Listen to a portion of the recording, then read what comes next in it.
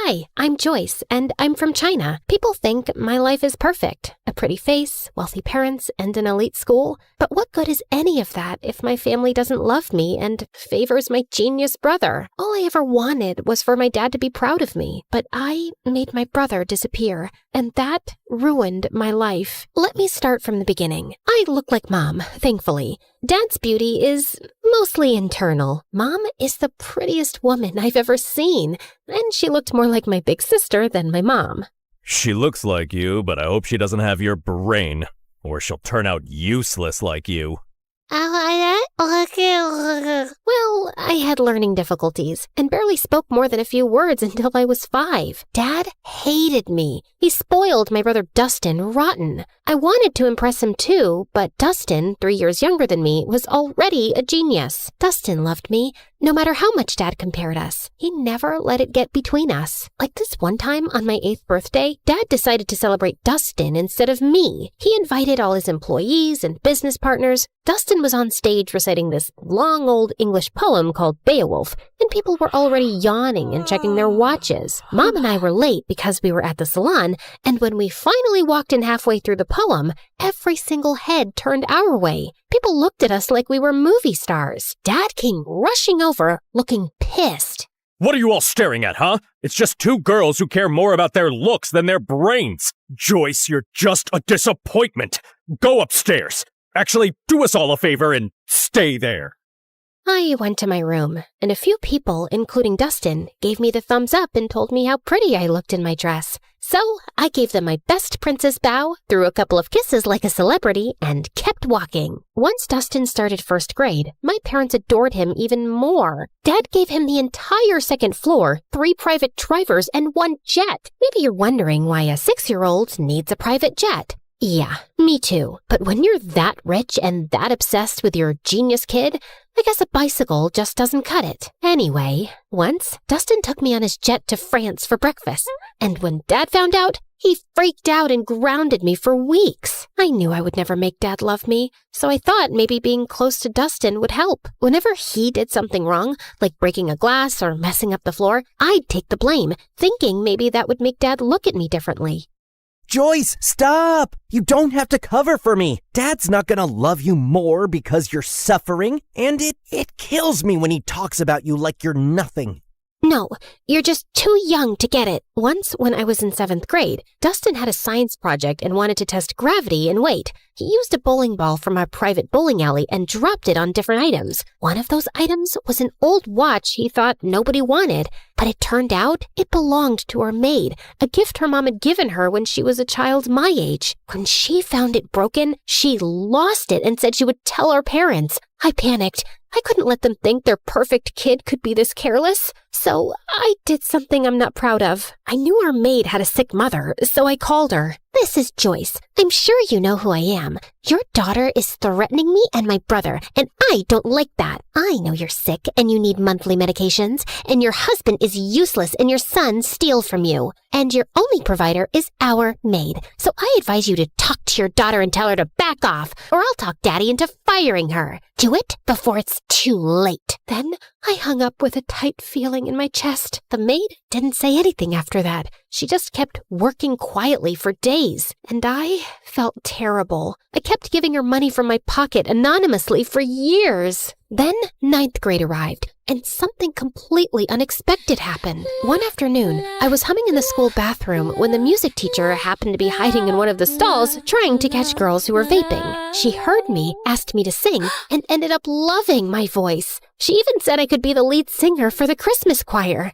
I was over the moon. And no, of course Dad didn't come to the choir. Only Mom came. And she didn't even stay until the end because Dad called her to come home for whatever reason. But everyone else was so impressed by my voice that a few people came up to talk to me afterward, including this kind-looking man who honestly resembled Keanu Reeves, if Keanu had a paunch. I'm Peter Anderson. I'm a music producer. You've probably heard the rumors that I'm a fraud, but this town loves gossip more than the truth. Anyway, I see real talent in you, and if you're interested, I'd love to help you become a singer. Here's my card. Maybe we can talk more in my office. I was so happy that someone finally noticed something in me and wanted to help me shine, even if it was this half-fraud kind of a mess person. Of course I kept his card with me, and I didn't tell anyone except Dustin. So I guess you're the child who'll make our family proud after all. What is that supposed to mean? I mean, Joy, people think the perfect, favored child is the lucky one, but it's actually the ugly, stupid, neglected one. Like, how would you discover your voice if you lived in a cage chasing someone else's dream? Okay, wow, this is getting deep. Don't worry, I won't go that deep. I know your IQ. Anyway, I need a favor. I know you're going to that Halloween party this weekend, and Dad would never let me go. So maybe you could sneak me out with you? I really, really want to go. They're bringing Chicago-style pizza. And if Dad finds out I snuck out, at least he'll know I was with you. Which will make things even worse. Come on! I'll do your assignments for the whole next semester. For the next 2 years. Fine. Shake on it. Wait, did you like this video and subscribe to MSA? Obviously. Why do you think I turned out so emotionally intelligent? Guys, interact with our video so this story blows up. What are you waiting for? Comment now! That weekend, I snuck Dustin out and we headed to this huge party 5 blocks away. Dustin was wearing a white ghost costume. Way too simple for a genius, but whatever. I dressed like Amy Winehouse, and honestly, I looked really cool. The party was wild. Everyone was having fun, and a bunch of kids were wearing the same ghost costume as Dustin. I kept an eye on him until this cute guy came up to me and started talking. I liked him, and when I saw Stephanie staring at us with jealousy, I realized she probably liked him too. She was a girl from my school who was always jealous of me, so I decided to annoy her even more. She walked over and started talking to him, and he didn't mind. So, Alan, did you know I have a really good voice? I can sing Can't Help Falling in Love by Elvis Presley, if you want. They have karaoke here. It's Derek. The singer? No, my name.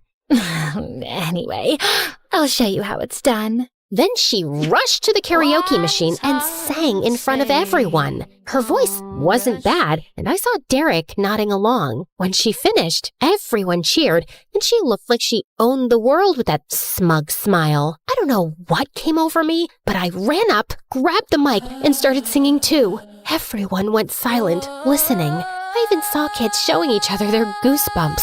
When I finished, Derek came over to hype me up. That's my girl. I felt amazing, especially when I saw Stephanie's annoyed face. My eyes followed her as she stormed out of the party, and I saw a few boys in ghost costumes leaving too. That's when I remembered Dustin. I tried to run after him, but kids kept stopping me for high fives and congratulations. By the time I made it outside, I sprinted to the group of ghost boys. Dustin? Dustin! Knock it off! This isn't funny! No one answered. I started pulling off their masks one by one, but none of them were Dustin. Back off, you weirdo! Panic shot through me. I ran like crazy through the streets. Dustin! Dustin! Dustin! 2 hours passed. I couldn't find him. I was so worried sick about my brother, and I knew there was no running from calling Dad. I was finished. Dad and Mom arrived with a few police officers, and Dad looked like he was about to finish me off. He lunged toward me, but Mom stepped between us. He glared at her with furious eyes. So now you're protecting your kid? Oh, that's funny because I didn't see you stopping them from sneaking out in the middle of the night. The officers tried to calm him down while everyone started searching for Dustin. But another day passed, and still no sign of him. The whole town volunteered. People searched through the nights, but nothing. Every second felt heavier than the last. I isolated myself. I text Dustin every day. Stupid messages like, "Where are you?" and "Please come home," as if he'd somehow see them and reply. At night, I'd sneak into his room and sleep in his bed, burying my face in his pillow until his smell faded away. Some nights, I'd just sit on his floor holding his favorite hoodie, feeling like I'd lost the only person who ever really saw me. Dad barely talked to me anymore. Mom didn't yell at me or blame me, but sometimes I'd catch her crying alone, and she'd wipe her tears the second she saw me. "I'm sorry, Mom." She didn't answer. Can we talk about this? I want to hear your voice. I know what happened is my fault, but I just want you to pat my shoulder, let me cry in your lap, tell me it'll be all right. Just say something, anything. But she didn't. She just gave me a sad little smile, nodded, and walked away. And then I completely shut down. A year of guilt and silence later, I couldn't take it anymore. I needed something, anything to distract myself, even if just for a little while. I remembered the card the producer gave me, and I figured, why not call him? It's not like I had much to do being alone all the time. Wise decision. I'm gonna make you a star, way up in the sky, so bright, your dad's gonna regret not loving you enough. Well, that's definitely a dream to live up to. He started helping me get small singing gigs at local cafes, and I loved it. The attention, the clapping, the feeling that I mattered to someone. One day, someone recorded me singing and posted it on TikTok, and it went viral. People loved my voice and kept commenting that they wanted more. So, Peter created a small YouTube channel for me and uploaded my videos there. He was so proud. It felt nice having a father figure in my life who actually cared. But when my dad found out, he completely lost it.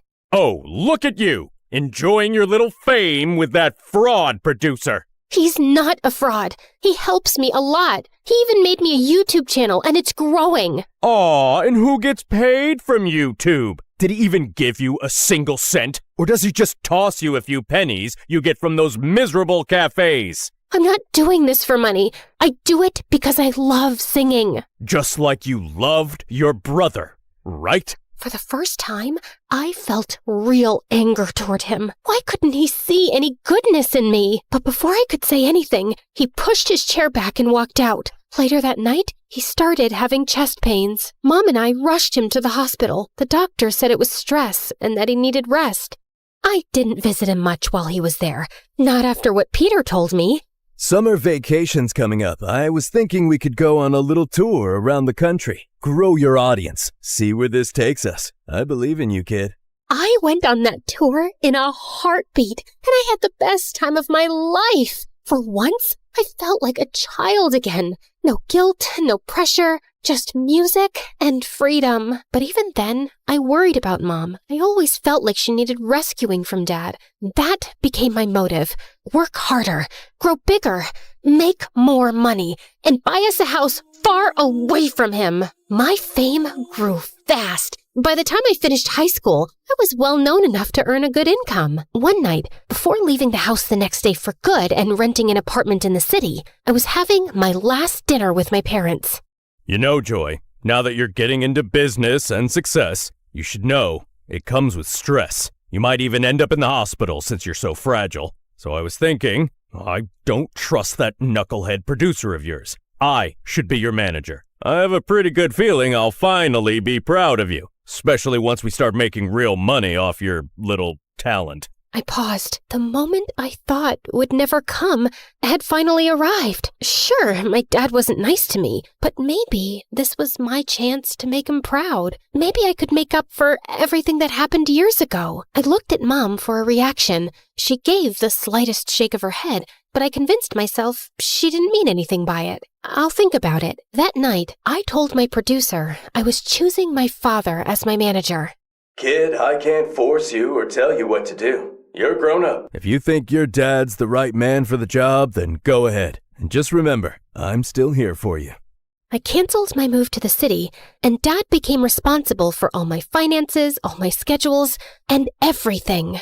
Everything was fine for the first few months, but then I started noticing that my finances didn't make sense. I was earning more back when Peter managed me, and I was working twice as hard now. Still, I gave my dad the benefit of the doubt until one day I checked my bank account and it was at zero, completely empty. I freaked out and went to confront him in his office, but he wasn't there. That's when Mom walked in. pale and shaking. She turned on the TV. William Clark, the billionaire owner of Clark Investment Companies, has been exposed as the center of a massive Ponzi scheme. Authorities estimate he conned thousands of people out of nearly $300 million. Records show the fraud began in the early 2000s, and officials confirm he fled the country this morning. The FBI is now searching for him. Back to you, James. I stared at the screen, frozen. My dad, the man who made me feel small, unworthy, and desperate to impress him, built his entire empire by scamming people. It was my biggest regret, choosing the wrong man to trust. I ran to my mom and hugged her. He stole from me, Mom. He hurt me, and he always made me feel incomplete. All I ever wanted was for him to be proud of me. Where did I go wrong? Mom wrapped her arms around me. You were focused on the wrong parent, honey. Every time I tried to hold you, I could feel myself breaking. And I didn't want you to see that. I didn't want you to carry my pain on top of your own. Words were never my thing, but I always loved having you around. After Dustin, everything fell apart. You shut yourself away, and I didn't know how to reach you. But your father's gone now. Good riddance. It's just us. I've saved some money. Let's start over. I hugged her tighter. Her words came late, and in the hardest moment of my life, but somehow I felt happy. I never knew you could feel so happy and so sad at the same time. After that, everything happened in a blur. The FBI seized our mansion, our cars, and everything inside. Mom and I moved into a tiny apartment and hardly left it. Then one day, someone knocked on the door. It was Peter. Didn't I tell you? I'll always be here when you need me. But who's gonna listen to my music after what my dad did? Joyce, what defines Joyce is what Joyce does, not her father. It's time to rock again. Remember your YouTube channel? I've been saving everything we earned from it for something big, and today's the day. No, I can't. I just want a quiet life with Mom. I'm sorry. Actually, I gave an interview this morning. I told everyone what your father did, including how he stole from you. People are sympathetic. I've read the comments. They love you, Joyce. They want you back. Wait, you did an actual interview? For me? Wow. Peter helped me restart my career, and people were happy to have me back. And soon enough, I was a huge success and making good money too. One day, before one of my biggest concerts, Mom told me that Dad had been arrested and was facing decades in prison. She said he wasn't feeling well and wanted to see me. I decided to see him one last time before closing his chapter for good. I know you probably think I was stupid, Joyce. No, you committed every sin in the book, but stupidity wasn't one of them. You know what? I actually feel sorry for you. You spent your whole life putting down an innocent little girl without a shred of guilt. Well, you weren't like Dustin. For Christ's sake, he was the only one who made me proud, and you had to take that away from me. I guess it was for his own good. Otherwise, he would have grown up to be a miserable little fraud like his father. I finally get it. You were never capable of being proud of me. Not because of who I am, but because of who you are. A fraud, in business and as a father. Now, if you'll excuse me, I have a crowd of 200,000 proud people waiting for me. And with that, I spit on him and left. The moment I stepped on stage, the entire arena erupted. I looked out at all those excited faces, at Mom's proud smile, at Peter beaming at me like his daughter had made it. And then I closed my eyes, and I saw him, Dustin, with that same cute, confident little smile he always had when he believed in me more than anyone else. I keep running, like I'm trying to outrun time. I can't stop, I can't slow down with these ghosts still in my mind. And it hits me when it's quiet, nowhere left for me to hide. So I keep on moving, just to feel alive. But as I sang, the crowd grew louder than I'd ever heard. I opened my eyes. There was a guy being lifted by the crowd, riding toward the stage, and for a second, I stepped back in fear. But then my heart stopped. Dustin? I signaled for my security to let him through. He climbed onto the stage, and I swear the world went silent around us. I looked at him like I had just seen a ghost. The hostess rushed forward, tears in her eyes. After your mother's interview about your missing brother, the internet made it their mission to find him. He's been missing for 10 years. We interviewed him and confirmed with your mom. He is your long-lost brother. My knees almost buckled. I couldn't breathe. But Dustin spoke first. I was taken by some shady people. They asked Dad for ransom, but he ignored them. They took me to Mexico. We got into a car accident. I lost my memory. A kind Mexican couple adopted me. I didn't know who I was, but I always felt like someone out there loved me. I just didn't know it was you. My heart shattered and healed all at once. I dreamt about this moment every day, always imagining myself as the stupid, reckless sister who failed you. I never pictured meeting you like this, as a woman with a life and strength and dreams of her own. Welcome home, brother. I threw my arms around him, and he broke too. And when I looked up, the whole arena was crying with us. I turned back to the microphone, wiping my tears. Thank you, everyone. I learned something I wish someone told me sooner. You can't buy love. You can't chase approval. Not even from the people you want it from the most. The greatest person you can learn to love is yourself. And once you do that, everything else falls into place. Thank you again. And now, if you'll excuse me, my brother and I have a lot to catch up on. And with that, we walked off the stage together for the first time in years, and the first time all over again. Because sometimes the people who make you feel the smallest are just trying to make themselves feel big.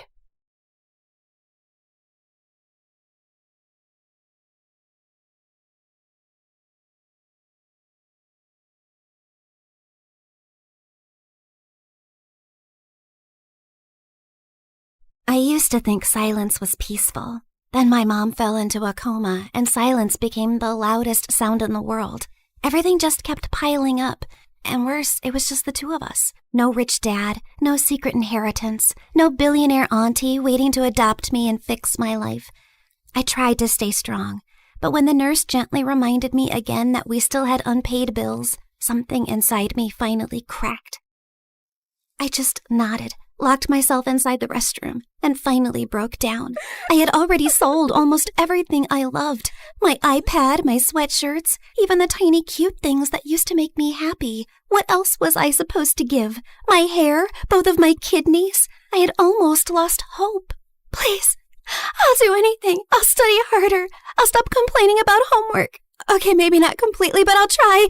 I won't even call the mean girls at school ugly goblins anymore. Just, please, I need a miracle. Just then, I heard a calm woman's voice speak. If you want a miracle, then look up. Wait, like treasure? You are reading it right. A special treasure awaits you.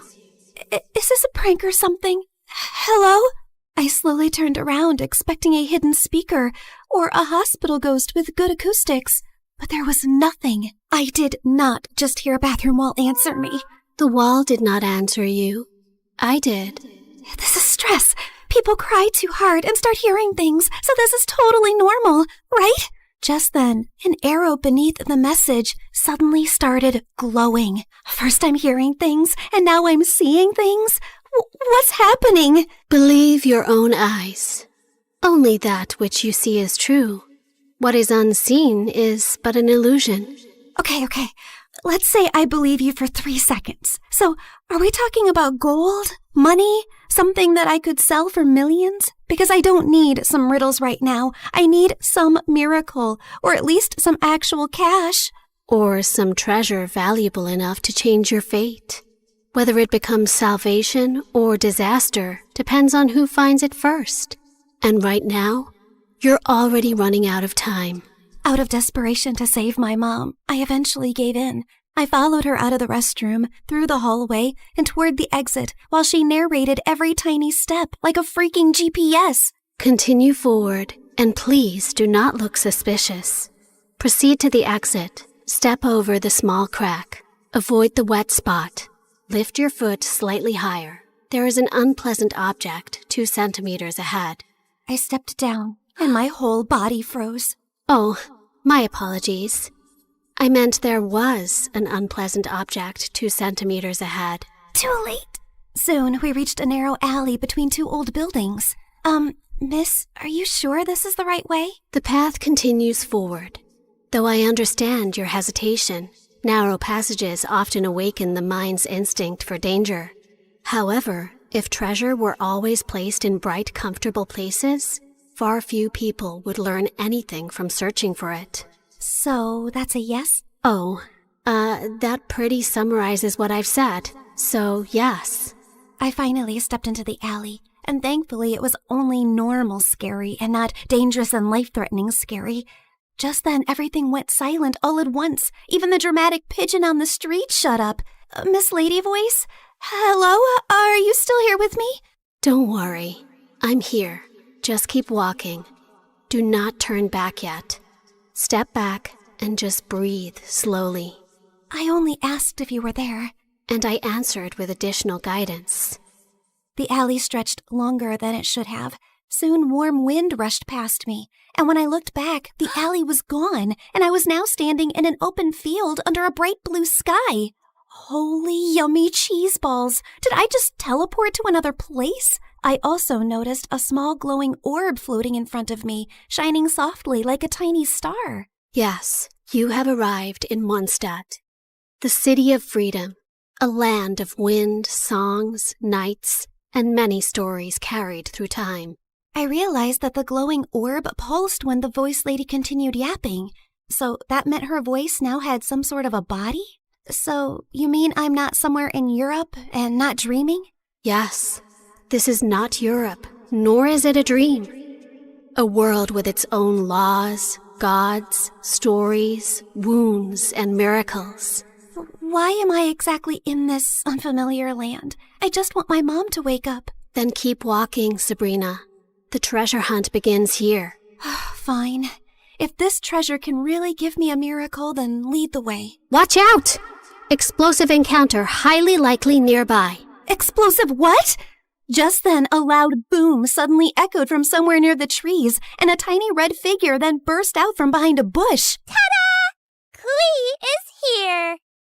Spark Knight of the Knights of Favonius. She is known throughout for her enthusiasm, remarkable explosive talent, and a long history of incidents that are best described as energetic. Sorry about that. Clee was only doing a little fish blasting. Well, maybe not a little, but the fish tastes so good, so Clee thinks being grounded for a day is worth it. Anyway, are you here for the treasure hunt? You know about that? Uh-huh. Miss Nicole told Clee. She said a dear traveler named Sabrina would arrive. Wait, you can hear her too? And she actually has a name? Of course, Miss Nicole is the best. And she talks inside heads because she can't talk with her mouth. Mom says she's very smart and very nice, but also talks a lot. Alice said that? Yep.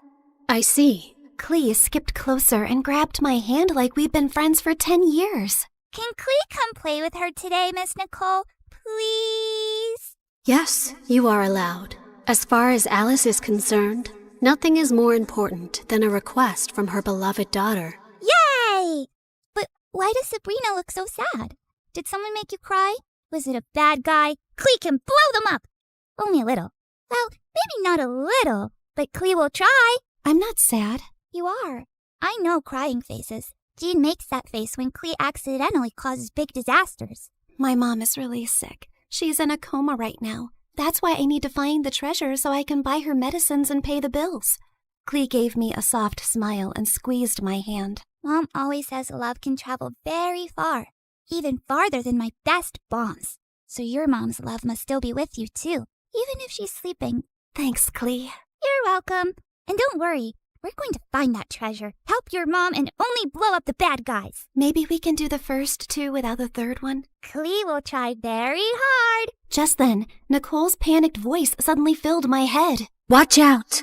Hilly Charles incoming! Hilly what? Literally 6 seconds later, masked monsters burst out of the bushes, and Klee pulled out her bombs like this was a normal Tuesday. Jumpy, jumpy, go! Boing, boing, boom! Yeah! Oh my god, am I gonna die? Stay calm. Step back. Duck! Now! Before I could fully lose it, golden light bloomed beneath us. Moment of birth.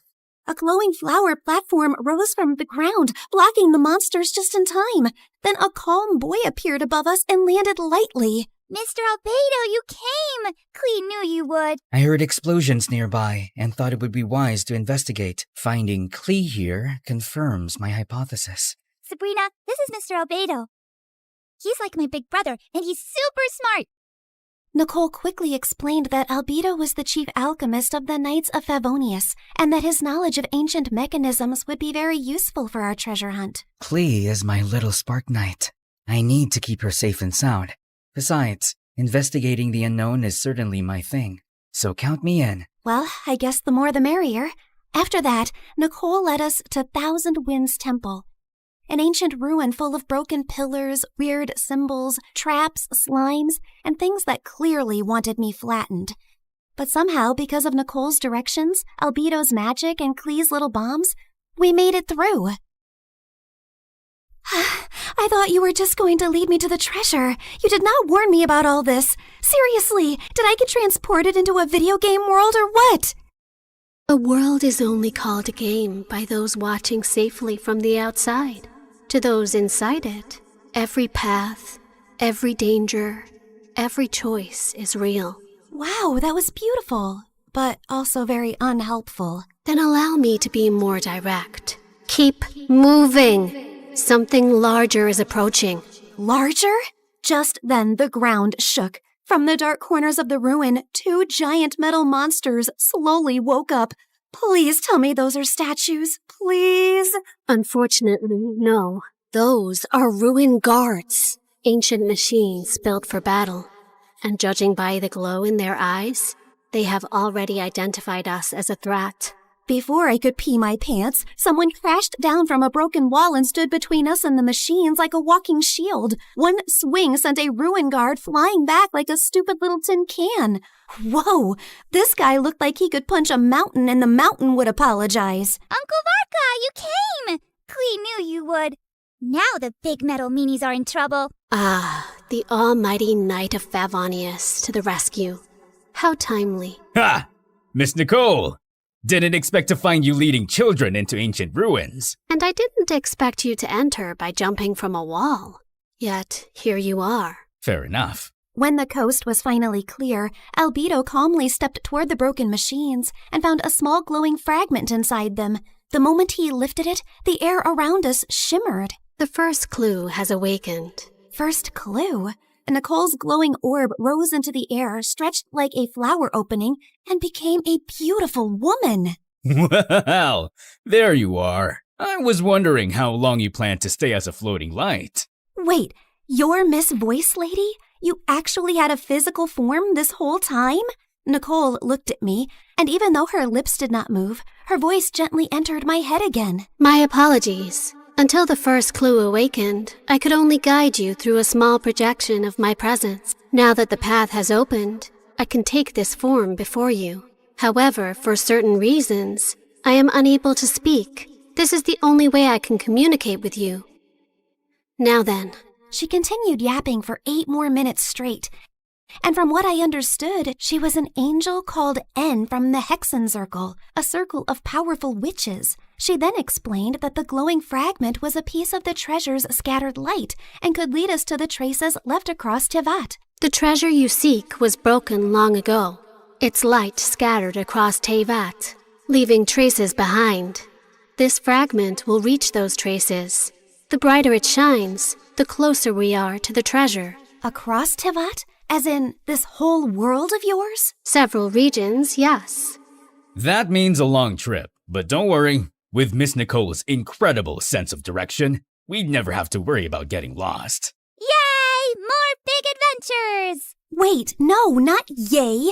I need to go back. I have classes tomorrow and a sick mom in the hospital. Nobody told me this treasure hunt came with a lot of obstacles and a whole world tour. I understand. Your fear is not unreasonable, but the treasure you seek cannot be reached by standing still. Each clue will bring us closer, and each step will return you to the wish that brought you here. Fine. For Mom, I would continue this crazy mission. After that, everything turned into the fastest, weirdest world tour of my life. The mute angel continued her directions like an unmutable treasure hunt navigation guide, dragging us across a giant magical map, jumping from one region to another, while I tried my best to stay alive and understand what was actually happening. In Inazuma, the sea was angry, the sky was angrier, and my stomach was fighting for its life. Storms often remind mortals that control is an illusion, and yet... Miss Nicole, respectfully, I'm about to throw up into the ocean. I suggest you give the kid the short version, Miss Nicole. Very well. Storms pass. Thank you. That one helped. In Sumeru, we finally got one peaceful break near a waterfall. Albedo sketched the view. Klee showed me Dodoko, and when she said her mom gave it to her so she would never feel lonely, my chest hurt in the softest way. After our little break, Nicole led us to Natlan, where we were nearly roasted alive. Fiery creatures chased us through rocky paths while she calmly yelled directions. And at one point, Varka carried Klee and me like luggage. This is fun! Uncle Varka is the best! Hold on tighter! Every trace we followed made the fragment shine brighter. And by the time we reached Fontaine, it was full-on glowing, like it had finally remembered where the real treasure was hidden. Nicole led us beneath the water to hidden ruins, where the fragment pointed us toward the final trace, the one hiding the real treasure. Freaking finally!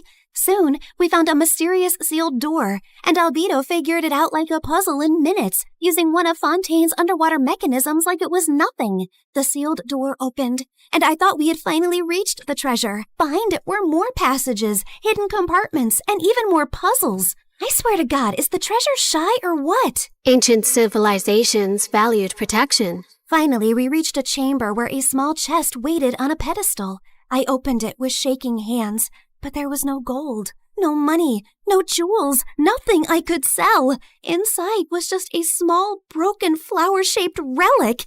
No, we traveled across Tivat for this? For a broken thing?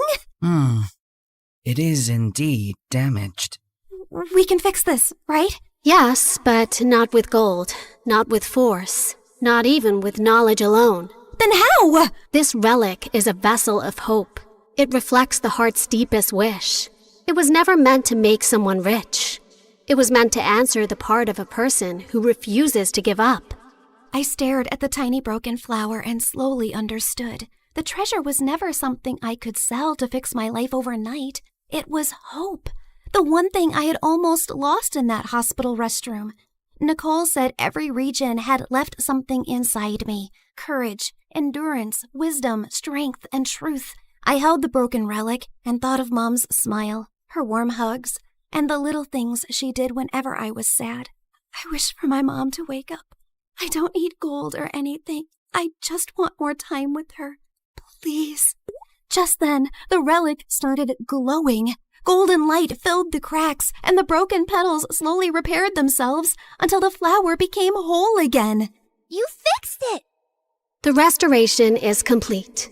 The way home can now be opened. A portal appeared behind us, and my chest hurt when I realized I was really leaving them. They were supposed to be just my treasure hunting team, but somehow they had become my friends. Klee hugged me first and gave me a tiny Dodoko charm. So you won't forget Klee. Fear doesn't mean you're weak. It means what you're fighting for matters. Always remember that, kid. If fate allows us to meet again, perhaps we could continue this conversation over dessert. You asked for a miracle, but you were the one who kept walking toward it. Remember that, too. After a tearful goodbye with them, I finally stepped into the light. When I opened my eyes again, I was back in the hospital restroom. I thought it had all been a dream until I felt Klee's Dodoku charm in my pocket. So it was real. Everything was real. I ran back to Mom's room. The bills were still there. Mom was still sleeping, but I felt different. Scared, yes, but not empty and hopeless anymore.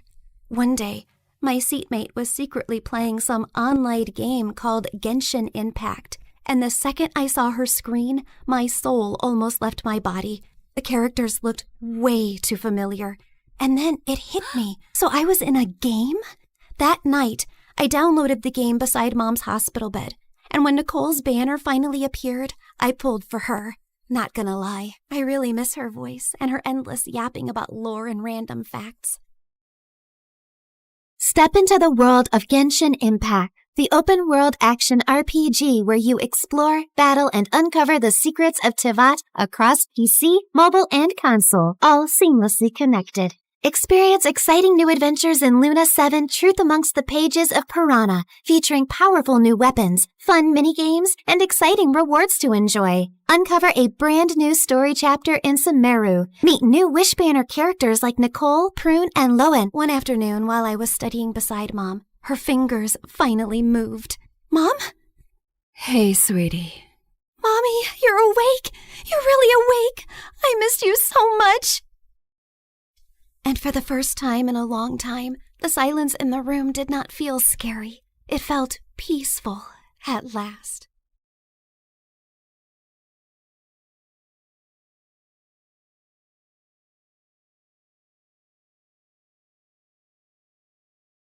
Hi, I'm Emma from Chile. Please like and subscribe to MSA. Show your love for MSA with their awesome bottles and notebooks. Peek at the collection in the description and pick your favorites. My childhood was tough. My parents were always fighting. But when I grew up, I met Clara, and my life started to become better. We met on the first day of high school, and I remember it like it was yesterday. Hi, is this seat taken? No? Right. I saw you sitting alone and thought you needed some company. Is that a choco chip muffin? I love them. You get the best muffins at this coffee house nearby, but if you eat too many, you might get gas or a sugar rush. Sorry, I'm blabbering a lot, right? Kind of.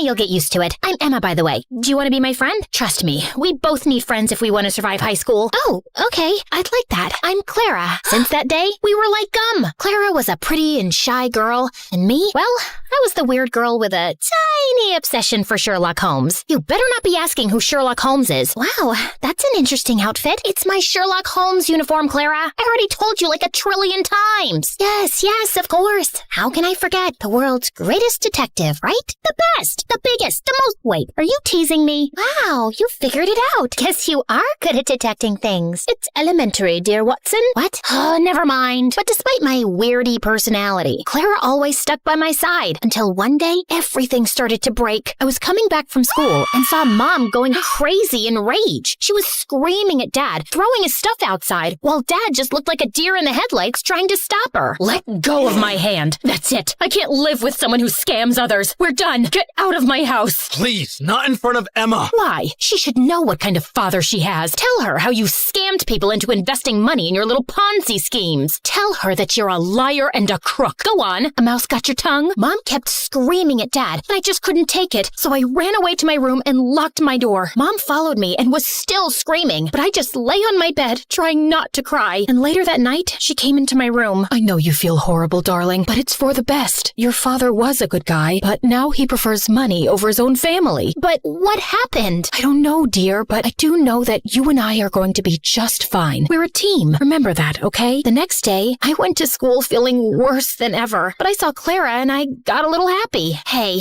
I had the most awful day yesterday. Can we skip classes and talk? I really need to vent. And why do you think I have the time to listen to you whine? Excuse me? Clara started to walk away from me, but I stopped her. No, wait, I don't understand. Did I do anything wrong? We can talk about it. Oh, God, if I have to listen to you talk one more time, I will kill myself. I don't even know how your parents tolerate you. You're so childish and annoying. I can't be around you anymore. But we're best friends. And now we're not. So please don't talk to me again. Clara left, and I felt completely broken. Did she always think of me like that? I tried to talk to Clara between breaks, but she ignored me, and she did so for the rest of the week. I had no other friends, so I just spent my time in the school library reading some Sherlock Holmes. At least the books were loyal. But one day, I was walking to my next class and saw a notebook by the lockers. I opened it out of curiosity, and what I saw blew my mind. The notebook was full of pictures of Clara. Clara going to class, Clara in the gym, Clara Clara walking to her house? What kind of creep would do something like this? I was flipping through the pages when I noticed someone familiar in one of the photographs. It was this guy from our class, Gerardo, and he was holding a camera in a mirror reflection in the photograph. I'd seen Gerardo following Clara around in school, and I always felt that there was something off about him, but Clara would never let me chase him away. And now he was taking her pictures? This guy was a freak, and I had to do something before Clara was in some serious trouble. So I went to the principal and explained everything to her. I can't accuse any student without real proof, Emma. I mean, Gerardo is the official photographer for our yearbook. He could be taking pictures of anything else. But if you feel so strongly about this, I'll tell the teachers to be on the alert, okay? But nothing ever happened. Since telling the principal blew up in my face, I fell back on the one thing that I knew would work, my awesome detective skills. I spent the entire night stalking Gerardo on social media, but it was a dead end. The only possible solution was to confront him. But the next morning when I entered school, I saw Clara walk in with Gerardo looking completely different. Her face was painted with makeup, and her hair was all red. Oh my God, Clara, what happened? Did a radioactive spider bite you or something? What happened to your hair? And what's with the makeup? Can you stop touching her, you freak, and get out of the way? I wasn't talking to you, creepy stalker. Clara, what are you doing with him? Did he torture you? Do you need my help? She doesn't need anything from you, so get lost if you have nothing to say. Clara didn't look at me, so I walked closer to her, ignoring Gerardo's protests, and pulled out the notebook. Clara, this guy is a stalker. He's been taking your pictures since God knows when.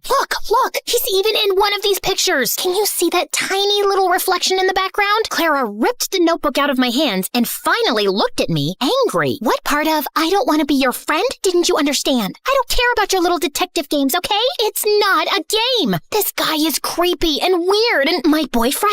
He's my boyfriend, okay? Now stop insulting him with your dumb games and get out of my face. Clara stormed off before I could ask any questions, but Gerardo stayed, smiling at me. Thank you for finding my notebook. I was worried about losing my favorite photos of my girlfriend. Listen, I don't know how you brainwashed her, but she's not like that. I didn't do anything to her. I just offered her a quick way to earn money. What did you make her do? Why don't you ask her? He left with a victorious grin on his face. I started to feel really worried about Clara. The next day, after the end of the school day, I was determined to save Clara any way I could, so I decided to follow Gerardo like a shadow. After a while, I saw him slipping through the school back gate and entering a scary dark alley. I hid behind a pillar and saw him wait there, and moments later, a bunch of guys came in on their motorcycles, each scarier than the next. How you feeling about tomorrow, boss? Pretty good. You have the motorcycle I asked for? Yeah, it's in Clara's house. Perfect. I taught Clara everything she needs to know about riding motorcycles, and I've told her to meet us right here tomorrow. I'm telling you, Clara's so ready for this race. She's gonna nail it. And what if she doesn't? Then we train her more till she can. But don't worry, I can feel that money is ours already. Everyone started cheering in celebration, so I got out of there before they saw me. I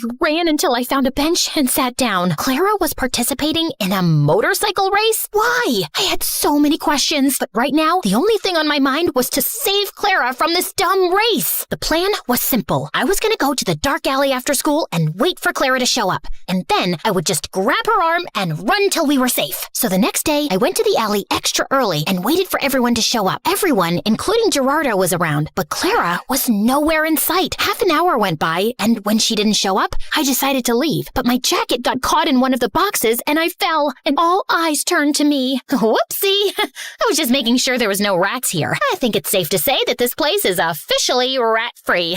Okay, bye! I turned around to run for my life when suddenly Clara popped in front of me looking like a raging bull. I thought I asked you to stay away. I just want to help you, Clara. This is too much. I don't know what's happening with you, but I can help. How? You didn't even know your father's a scamster till your mom told you. I know you think you're some great detective and you can help everyone, but no, Emma, you can't. You have to stay away from this. Get that in your thick skull and leave me alone. I know you're saying this to hurt me, and I am hurt, I won't lie. But Clara, this is too dangerous and— Okay, enough. My head's hurting listening to your annoying voice. Lock her up. Wait, Clara tried to protest, but someone dragged me into a room nearby, took off my backpack, threw me in, and shut the door. I could hear Clara almost crying, so I pressed my ear to the door, trying to hear outside. I know she's in trouble, but you can't leave her here. You need to focus right now. We'll come back for her later, I promise. Now get on the motorcycle. You've got a race to win. I tried to scream for help, but I gave up after a while and just sat down on the floor. Ugh, how did I let this happen? I spent hours walking in circles and knocking on the door, but then I suddenly came up with an idea. I'd read in the Sherlock Holmes books how to pick locks with a hairpin, so I took the one I had in my hair and started to try it. Something clicked, and all of a sudden, the door opened. Bullseye! I knew I had it in me. Okay,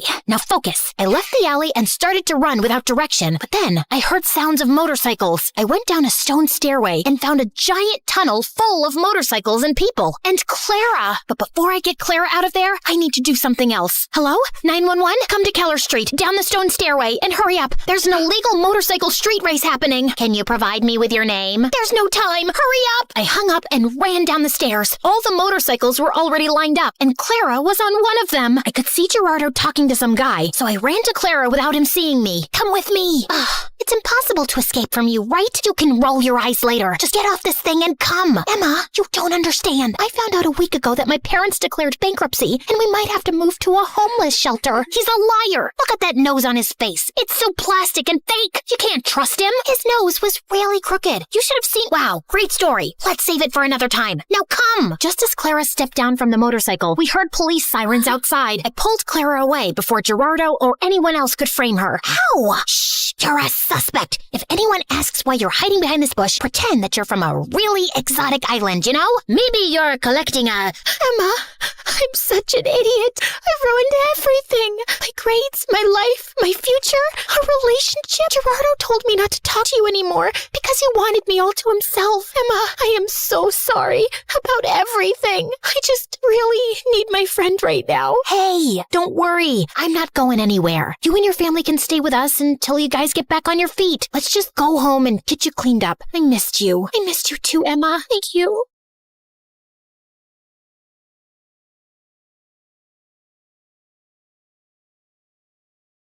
Hi, I'm Alicia, and I'm about to tell you how I met the love of my life. But before we get into that, please like and subscribe to MSA. If there's one thing you have to know about me, it's that I wasn't an ordinary little girl. Being raised by a single father who was an ex-army officer does that to you. I had rules, discipline, and responsibility drilled into me since I was very young. And growing up, I found other kids my age really immature. I don't know why he'd break up with me. I wore the clothes he liked, woke up at 5 every morning to do my hair because he liked them curly, and pretended to love watching wrestling.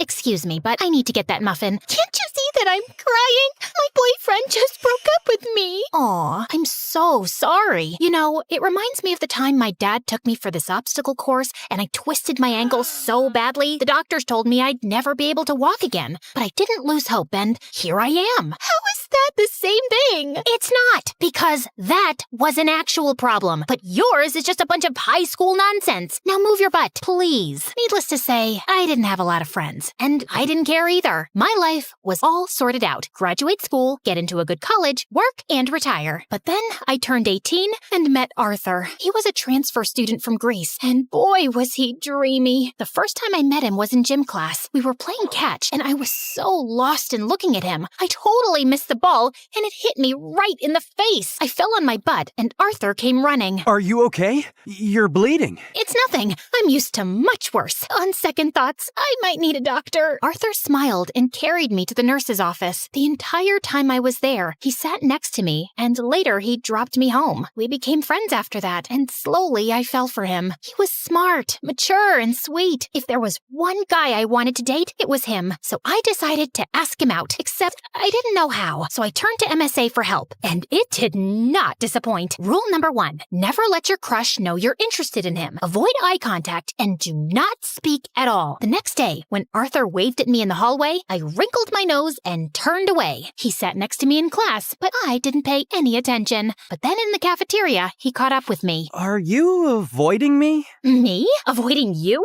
Oh, don't be silly. I was just really busy thinking about global warming and how it's impacting the fish population. Oh, that reminds me. I have to water my fish.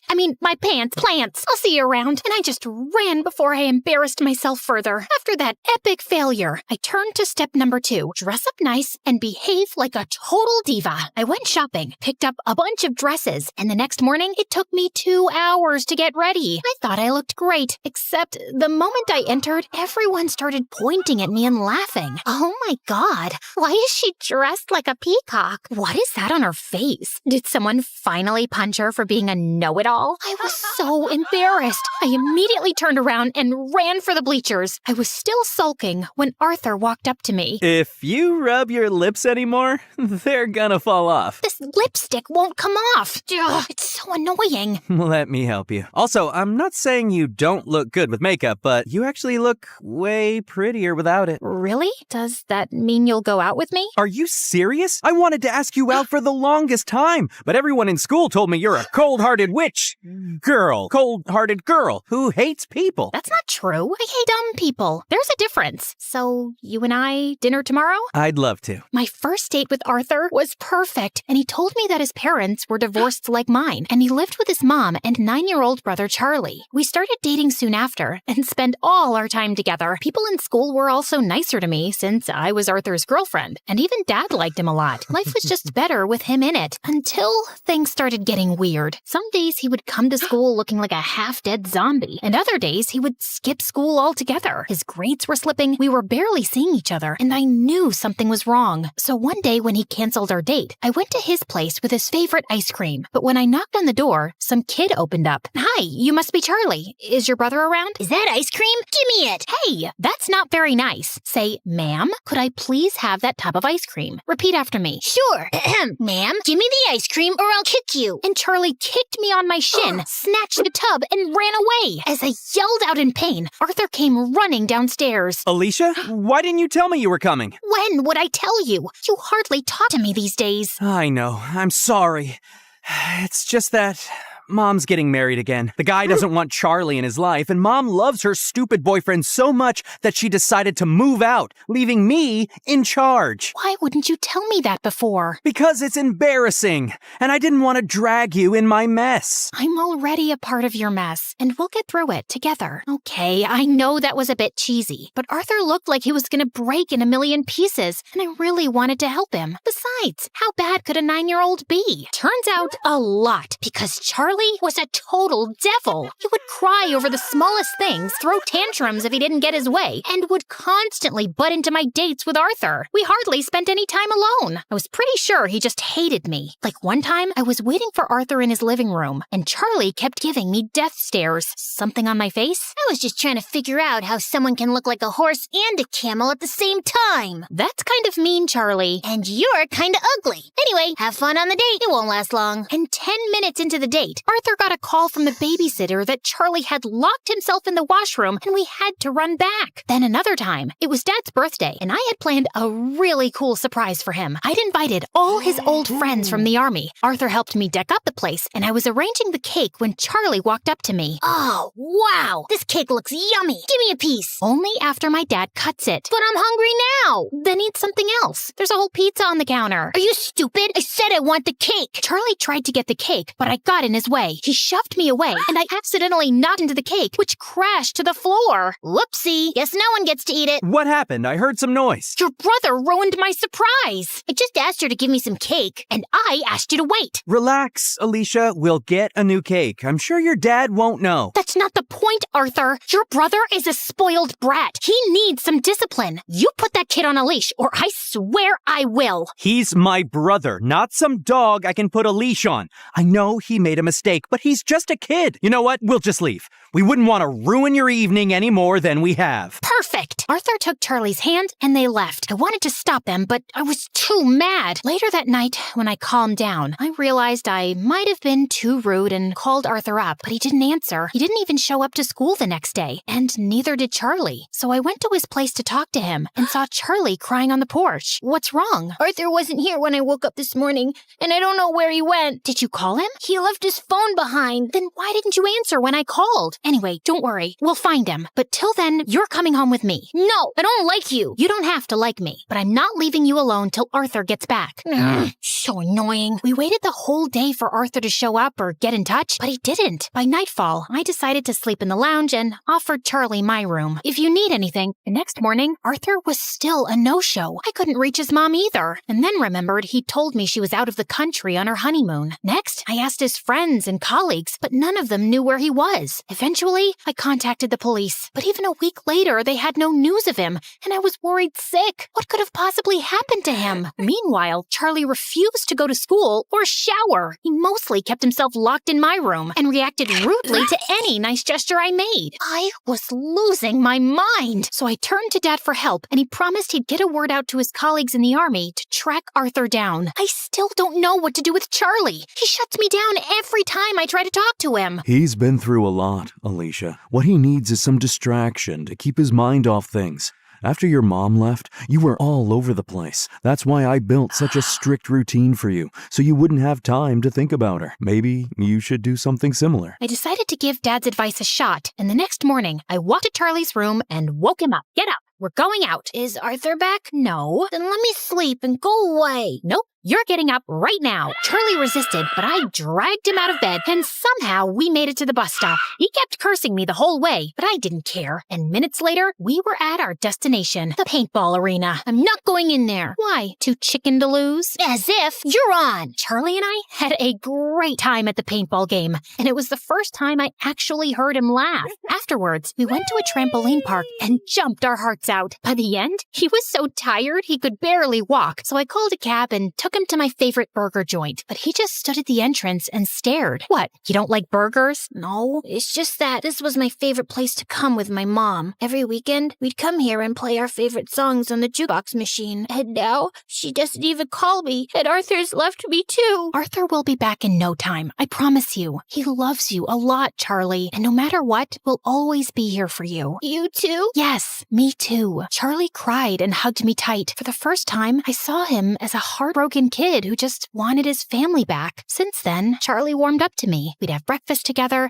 and he would always make my bed when I got home from school. He was a lot calmer and hardly threw a tantrum. I couldn't wait for Arthur to come back and see how much progress Charlie had made, but we still had no leads on him. I wanted to be strong, but with each passing day, my hopes of ever seeing him again were getting dimmer, and it broke my heart. Finally, one night, I broke down in front of Dad. I don't think Arthur's coming back, Dad. It's been weeks, and no one knows where he is. If he was in town, we would have found him by now. And Charlie, he's lost his mom and might lose his brother too. What can I even say to him? What? I turned around and saw Charlie standing at the door. You've been telling me all along the police will find him. You said you were sure. No, I'm sure he's fine, Charlie. I was just... Stop lying. Why do all grown-ups lie so much? I hate you. All of you. And Charlie just ran out of the house. Dad said he'd go after him. And as I was sitting in the kitchen in despair, the phone suddenly rang. It was the police, saying they'd found Arthur in a hospital close to town. I rushed to the location and texted Dad on the way. The doctors at the hospital told me that Arthur was brought in a few days back by the forest rangers. Apparently, he went on a hike and got injured, and since then, he'd been in a coma. I was sitting next to him when Charlie walked in with Dad. How is he? He hit his head, but he's out of danger. Doctors say there's a very good chance he'll be just fine. Charlie, promise me, no matter what happens, you and I will never fight again. I promise. I will never scream again, and I will always be a good brother. He will wake up, right? What do you think?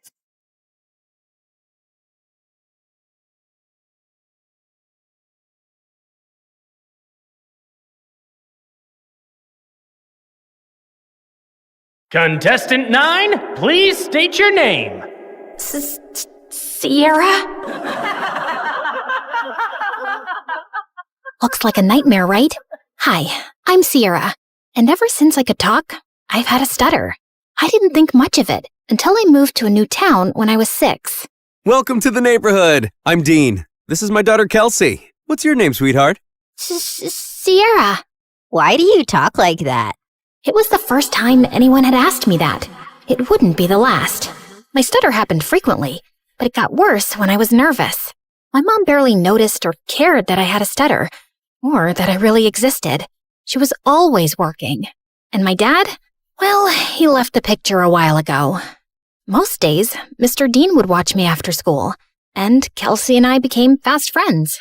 We did everything together. Played at the park, put on fashion shows, grabbed ice cream at Scoopy's.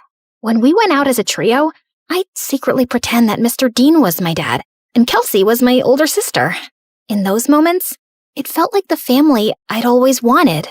But things started to change when Kelsey's mom announced she wanted a divorce and moved out of state. After that, Kelsey started to change. She wasn't just upset.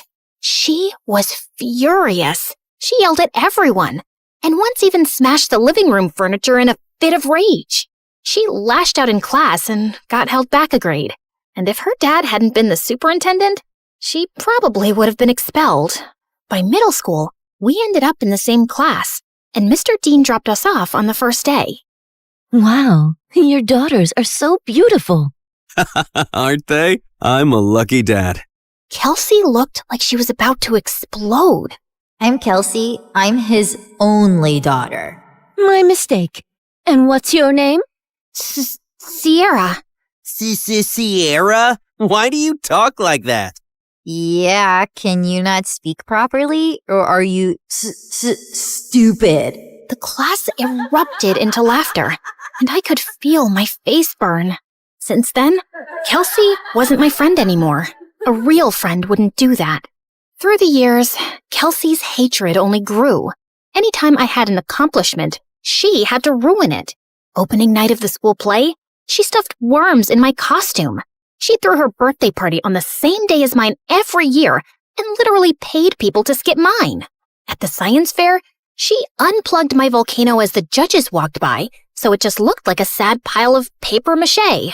And during my middle school graduation speech, she just had to make a scene. And so, I want to say how proud I am of our class. We did... What the glitch here is trying to say is we did it. Congratulations, grads. Party at my house tonight. Everyone's technically invited, but only cool people should show up. If it weren't for being her neighbor and still being close with Mr. Dean, I would have liked to never see Kelsey again. I'm sorry about my daughter. Ever since her mom left, she's been a different person. I just wish she wasn't so mean. You shouldn't be ashamed of something you can't control. At the end of the day, your stutter is something that makes you unique. I held on to that going into high school. My stutter didn't bother me much anymore. In fact, it was getting better with age. He was right. It did make me different. And I liked that. One Friday in English, we were doing a vocabulary spelling exercise, and I was totally killing it. ESOTERIC. Esoteric. QUERULOUS. Querulous. VACILLATE. Vacillate. Everyone was surprised at how well I was doing. And honestly, so was I. Who knew I was that good at spelling? Sierra, there's a regional spelling bee in a few weeks. You should join. Who knows, you may make it all the way to nationals. That night, as I sat in my room looking over the spelling bee brochure, loud music suddenly rattled my walls. Kelsey was throwing a party in her backyard. A few classmates waved me over. Fine, just for a little. The party was fun, but I couldn't stop thinking about the spelling bee, and I decided I would sign up. I was about to leave when... What's this? She snatched the brochure out of my hand. A spelling bee? Oh, please. Like you could ever win one of these. In case you didn't know, you trip over your words. Give that back.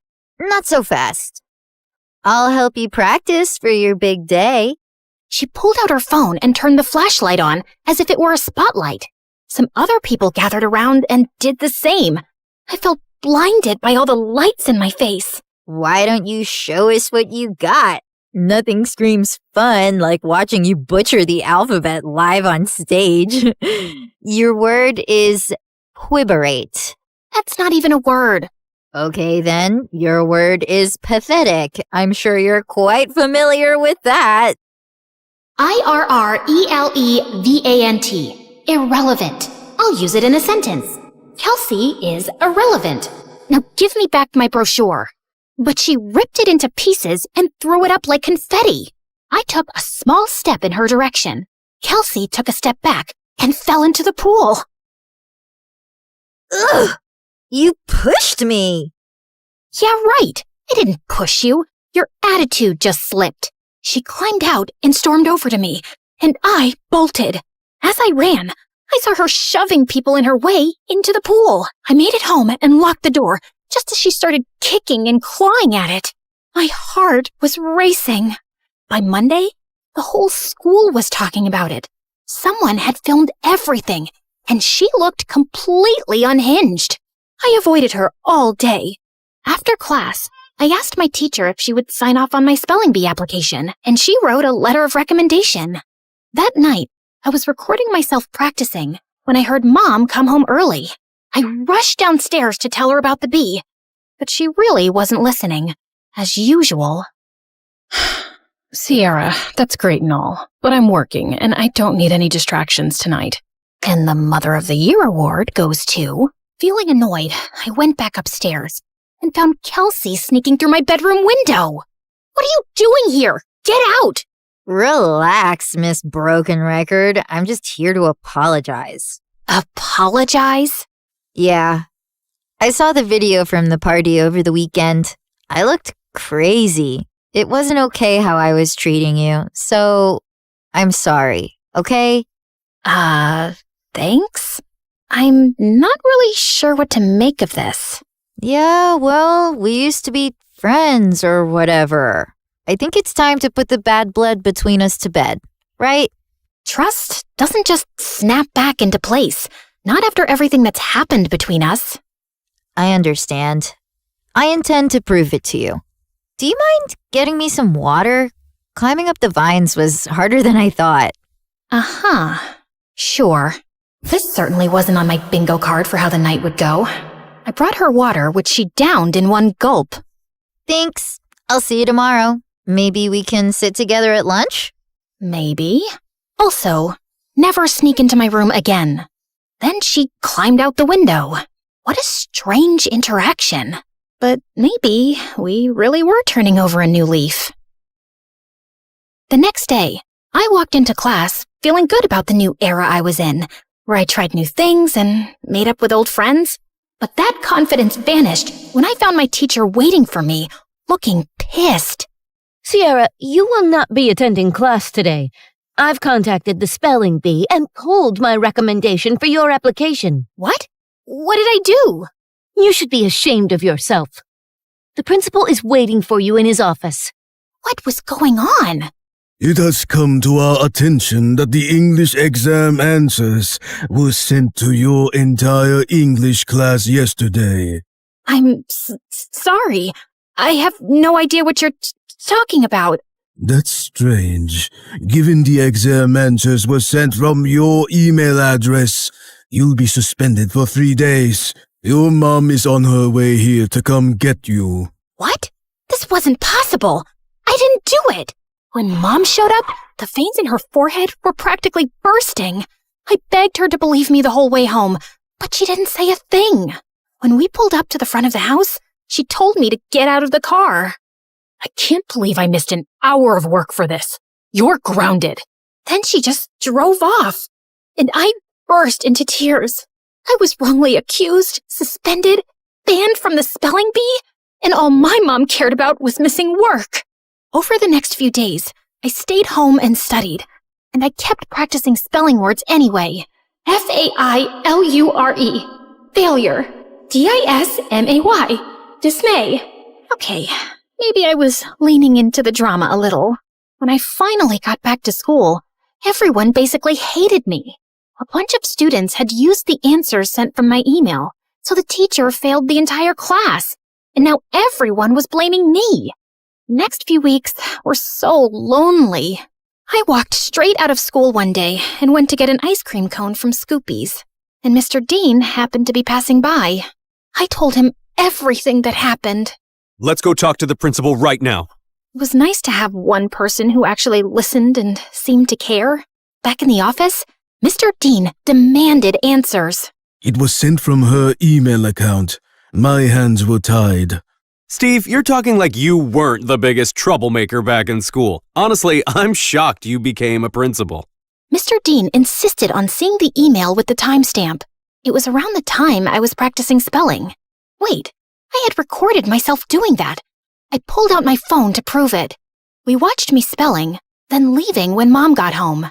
Then Kelsey climbed through my window and went for the laptop, but I walked in. Once she sent me away for water, she sat down and typed out the email. She did this. They called her into the office. Dad, what are you doing here?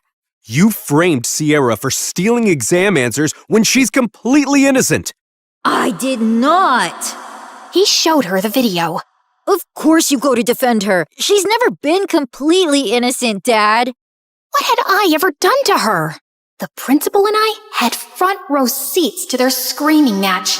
Kelsey got suspended for a week, and the principal and teacher apologized to me and reinstated me in the spelling bee.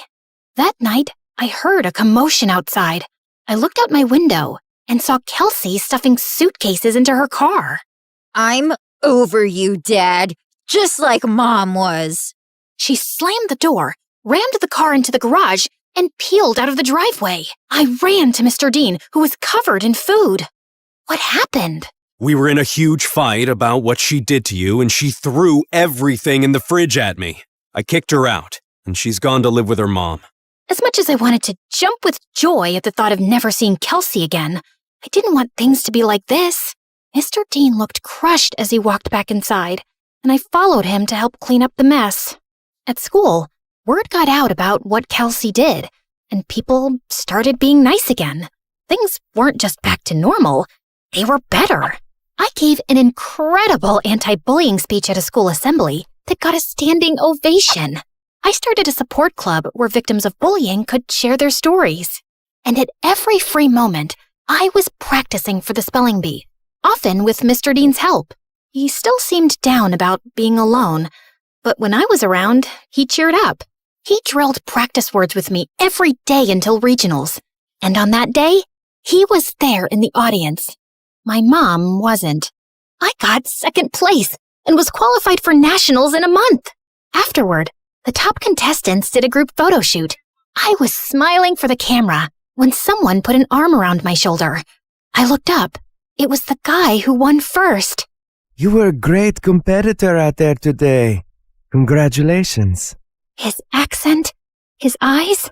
Suddenly, I forgot how to breathe. Thanks. Where do you come from? Where do you come from? Sierra, are you kidding me? Is that how you speak, or did I just fluster you? Oh, no.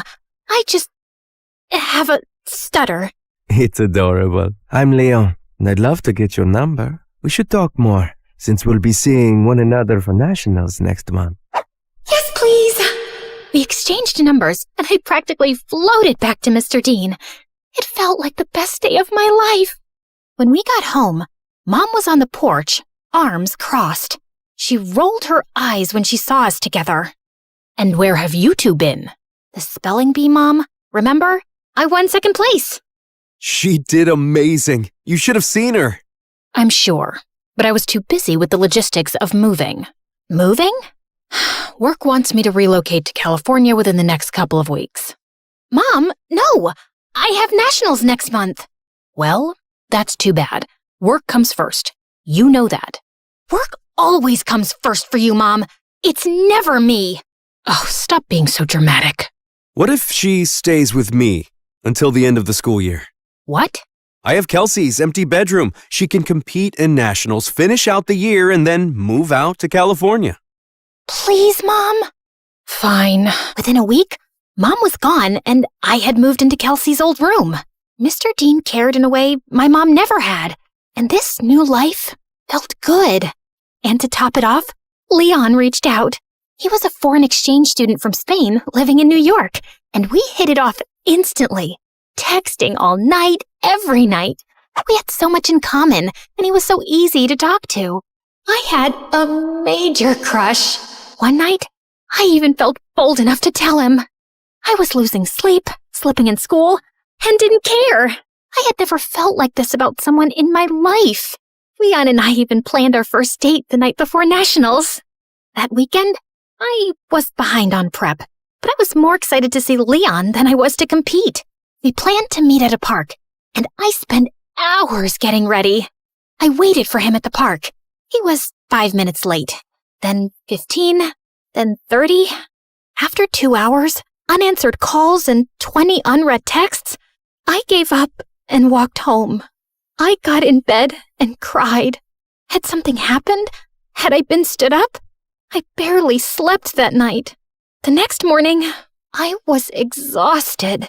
Mr. Dean and I headed to the B. I checked in and looked for Leon. Nothing. When it was time to go on stage, I scanned the crowd. No Leon. But then backstage, I heard whispered voices. I turned and saw Leon talking to someone behind him. No, I can't keep doing this. Leon, come on. It's not that hard. He pulled away, and I gasped. Their heads snapped towards me. Kelsey laughed, while Leon froze like a deer in headlights. Was this all just a setup to mess with me? Sierra, wait! My ears started ringing, and I don't remember anything else that happened until... Contestant 9? Contestant 9, please step forward! A contestant sitting next to me tapped on my shoulder, and I walked up to the mic, trying to steady myself. Sierra, why do you talk like that? Yeah, can you not speak? Are you stupid? You should be ashamed of yourself. Like you could ever win one of these. In case you didn't know, you trip over your words. Contestant 9, please state your name. Sierra? Your word is vicissitude. Vicissitude. VICISSITUDE. That is correct. And just like that, my first round was over. With every ring of the bell that told me I got the word correct, my confidence rose. I shut Kelsey and Leon out of my mind. Contestants were dropping like flies, but I stayed strong. Until it was just Leon and I. Your word is appoggiatura. Appoggiatura. A-P-P-O-G-I-A-T-U-R-A. Appoggiatura. I'm sorry, that is incorrect. Sierra, if you can correctly spell the word, you will be our national spelling bee champion. Appoggiatura. A-P-P-O-G-G-I-A-T-U-R-A. Appoggiatura. That is correct! I did it! The audience went wild. I got my huge new trophy and went to the lobby to find Mr. Dean. But I heard Leon's voice behind me. Wait, Sierra, please! Leave me alone! Sierra, please, let me explain. It was all Kelsey. She put me up to this. She wanted to get in your head so you'd lose. Wait, don't go to the lobby. I walked through the doors, but Leon lunged at me and pushed me out of the way. The doors had buckets of slime and feathers on them, which all fell on Leon. Why did you push me away? I was trying to save you from this. Listen, Kelsey moved to my school and found out I was going to regionals for the spelling bee. She said she'd pay me to flirt with you and distract you from studying. I'm so sorry. I was just a game to you? I only agreed because I really needed the money for my mom's treatments. That's why I'm even competing in the bee. I didn't expect to end up having real feelings for you. When Kelsey found out, she stole my phone and smashed it. She even threatened to get me kicked out of school. Just then, my mom and Mr. Dean walked up. Mom, what are you doing here? Mr. Dean convinced me to attend, and I had no idea you were so talented at this. We're so proud of you, Sierra. And then Kelsey walked in. Of course my dad is here to support perfect little Sierra. And Leon, I see you've betrayed me too. Guess your mom isn't going to get any better. Why are you so evil? What did I ever do to you, Kelsey? You stole everything from me. Everything! She didn't steal anything from you, Kelsey.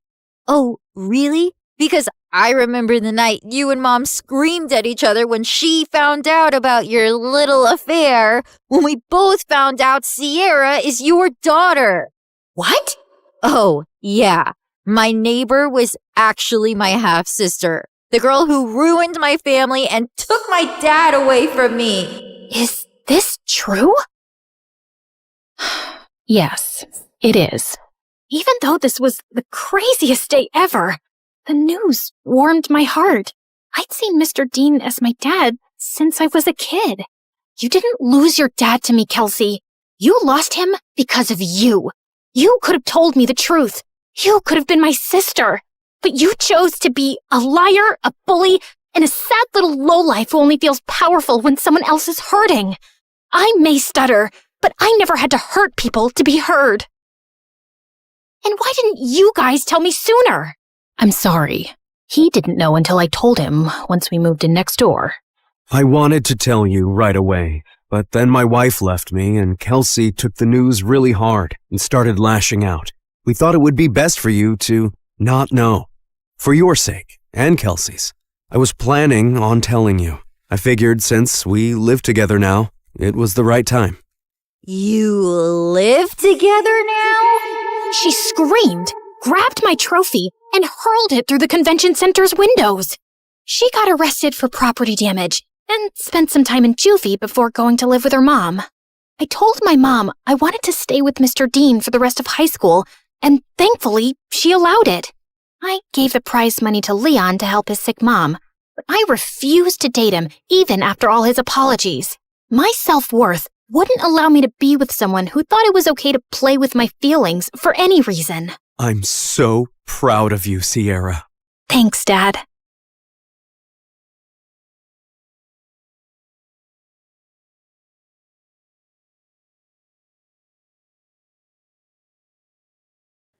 Hi, I'm Blair, and I'm about to tell you a crazy story. Before we continue, please like and subscribe to MSA. Growing up, my parents fought constantly over money. Dad was a struggling sculptor, and Mom, who was a waitress, cursed the day she met him because we constantly had money problems. She always said dropping out of school was her biggest mistake, so she made sure I studied hard. That's how I earned a full scholarship to one of the city's top schools. But my true passion was painting. I fell in love with it at 5, taught myself through YouTube, and by 13, I was winning major school competitions. Dad was proud, but Mom didn't like it one bit. Art's a hobby, Blair. You can't make a career out of it. Definitely not a successful one. It was my dream to become a world-famous artist. Well, mine and my best friend Ashley's. She was an artist just like me, and we'd been best friends since middle school. Ashley was rich, so she got to go to amazing art classes and shared everything she'd learned with me. And whenever my parents argued, I'd sneak over to her mansion. Life was just better with Ashley around, except for her annoying twin brother Dexter. He mocked our art, hid our supplies, and chased us with his paintball gun. Whenever we complained to Ashley's parents, Dexter would just put on his innocent face and get away with it. Even at school, everyone adored him for his sense of humor. Ashley absolutely hated him, and I could see why. Like on their 15th birthday, Ashley spent hours getting ready, and she looked beautiful. But the moment Dexter walked in, everyone gathered around him, completely ignoring Ashley. Look at him, smiling like he owns the world. I will never understand what people see in him. Probably his athletic body. I mean, if you look at it from an artistic point of view, Dexter's pretty much perfect for a portrait. What? I mean, so what if he's good looking? You've got a great personality. That's what you tell ugly people, Blair. You're also so much more creative and way smarter. People would notice that someday. Notice what someday? That you're a total jerk. Aw, are you jealous because no one's paying you attention? Go away, Dex. It's her birthday too. Don't make things worse. Fine, I'm sorry. Here, I got you a flower, little sis. Happy birthday. But as soon as Ashley took it, the flower squirted water all over her face, ruining her makeup, and Dexter ran away laughing. As we grew older, Dexter just got more annoying. At 17, he joined the football team, became the most popular guy in school, and a serial heartbreaker. Every day, some girl would be crying over him, and it was nauseating. As for me, my parents were fighting a lot more lately, and one day, Dad just packed his stuff and left. Shortly after, he filed for divorce, and Mom went bonkers. She refused to shower or step out of the house, and a week later, she came home and told me she'd quit her job. Between rent and expenses, we soon ran out of our savings and didn't even have enough money for food. Do you have cash? Sure, let me just grab some from the secret trust fund your dad left me. No, I don't have cash, you moron. Just run the card again. I've already tried 3 times. It's not working. Pay or leave. Mom just started yelling at the cashier like a mad woman. He called security, but as they approached, Mom grabbed a bunch of stuff and bolted in the other direction. She went round and round in circles before the security guys finally caught her and dragged her out.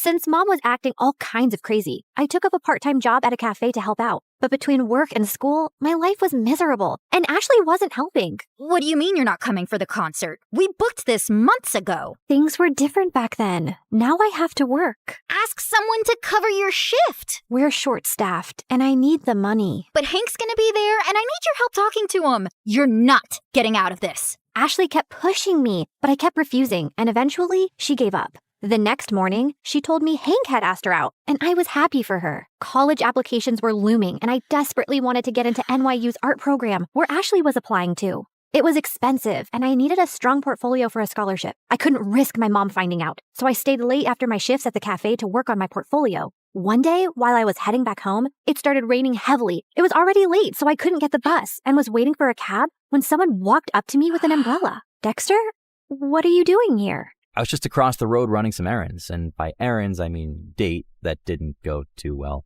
Anyway, I saw and I thought I'd help. Dexter led me to his car, and on our way, we got talking. He asked me how I was doing, and I don't know why I ended up telling him everything about Mom and how things were really tough at home. Ashley told me about your parents' divorce, but I didn't know things were so bad. If you need anyone to talk to, I'm here. Something about the way he said it made my heart melt, and after that day, Dexter and I got closer. He would wait for me at the cafe and then walk me home. We'd debate over classic movies, argue over music, and bond over our favorite MSA videos. The more time we spent together, the more I saw a different side of Dexter. One that was kind, funny, and surprisingly thoughtful. And before long, I started having feelings for him. You know, I've always had a bit of a crush on you. Really? Why? You're kind, beautiful, smart, creative, and you're probably the toughest person I know. Wow, thanks. I always thought you're kind of annoying. Gee, thanks. What a compliment. Let me finish. But now I think you're the only person who gets me. You've shown me what it's like to really connect with someone, Dex. I guess what I'm saying is... That you like me? I like you too. And then Dexter kissed me, and it was perfect. I wasn't sure how Ashley would take it, but before we can even gather the courage to tell her, we found her crying in the school garden the next day. Hank dumped me. He says my nostrils are too big and that my face reminds him of his dead cat. What kind of reason is that? The kind that's a lie. Hank's a total player. Why would you ever fall for him, you dumb... Ow! I mean, I'm sorry you're hurting, but don't weep over that idiot. You're stronger than that. Be a man, woman, girl, be a girl. Did you hit your head or something? Why are you even talking to me? Blair, I need a hug. The next few days were a mess. Ashley was hung up on Hank and dragged me along for endless shopping sprees and salon visits to distract herself, and I didn't think it was a good time to tell her about me and Dex, who I wasn't even getting to spend any time with. She was also home all the time, so Dexter started sneaking into my room late at night. This is not fair. You're totally ignoring me. I know, but she's miserable, and she needs me. Hey, Han, remember when you needed her, but she was too busy falling in love? Anyway, my football team's having a party tomorrow night, and I'd love for you to come. It's low-key, just close friends. How close are we talking? Close enough to do this. Dexter leaned in to kiss me, but before he could, someone knocked on my door. Ashley! He hid under the bed as I opened the door. Who were you talking to? No one. I was just humming to myself. La la la. See? You tell me, what's up? No time long see. You're being weird. Anywho, I need your help. I've heard the football team is having a party tomorrow and Hank's gonna be there. I need him to know that I've moved on and this party is perfect for that.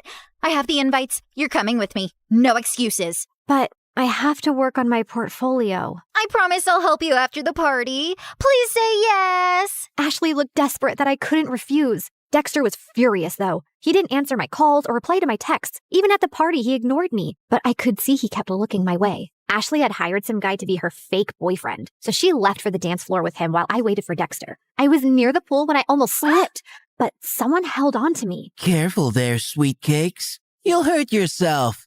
Blair, right? I'm Hank. I know. Great. Then let's skip the introductions and dance. I don't want to. Come on. She said no. I turned around and saw Dexter looking furious. And who are you?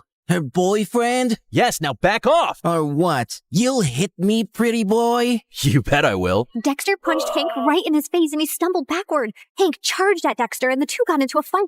Everyone gathered around and I caught sight of Ashley's face in the crowd. She looked furious. I ran over to her, but I slipped and fell in the pool. I don't remember much after that, but when I opened my eyes, I was in a room with Dexter and Ashley staring at me. What happened? You passed out. You don't know how to swim? I didn't exactly grow up with a pool in my backyard, so no, I don't. You're bleeding. That's no big deal. Yeah, no big deal. Just like it's not a big deal to hide from your best friend that you're dating her idiot brother. How could you not tell me? I don't know, okay? I freaked out. You've always hated Dexter, and then you'd just broken up with Hank, so I didn't want to rub my relationship in your face. You don't have to treat me like I'm a child who doesn't have a handle on her emotions. Anyway, you've chosen Dexter.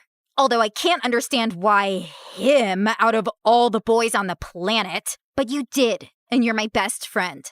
So I'll accept it on one condition. Never, never make out in front of me, or I'll projectile vomit all over you. Deal? Deal.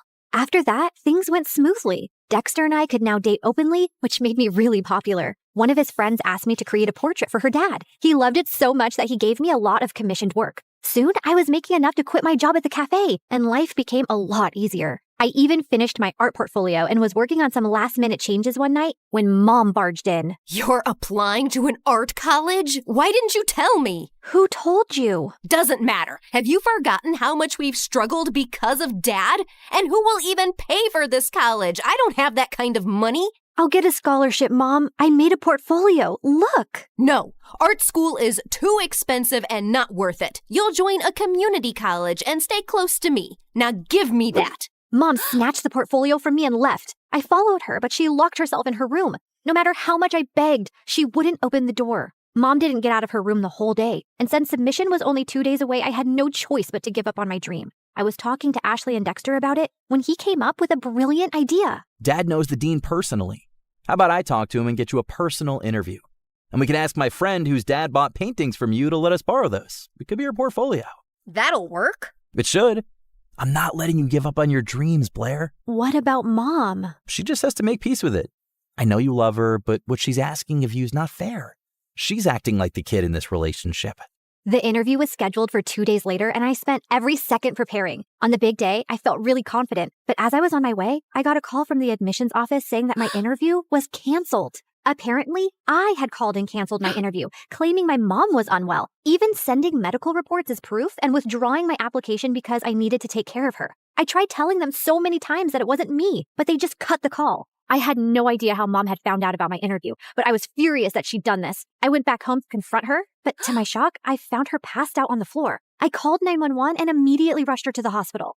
On my way, I messaged Dad, and by the time we reached, he was already there. And what he told me next shocked me. A month ago, your mom fainted at work and was diagnosed with a rare heart disease. She needs a transplant, but since she couldn't afford it, she turned to me for help. But why didn't you tell me? We're trying to arrange money, and we wanted to wait till then to tell you. She didn't want to worry you. And here I thought she was lying when she submitted those documents. What documents? I explained about NYU in my interview with the dean. I don't think your mom's behind this. She was skeptical, but after seeing your portfolio, she was impressed. She told me she was changing her mind about you pursuing an art degree. I thought she threw my portfolio away. No, sweetie. She was proud of you. But Dad, if Mom didn't call them, then who did? Does anyone else know that she's sick? Yeah, Ashley's dad knows. We needed money for tests, so I asked him for a loan and sent pictures of your mom's report to prove it. I told him to keep it a secret so you wouldn't find out. I immediately understood who might have done this. But just to be sure, I called the admissions office and asked them for the number they received the call and reports from. And when I saw who it was, my mind exploded with anger. I took a cab, reached Ashley's place, and barged into her house. You called the admission office and told them that my mom was sick and I won't be attending the interview? Don't even try to lie to me. I have proof. My mom was sick, Ashley. You could have told me that at least. Instead, You used that against me. Hold on, I think there's some confusion. Why would Ashley do that? Ask her. And suddenly, Ashley's face twisted into rage. Yes, ask me. Ask me why I'd go out of my way to make your life miserable, Blair. It's 'cause I hate you. There, I said it. I hate you. First, you were my best friend, and you chose to date the person I hate most, my doofus brother. It was bad enough my parents always chose him over me, but even you? Also, I couldn't stand how perfect your life was. You have a football jock boyfriend. Everybody loves your art. Everybody loves everything about you. Heck, even the boy I likes you more. I didn't want to go to college and be second to you again. So I told your mom about your art school plans, hoping she'd stop you. And when she failed, I used the pictures and did what I had to. I can't believe I trusted you. I thought you were my best friend. How can you do this to me? You've shattered everything we had. I never want to see you again. We're done. Don't think I'll cry over it. I'm going to NYU, Blair. I'll make new friends. You disgust me. Whatever. I never saw Ashley's face again, and Dexter told me that his parents heard her entire confession and ended up grounding her big time. She didn't even get through NYU, but I did, thanks to Dexter's dad who got me a second interview. Mom stayed in the hospital for a few more weeks before coming home. A month later, we found a donor. It was tough to get the money for the surgery, but we managed, and Mom made a full recovery. Today is my first day in college, and I couldn't be happier.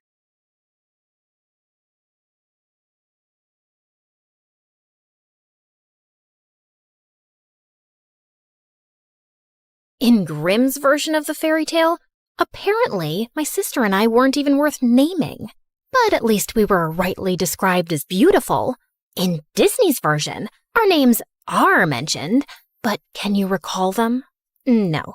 I bet all you can remember are two pug-nosed sisters with terrible hair, the nasolabial fold of a 70-year-old, annoying voices, and very big feet. The thing is, we really weren't ugly. Especially me. Honestly, I was kind of a looker from the right angle. No, move to the left. That side is prettier. Like, sure, I could have benefited from a nose job if it was a thing back then, but I've got great hair, a bangin' body, and deep eyes that look like dark pools you could drown in. Or so I've been told. No, the problem wasn't us. The problem was her. Because next to her, anyone would look like a gnarly potato. You know how one day you feel you're looking really good? The skin is skinning, the hair is hairing, the outfit's outfitting. And then you see some celebrity on Instagram and feel like you two can't even be creatures from the same planet? Yeah, that's what the Cinderella effect was. Making everyone around her look like E.T. And you know what the biggest joke is? She was never a victim or forced to be our maid. She was very OCD, so scrubbing everything like a maniac all the time is entirely on her. No one asked her to do that. I guess she didn't love being a nobody, because slowly, very slowly, she started spinning her story. And before we knew it, we were the villains. She was the poor, mistreated servant girl, and I was the bitter hag trying to steal her man. But he was my man first. My name is Drizella, and I'm here from the dead to tell you the true story of how Cinderella pulled off one of the greatest cons in history. She got the name, the ball, the prince, the animated pigeons, the march, the eternal adoration. And it's built on lies, all of it. Well, except for the part about me having really big feet. Like, I was told most of my life to shop from the men's section of the shoe store. I bet that's half the reason I've ended up being a villain in every version. Because how dare I imagine myself as a worthy princess with my US size 11 feet? I digress. I must stay on track. And even though my version of events is no charming fairy tale, I must begin the story the right way. Once upon a time, there was a man with a family, a fortune, and a functioning household. So naturally, he had a midlife crisis and ran for the hills. Gone to figure myself out. Don't wait for me. And tell your mother, it's not me, it's her. I hope you figure out you suck big time. Yeah, I wasn't shocked. Because honestly, we'd be idiots if we hadn't seen this coming. I crave adventure. This provincial family life is suffocating my soul. Someday I'll leave to seek my higher purpose. Marriage and fatherhood can't be it. I have to find myself, and I really don't think I can do it, while married to you specifically. But Mother was still blindsided, shocked, bamboozled. Why had he left? Was it because she wasn't pretty enough, or young enough, or hadn't plucked her eyebrows properly since 1823? Maybe her elbows were too pointy. Maybe her eyes lacked emotional depth. I tried to explain that it was more about him being a spineless lizard running away from adult responsibility, but she just kept sinking in the depths of her despair, and the couch. And without a husband around, she went into full damsel in distress mode. Oh, how I crave pickles. If only I had a man with strong arms to open this jar for me. Never mind that she had servants to open all the jars in the world and 2 perfectly decent daughters. Okay, fine. She had 1 decent daughter, because the other one was Anastasia. Let's just say that we didn't know back then that excessive glue sniffing causes brain damage. And that kid always had her head stuck in a pot of glue. Anastasia, focus! With father gone and mother officially losing her mind, you and I have to run this household. Mother has plenty of money, but we need to start budgeting. Why? Mother is always telling me to stop budgeting when I'm around horses because it makes them nervous. Like, hello, lady. I'm the nervous one here. I'm the one who got kicked by a horse in the head. No, she's telling you to stop fidgeting. Those are 2 completely unrelated things. Are you sure? They sound a little related. They're not. Look, budgeting just means that we need to keep track of our expenses. For instance, how much do we spend on candles per week? Oh, candles? At least 11. 11 what? Candles. I meant money. What about it? How much money do we spend on candles? We spend money on them? No, Anastasia. They just grow on trees and we pluck them like fruit. Yeah, that's what I'm saying. Candles are free. What's the next item on your fidgeting list? Yep. This was my partner in responsibility. Her loyalty was unwavering, as was her misunderstanding of absolutely everything. She had a heart of gold and the usefulness of a fork in a soup bowl. Okay. I'll stop roasting my poor sister now. Despite all her flaws, she was my rock. Heavy, useless, and mostly in the way. Ha ha ha, bazinga. But we soon had a much bigger problem at hand. Mother was dying for attention from men, and word of her wealth and desperation spread fast, sending every gold-digging bachelor within 100 miles our way. And I figured out how to get rid of them fast. Of course, my sister slowed me down. Okay, Anastasia, are we ready for afternoon tea? Absolutely. I ordered those fancy pastries Mother loves, fresh lilacs, lemon curd. No, Anastasia, not the actual tea. The plan. Are we ready for the plan? Oh, the plan. Right. Let me just quickly cancel the musicians. You ordered musicians? This isn't an actual date. It's an ambush. Do you remember the strategy or not? Not really, but I'll think of something on the spot. You know I'm very quick on my, Did you just forget the word feet? Quick on my feet? No, that doesn't make sense. You know I run slower than a duck. I have yet to beat a duck in a race. Oh my God. Focus on the tea. Fine. I'll spill tea on his thighs. No, that's not what we... Actually, you know what? You do that. Leave the rest to me. Great. And afterwards, we can eat the pastries? Yes, we can eat the pastries. And the lemon curd? Yes, fine. The lemon curd, too. I had discovered that the fastest method to drive off unwanted suitors was to casually mention Dad, and then watch Mother spiral into all 5 stages of grief. Well, 4. Acceptance was off the table. Mother, you look lovely today. Isn't this the dress you were wearing the day Father left? No, that was the lavender one. Oh, yes.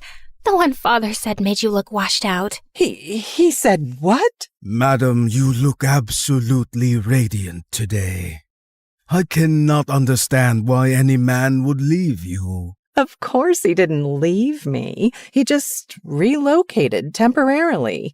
I'm sure at this very moment he's thinking about how much he misses me, and he's making his way back home. Oh, I didn't think this was something temporary. You're right. I'm such a fool. Because honestly, what is there to miss? Just the woman who gave him the best years of her life. I held this family together. I cooked. I cleaned. When? You ironed a napkin. Once. And I'm the one who holds anything together. But if he'd just communicated properly, I could have changed. I could have sent my daughters to finishing school and gone with him to find himself and slept under the stars.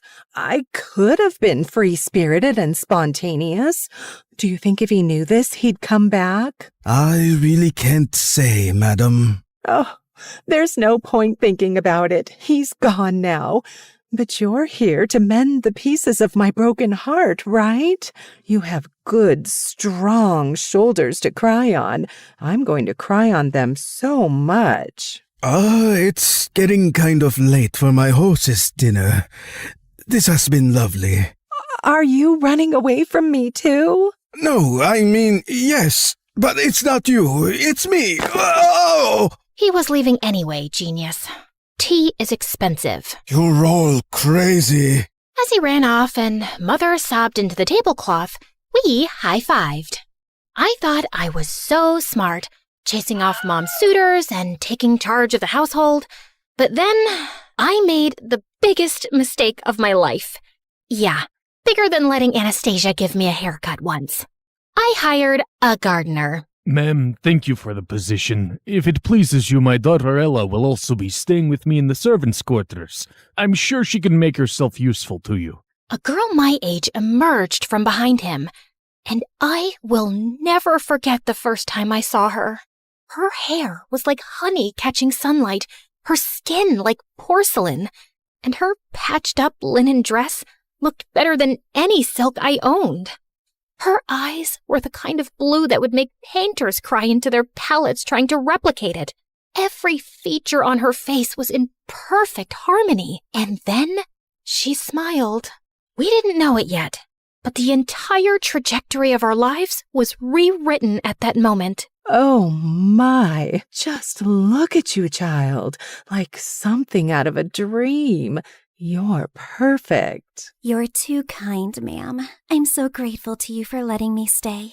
She's glowing. Should people glow? Do you use some kind of special shampoo made from unicorn tears and fairy dust? You're funny. I like you. Did you hear that, Gisela? She likes me. As Mother led her father away to show him their living quarters, and, I don't know, Anastasia went after a butterfly, Cinderella stayed back and looked directly at me. Drizella, isn't it? Yes. And you're Ella? Yes, but my late mother nicknamed me Cinderella because I'd always sleep by the fireplace and get covered in ashes. You know how nicknames stick. You don't have one? No, but you can call me Miss. You hired my father, Miss. That means you changed my life, and I'll be sure to return the favor. I felt a chill down my spine that had nothing to do with the weather. As she walked away, I just knew I disliked her intensely. Part of me thought it was because I was jealous, and yeah, of course I was. But I just had a feeling that beneath that flawless facade was someone calculating and dangerous. And oh, how I wish I wasn't right for once. At first, she just helped. She polished the silver, dusted the bookshelves, organized the pantry, but then she started having ideas for everything. She rearranged the furniture, suggested new colors for the curtains, and started embroidering tablecloths and crocheting bedspreads. It's like watching angels knit. Even I couldn't deny her taste was impeccable. And soon, Mother wanted her opinion on everything. And then she was suddenly instructing all the maids, the butlers, and even the cook. The cook! That toad never listened to anything I said. The house sparkled, the cutlery gleamed, the food actually had flavor. and I could see my reflection in the floors now. How could I complain about that?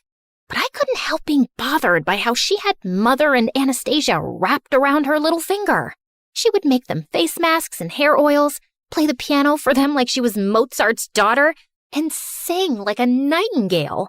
And then there was the dancing. There was a celebration, as always, at the end of the harvest season. And as the servants gathered to dance, Cinderella joined them. She didn't dance like a girl raised in servant quarters. She danced like the air was conspiring to hold her up, like the music was written just for her, like she'd spent her whole life rehearsing her steps to perfection. Everyone was mesmerized. She's so graceful. Not like my girls. That was the first time I heard her say it. Not like my girls. But it wasn't the last. Soon, Mother was drawing comparisons between her and us all the time, telling us how we could try to be more like her. And I swear I would have given up and accepted her perfection and superiority if it wasn't for the bird incident. Come here, Gisela, look! A robin's nest right outside Ella's window. Isn't it sweet? It's going to have babies soon. Yes, lovely. But I bet it won't be so sweet when they're all screeching at dawn. The two of them continued to look utterly enchanted, and I lost interest soon and left. But the next morning, I ran outside to Anastasia screaming. I found her standing under the tree, and the nest lay on the ground, completely destroyed.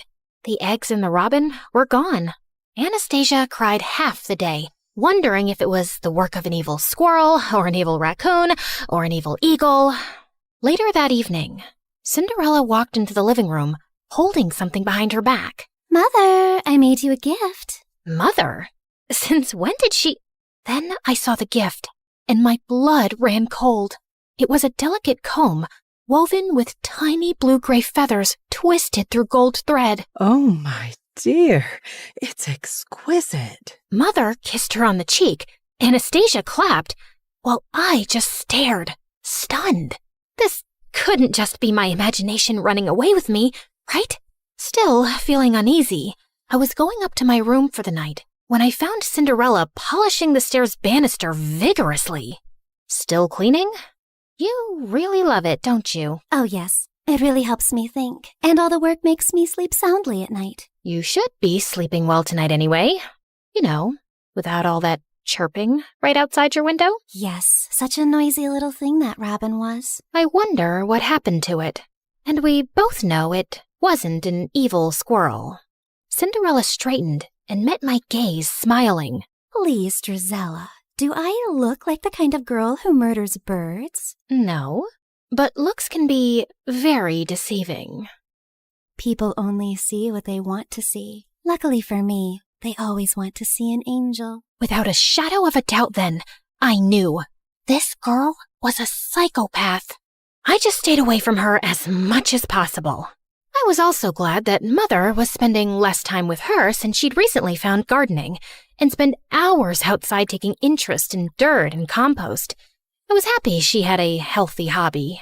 Until I walked into the living room one afternoon to find her and Cinderella's father sipping tea and holding hands. What's going on here? What does it look like? I'm hoping he's about to flip your palm over and read your future because no other explanation will make much sense. Drizella, I know it's been hard on you since your father left and you miss him. Nope, not even a little, not even at all. Speak for yourself. Honey, a woman needs a man in her life. His companionship, his strong hands, his opinions. What I'm trying to say is, Mr. Rivers and I, we're... No. If your next words are in love, I'm throwing myself out the window. Will you just let me finish? Fine. In love. Great. Fantastic. Open the window with your strong hands, Mr. Rivers, so I can throw myself out. Why would you be so upset, Drizella? And then, to always make things worse, Cinderella walked in. It's a beautiful thing for two lonely widowers to find love again. My father isn't dead. We don't know that. Oh my God. Had she found a way to get rid of him too? No, she was just saying things to irk me. Cinderella put her hand on my arm. We're like family already. This just feels like it was meant to be. I really thought I might gouge Cinderella's blue eyes out with a fork. So I stormed off, grabbed a horse, and rode furiously, not even sure where I was headed. I just had to get away. I remembered an old estate on the hill that had burned down decades ago.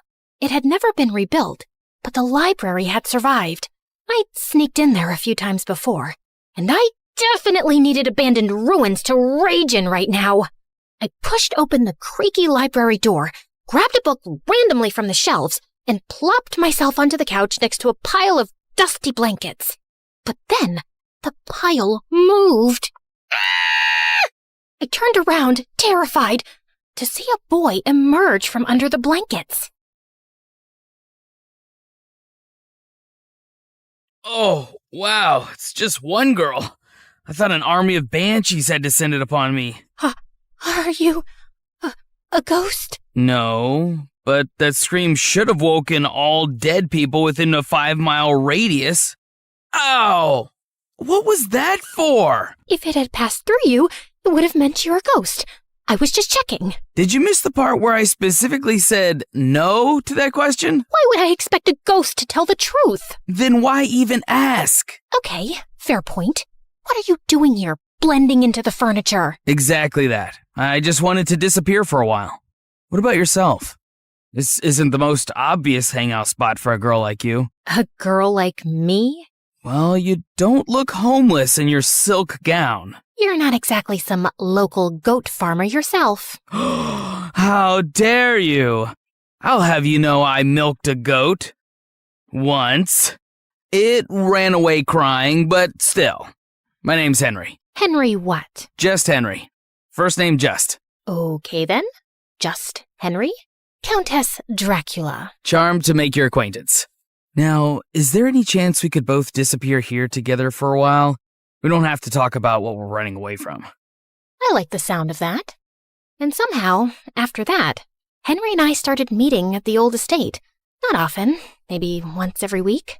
We didn't ask why the other was there. We didn't even ask real names. Of course, a part of me was growing curious, but not knowing also felt weirdly nice. Like we were two fugitives, hiding out here and talking about books, ideas, the world, anything but ourselves. But one afternoon, as I rode back home after meeting him, I came upon a scene of chaos. Mother was wailing like someone had died, Anastasia was blocking out the sound with pastries, and Cinderella was on the floor at Mother's feet, a picture of despair. It turned out that Mr. Rivers was a greasy rat who had run off with Mother's jewels, and he'd left Cinderella behind. Man, I would have given him the jewels myself if he'd just taken her. He took advantage of me. He played with my heart and threw dirt in my eyes. I will never forgive him. I will tear out every flower he planted with my bare hands. For a moment, I felt hope. Surely Mother would toss Cinderella out after this. She would be a constant reminder of his betrayal. Please don't send me away. Please don't send me away. This is the only place I've ever felt safe. I will do whatever you ask of me. Please, I love you. I love our home, Mother. Ugh. Oh, my poor, precious child. How could I hate you? You're betrayed and abandoned just like me. Of course you will stay here, and we will heal together. Anastasia and I were abandoned too, and Mother never paid attention to our healing. As Cinderella sobbed into Mother's lap, she shot me a sideways glance that clearly said, "Checkmate." Mr. Rivers' betrayal just cemented Cinderella's place in our home more firmly. Now she wasn't just beautiful, she was tragic too. She needed love and care, and everyone from the servants to the house cat wanted to give it to her. Mother now referred to her as my precious girl, while Anastasia and I were quietly downgraded to the other two. And I just found being around Cinderella unbearable. It's not like I was even needed around the house anymore. So I started slipping away more often to Henry. One afternoon, we decided to explore the woods near the estate. And barely 20 minutes in, there was a loud snap, a startled yelp, and I turned around to see Henry dangling upside down from a tree in a hunter's trap. I couldn't help laughing as he flailed around, trying to reach up and unhook himself. A little help before I pass out, maybe? I was just waiting for you to ask. I started tugging at the trap rope, but Henry kept giving me instructions nonstop. You're doing it wrong. Step to your left. Pull tighter. Then twist. No, not like that. Oh, you'll break it. Do you think I'm a helpless little girl who can't possibly figure out a rope trap for herself? Have you ever seen a rope trap before in your life? Of course not, because all I do is embroider cushions and sigh dramatically. I bet you don't even know how to embroider. You're right. I hate it. My threads get so tangled up that I want to poke someone in the eye with my needle. Violent and unladylike. You're a real catch. I yanked hard at the rope, and his face swung towards mine. Suddenly, we were too close, and his lashes were longer than any boy's had a right to be. Ooh, your eyes are really pretty. Flattery isn't going to make me help you faster. No, really. They're dark and deep, like pools one could drown in. That's just the blood rushing to your head. I quickly moved to brace the rope again, when suddenly I noticed his shirt had slipped to reveal his belt, which had a silver crest. The royal crest. Wait, are you from the palace? Define from. Define it before I drop you straight on your head. Technically, yes. Are you the court jester? The guy who polishes the king's shoes? Something like that. Yeah, I'm gonna need better answers before I help you. I pushed him hard and sent him swinging like a pendulum. Oh, come on, Lady Dracula, just let me down. That's when I heard boots thundering through the woods. And before I could react, a pair of soldiers in armor grabbed me roughly by the arms. Another two swooped in, expertly cutting Henry down and catching him before he face-planted into the dirt. Endangering the crown prince is a punishable offense, girl. Endangering the who now? Stand down, man. She's harmless, unless she has a needle and thread in her hands. I just gaped at him. You're the crown prince? Yes, first name, Crown, second name, Prince. You told me just Henry. Well, I am just Henry sometimes. You never asked follow-up questions. You will say nothing of this to anyone, men. Same as you. Keep quiet about my visits here. Is that understood? Yes, Your Highness. Your Highness? Your Highness? You look like you're both spiraling and want to murder me. No, that's just my normal expression. Now, since we're being honest and going for full disclosure... You're a liar who got forced into telling the truth. How about you tell me your real name, too? Drizella. That's pretty. Dracula suits you better. Lots of names are coming to my mind for you, but I shall refrain from using them since I know who you are now. Good day, Your Highness. Hey, don't let this change things between us. But I kept walking without turning to reply. How could it not change things between us? The boy I'd been sneaking off to meet, regularly insulted, hit a couple of times, and maybe, possibly, definitely liked, was the freaking crown prince. I didn't go back to the estate for days, still finding the truth about him too overwhelming. But eventually, I cracked, so I rode back to the old estate one afternoon, and my heart skipped a beat to find him already there, throwing pebbles into a broken fountain. Well, look what the cat dragged in. I was beginning to think you died. Or got married. Sorry to disappoint you, but still alive and unwed. You know, I was this close to going around town and knocking on random doors to inquire after a girl with violent tendencies and great hair. I just rolled my eyes, but inside, I was smiling stupidly. We just sat in silence for a while. I come here sometimes because it's all just too much. The title, the expectations, the spotlight. I don't even get along with my father mostly. I know I'm going to sound like an ungrateful brat, but sometimes I just don't want to be the prince. I come here for quite the opposite reason, I suppose. I feel invisible in my own house, completely replaced by my stepsister. My pride wouldn't let me say the gardener's daughter. She's perfect. Everyone admires and adores her. It's not hard to see why. Come on, no one's perfect. Oh no, she really is. I'm sure this sounds like some petty sister jealousy, and it doesn't compare to your royal problems. But honestly, they don't sound so bad. No one expects anything from me. Well, except maybe being more ladylike so I can marry some stuffy lord one day. But you could do so much with your life, Henry. And people expect things from you because you're important. Because you matter. Henry reached across the space between us and slipped his fingers through mine. You matter to me. As my heart tripped over itself, he leaned in and kissed me. It was clumsy at first. Our noses bumped, my hair got stuck in his stupid jacket, and we started laughing. But it was so sweet and real.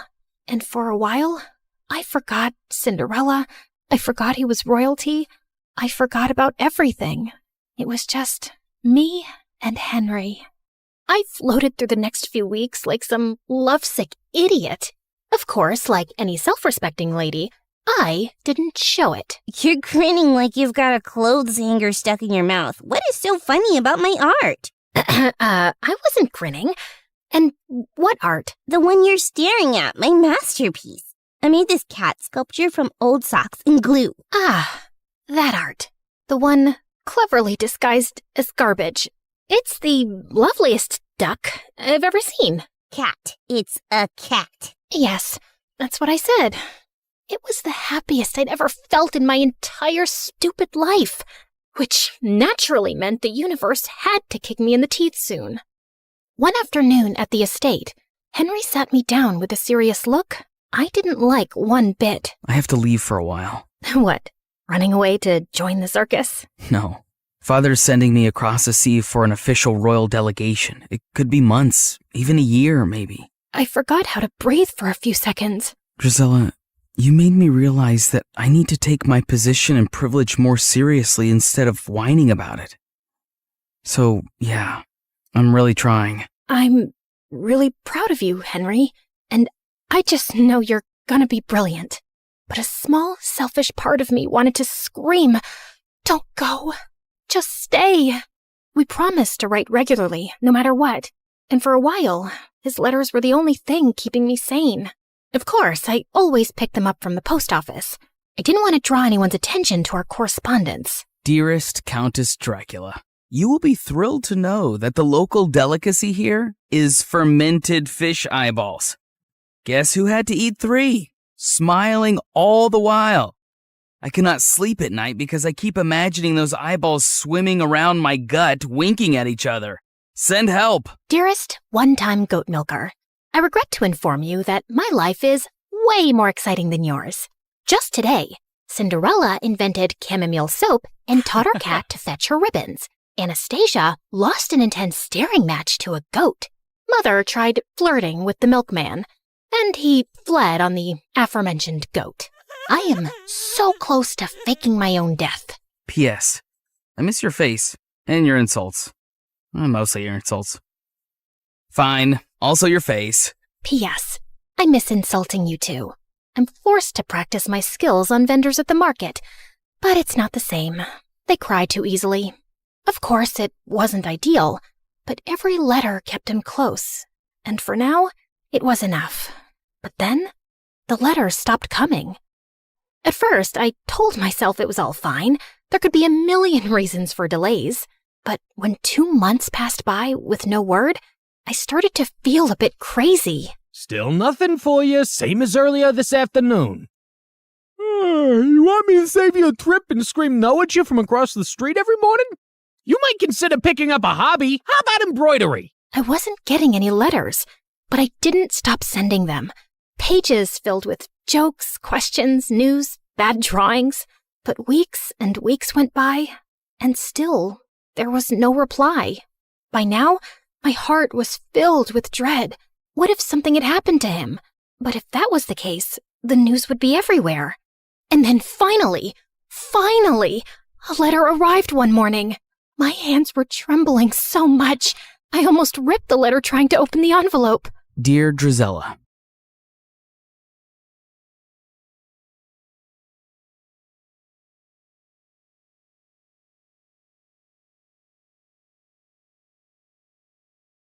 get that feeling like you're destined for bigger and better things? That feeling hit me like lightning. I decided it was time for me to become cool. My name is Abby. Hit that like and subscribe button to hear all about my journey from geek to chic.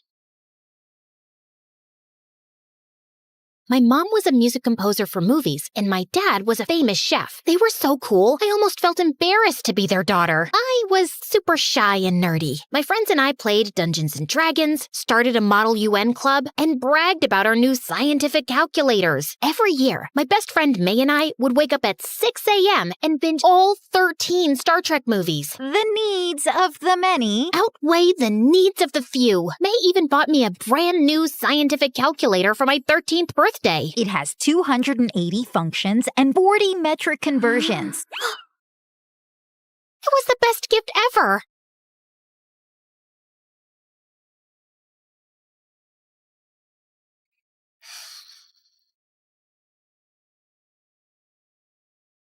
How would you feel about, going to the mall? Wait, you're serious? Yeah, I'm just kind of over it right now. Let's go shopping. Weird. You don't feel sick.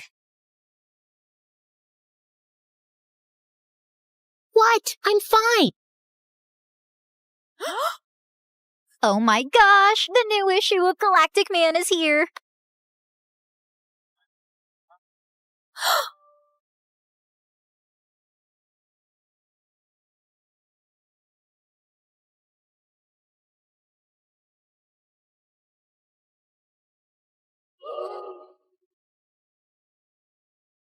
You ever get the feeling like you want to be cool? I am cool. What do you mean? I mean, you have Orange Julius on your face. Yeah, so do you. All the cool kids do.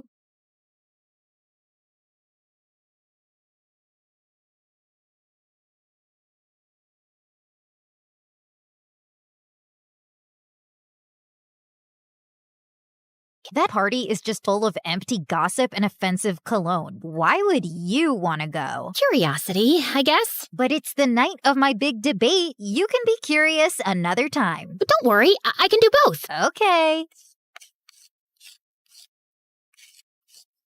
Rose, can you please tell me the square root of 16? 32? I saw her struggling with her homework after class, and I had an idea. I offered to do her homework in exchange for a party invite. Yeah, my party is pretty exclusive. And you're... who are you? Abby. I guess you've got okay features behind your pimply skin. You can come if I get an A+. Deal. You bribed her? No, it was a trade-off. Well, whatever. Just don't miss my debate.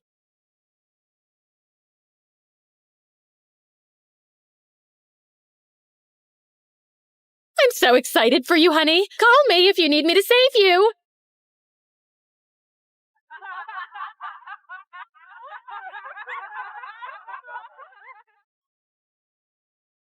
What am I doing? I'm not cut out for this.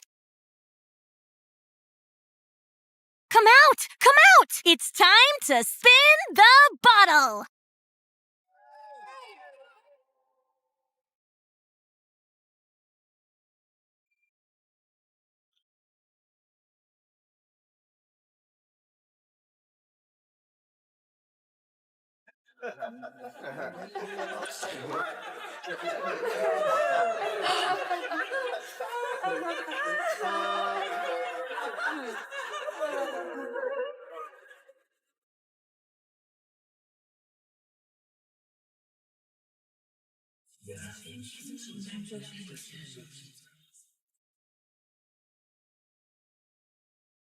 Don't you want to sit with your new popular friends? It didn't go well. Well, I hope it was worth missing my debate over.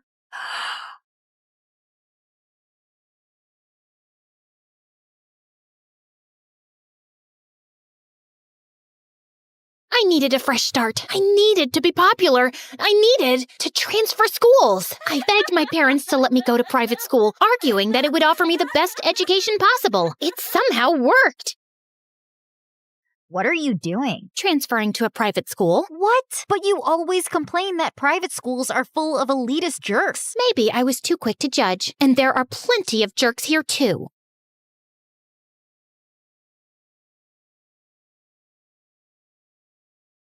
I wanted to look classy, sassy, and confident, but I didn't expect the popular girls in my new school to be edgy and dark. They rode motorcycles, had piercings, dyed hair, and tattoos. They wore baggy pants and tiny little shirts. I stood out like a sore thumb with my blonde hair and white tennis dress. It was time for me to rebrand.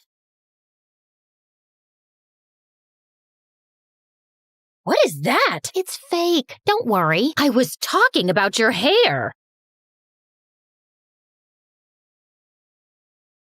I love your dragon tattoo. Yeah, it's super rad. My parents won't let me get a tattoo till I'm out of the house. Oh, my parents have no clue I have a tattoo, and they never will. You must have gone to some underground tattoo artist then. You have to tell us where you got it done. I had won the popular girls over.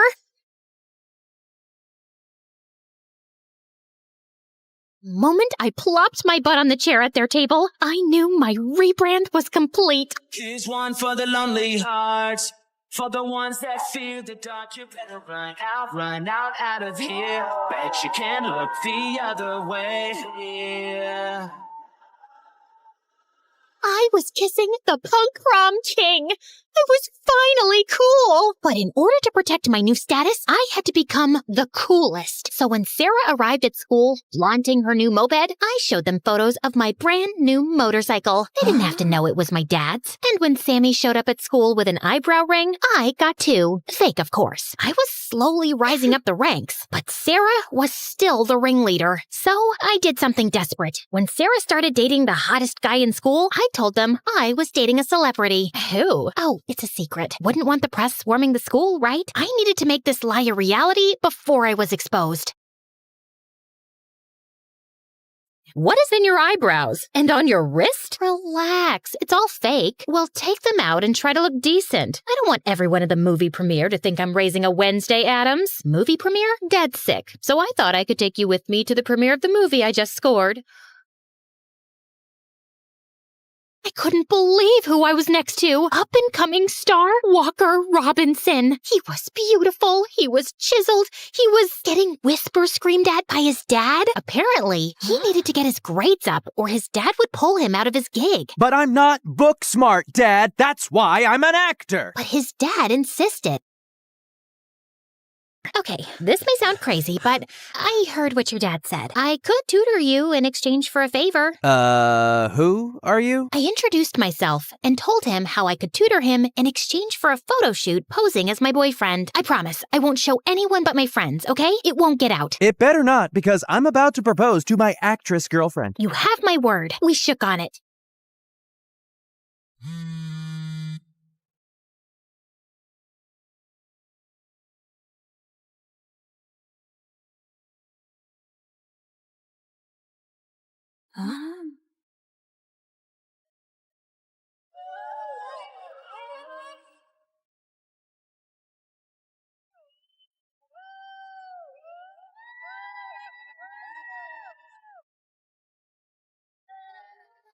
I gave everyone a tour of my mom's music studio, where I was recording my first album, and I showed them my motorcycle helmets. It was all going super smoothly until I ordered a pizza.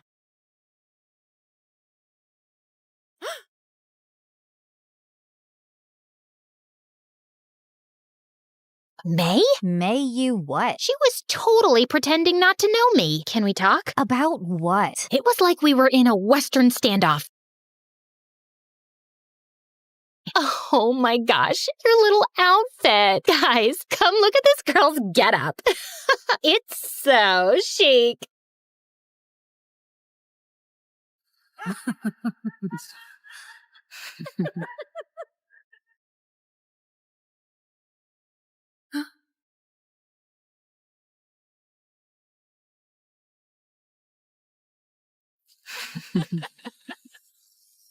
Oh my gosh, she reeks of geek. Everyone was laughing at May, but instead of jumping to her defense, I said nothing. To May, the silence spoke volumes. You guys are mean, and Abby, you're a fraud and a liar. You guys deserve each other.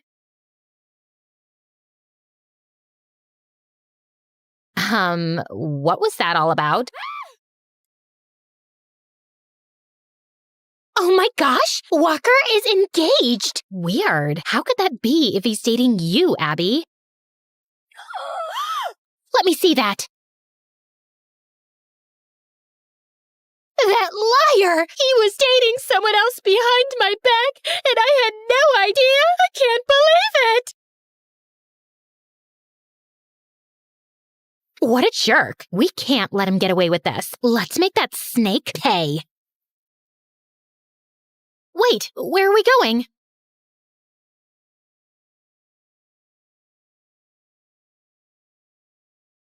Go ahead, expose him.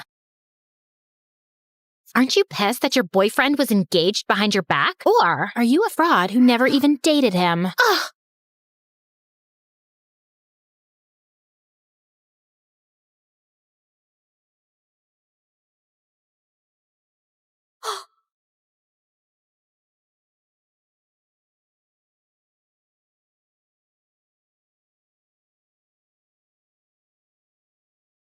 Abby, what are you doing?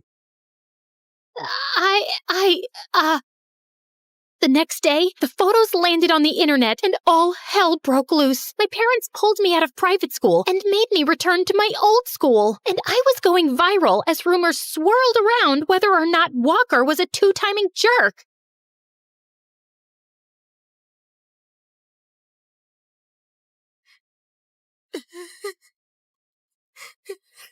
Honey, I found this lying by the front door.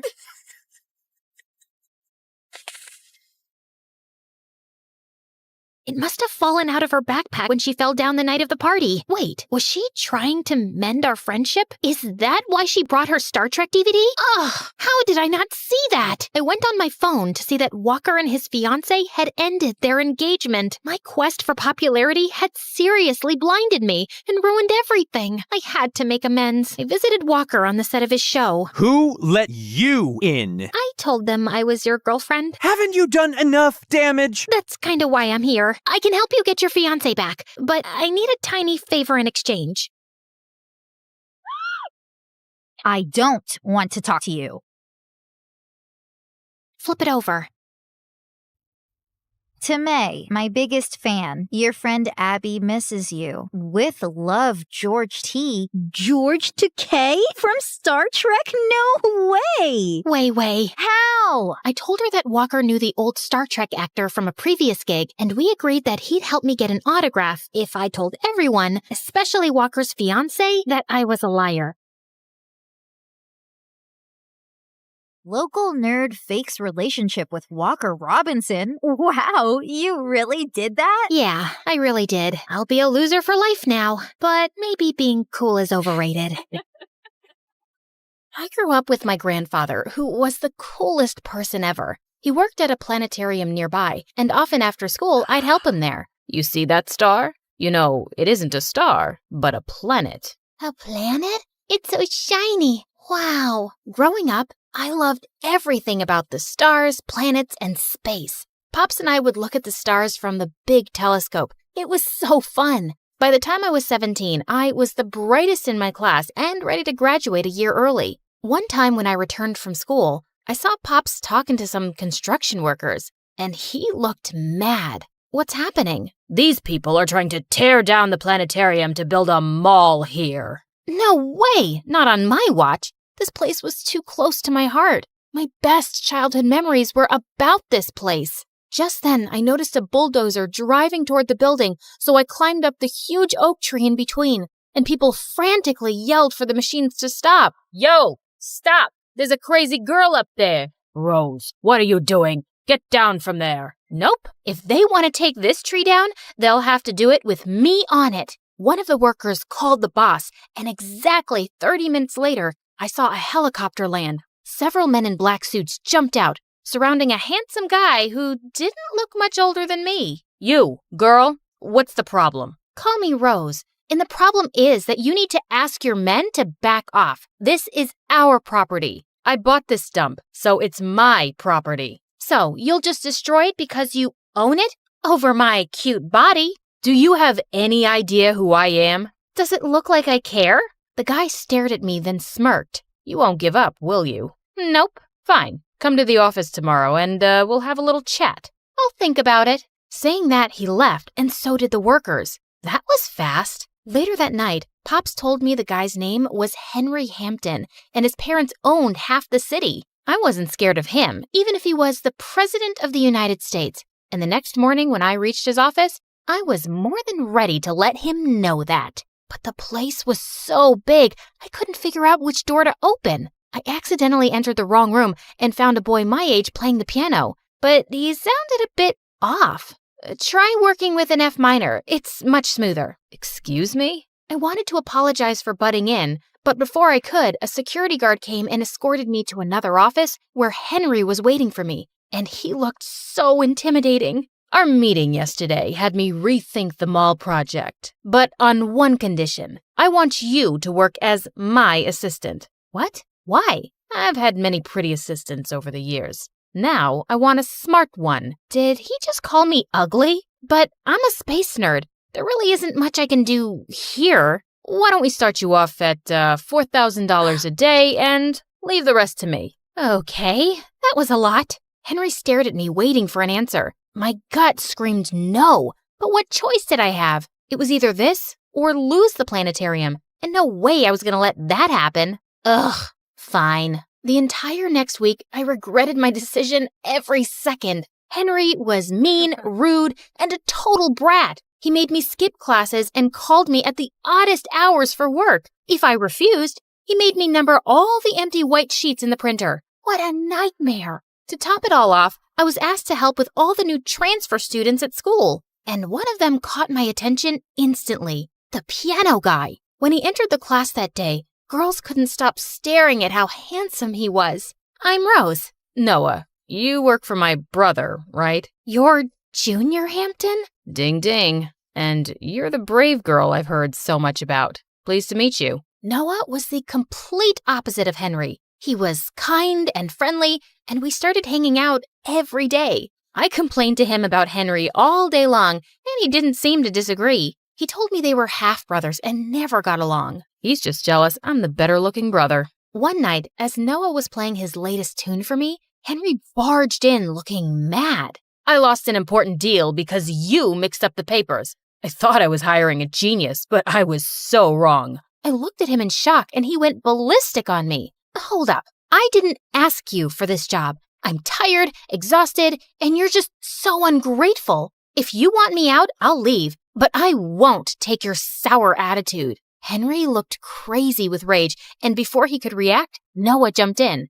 Easy, Henben. I'm sure we can work something out. Stay out of my business. Understood? Saying that, he stormed out of the room, and Noah turned to me. Thanks for standing up for me. I won't let him bully you, as he bullies me. Such a bozo. Just then, Noah came a bit closer, and my tummy did a wild spin. Do you want to maybe get dinner sometime? Like a date? Yeah. How does 8 p.m. tomorrow sound? Sounds perfect. I wanted my first date ever to be amazing. I bought a cute dress and did a little makeup too. But just an hour before I had to leave, Henry texted me to get his dry cleaning. Can it wait? Unless you want to fly to Korea to deliver it, I suggest you get going. Did he have a tracker on me that rang every time I was unhappy? I texted Noah that I'd be late and hurried to the shop. But on my way back, it started raining heavily and I got completely soaked. I slid my way into the house and saw Henry glaring at me. I missed my meeting thanks to you. I missed a date thanks to you.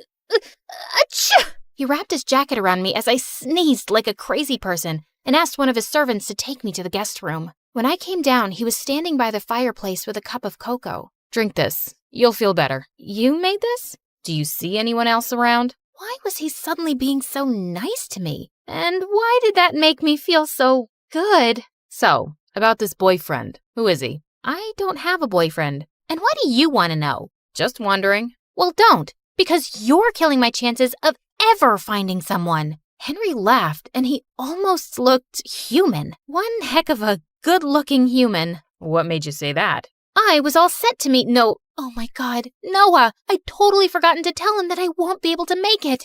I reached for my phone, but it wasn't working, so I pulled one out of Henry's pocket and frantically dialed Noah. But he was already standing behind, looking like a raging bull. Well, well, look at that. Noah, I'm so sorry. I totally Save it, Rose. It's not the first time Henry's had eyes on my girl. Henry looked at me in surprise. He was your date? Well, that's disappointing. Before I could say anything, Noah took the vase lying on the table next to him and flung it at Henry, who missed it by inches. That was totally uncalled for. Work on your aim, little guy. But Noah left without saying a word. When I turned to Henry, he was smiling.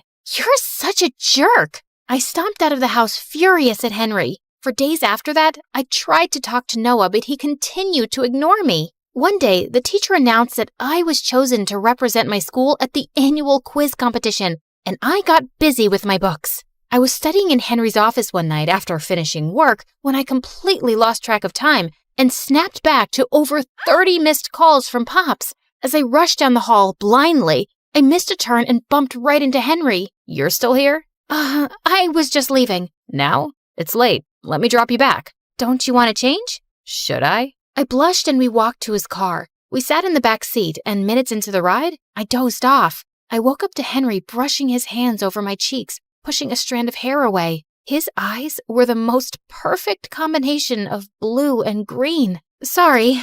Don't be. I enjoyed your snoring. I don't snore. I must be really tired, I guess. You work too hard. Take the day off tomorrow. Why do you do this? What? Be nice one second and an absolute moron the next. Henry looked straight into the mirror before turning toward me with a stern look. Maybe that's just who I am. A boring moron. But you're nothing like I imagined. He leaned forward, and I thought he was about to kiss me. I literally stopped breathing when he took a bottle lying next to me. He totally did that on purpose. When I got back home, I felt my heart beating hard.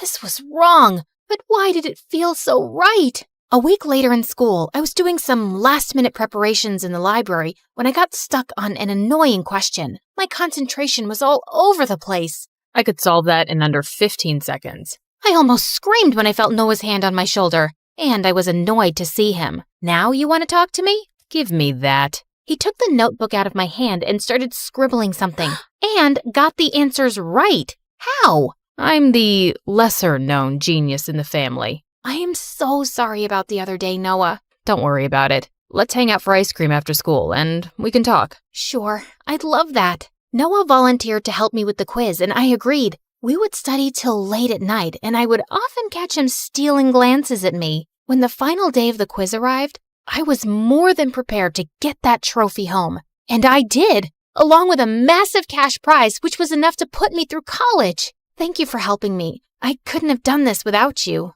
I would do anything for you, Rose. I like you, and I think we should give us another shot. He looked at me with so much hope, but I couldn't do it. I like you too, Noah, but not in the way that you want me to. It's never going to work out between us. Because of Henry? What do you even see in him? Noah's words made me realize what I'd been hiding from all this while, but I was too stubborn to accept it. No, it's not him.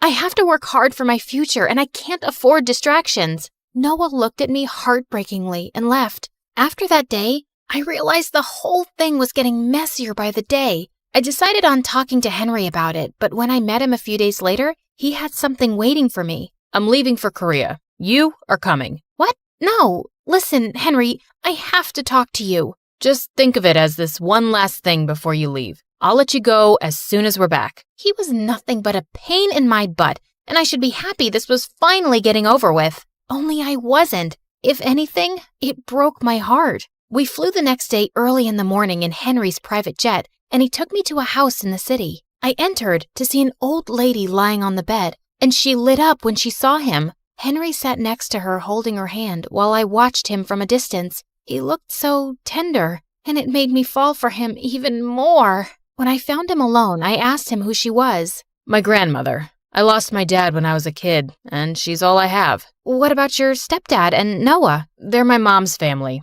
not mine. He looked so vulnerable, and I don't know why, but I felt like hugging him. I know how you feel. My granddad is my only family too. Looks like we have more in common than we thought. He placed his hands on mine, and I suddenly felt so close to him. I was in love. I knew it. When we flew back that night, I wanted to confess my feelings for Henry, but just as we got there, we were welcomed by Noah, Mr. Hampton, and a house full of guests. Everyone, meet Rose, the reason why we're celebrating tonight. What do you mean? While you were busy falling in love, I got the deal signed, and we are gonna demolish that precious planetarium of yours. But that's not fair. Too bad. Life's not fair. Like it wasn't fair to me when he came over and took everything that was mine. Just when I thought you couldn't stoop any lower. My mind went spinning in 1,000 directions, and suddenly I slapped Noah hard on his face. You are a horrible person, and I'm ashamed I ever called you my friend. I ran out of that place feeling crushed, but I had no time to sulk. Pops, I, and a few other people collected as much money as possible to hire a lawyer to file a motion. A few weeks later, Pops came to me with shocking news. I just got a call that the Hamptons are ready to give the planetarium back, along with $1 million. What? That's amazing! But how? He handed me an anonymous letter that had all the details about exactly what had happened and how Noah had manipulated the situation. It was easy to guess who it was when I saw the handwriting. Henry. I called his office and his assistant told me that he'd left for Korea a week back. I'd lost him. When Pop saw me sulking later that night, he walked over and I told him everything. Go. Tell him how you feel. I hugged him and left for the airport. I reached Henry's grandmother's house and found him sitting on a bench in the grass. This view is so much better than your fancy office. Rose, what are you doing here? I got your letter. I just wanted to say thank you. You came all this way to say thank you? That's not wise. Wait. You're weird, stubborn, and a complete jerk. Are you trying to insult me? No, idiot. I'm trying to say I love you. I love you too. My twin sister Brooke and I were born to a single mother, and we were the prettiest set of twins with gorgeous blonde hair. Oh dear. I've always wanted a daughter, but each time God gave me these good-for-nothing devils. How about you give me one of your girls? Just then, I bit the woman on the hand and she ran for her life. Brooke, how many times have I told you not to be so violent? I'm Brooke, Mommy. Ashlyn. Mom was shocked because usually Brooke was the one with the nasty temper and I was the well-behaved child, but I just couldn't help it. People always tried to take us away because of our super long hair, which even Mom thought was going to make us super famous one day. But I wasn't very fond of the whole famous thing. I was a studious kid and I loved books, and Brooke was the polar opposite of me. Everyone at school was her friend, and she was head of the drama club with a huge fan following. In the 6th grade, I topped my grades, and Mom took us to a fun fair as a treat. But on our way, she bumped into a friend, and while I checked out the stalls, Brooke went on to buy some ice cream. But minutes later, I heard her scream. I ran to check, and some guy was fighting with her over the last piece of ice cream flavor they both wanted. I was here first. Let go, you crazy witch. Hey, leave my sister alone. Give it to me now, or both of you will go home crying. Suddenly, Brooke took the ice cream and shoved it into his face, and the guy went bonkers. He took out the biggest ball of gum I had ever seen and shoved it straight into the back of Brooke's head. OMG! I kicked him in his knee and he fell into the pig pen in the petting zoo. But now, Brooke's head looked like a bird's nest, and Mom almost fainted when she saw Brooke. She immediately took her to the hairdresser, but even the hairdresser freaked out when she saw the giant mess. There is no way we can remove this. We'll have to cut it all. What? No! But since there was no other option, they gave Brooke a buzz cut, and she looked devastated. The entire way home, I tried to cheer her up. It's just hair, Brooke. It'll grow back in no time. But she didn't say a word. And when we reached home, she ran up to her room and locked herself in. So I tried different ways to cheer her up this time. I baked your favorite cookies, Brooke. Open up. I asked Mom to buy tickets for the BTS concert, and she agreed. I'm gonna be a mom, Brooke. And that's when she finally opened up. God, you're so dramatic. So are you. Could it be we're related?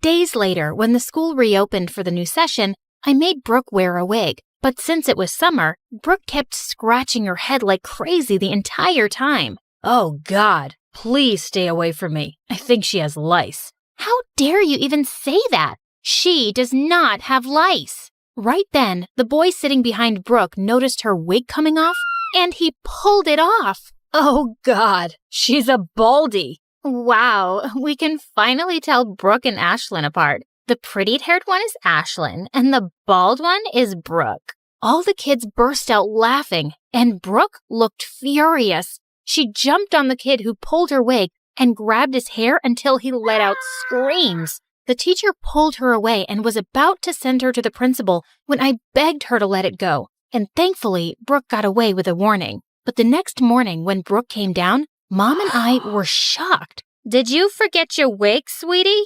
Everyone knows what I look like now, Mom, and it makes me itch. Come on, honey. You wouldn't want to go out of the house looking like an egg. Mom, I think you look cool, Brooke. Whatever. I don't need your approval. Huh?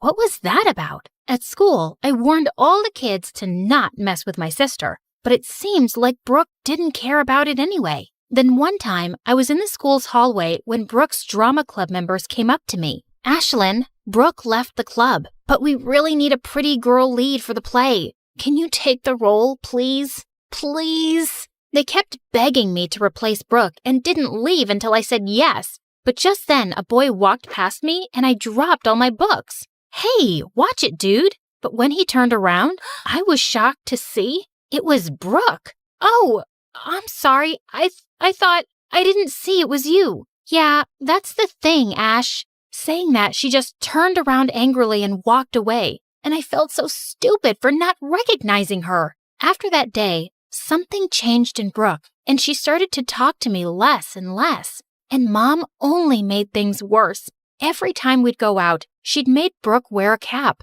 A few weeks later, when we got home from school, Mom was screaming with joy. Oh, honey, I have great news. Some weeks back, I had sent Brooke's photos to a company that was looking for a new model, and guess what? They selected her! For the first time in ages, I saw a huge smile on Brooke's face. And then Mom said, but now Ashlyn will have to play the part. What? What are you saying, Mom?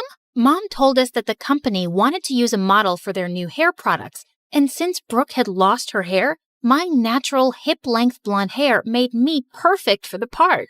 Just then, Brooke took a vase on the table and smashed it to the ground. How can you do this to me? Those were my pictures. I was the one who got selected. She cannot take my place. But what can we do if your hair won't grow back? It's been like that for months now, and God knows if it's ever going to grow back. Listening to Mom's words, Brooke ran to her room crying, and I told Mom I was not gonna do it. Oh, Ash, I wish I'd never have to tell you this, but things are really tough at work for me right now. They might even fire me, and I'm so worried about how I'm going to take care of my girls. Seeing Mom so stressed, I had to say yes to the offer. But now, Brooke was super mad at me, especially after Mom took her to the doctor and we discovered that her hair growth rate had slowed down drastically for some reason. That's why her hair was taking so long to grow back. Later that night when I was sleeping, I felt someone pulling my hair, and when I opened my eyes, I saw it was Brooke,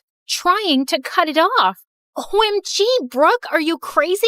Yeah, I'm crazy, and now I'm going to turn you into me. Luckily, Mom came in just then and pulled her away. She scolded Brooke real hard, and after that day, Brooke stopped talking to me. The next week, Mom took me to the audition, and when I got the part, we had to fly to Los Angeles for the whole year. But Brooke was not happy about moving at all. I don't understand why we have to leave everything behind just because of her. Why can't you be happy for your sister, Brooke? This is a huge deal. And honestly, it's not like you have a lot of friends here. You could use a fresh start too. Despite Brooke's protests, we moved to LA. The campaign I did became a huge success in no time, and my ads were everywhere, on buses, on billboards, and on TV. By the time I turned 15, I had a huge portfolio of modeling work, and Mom had become my manager. And she decided to enroll me into a private school. Honey, you're a celebrity now. Your safety and education has to come first.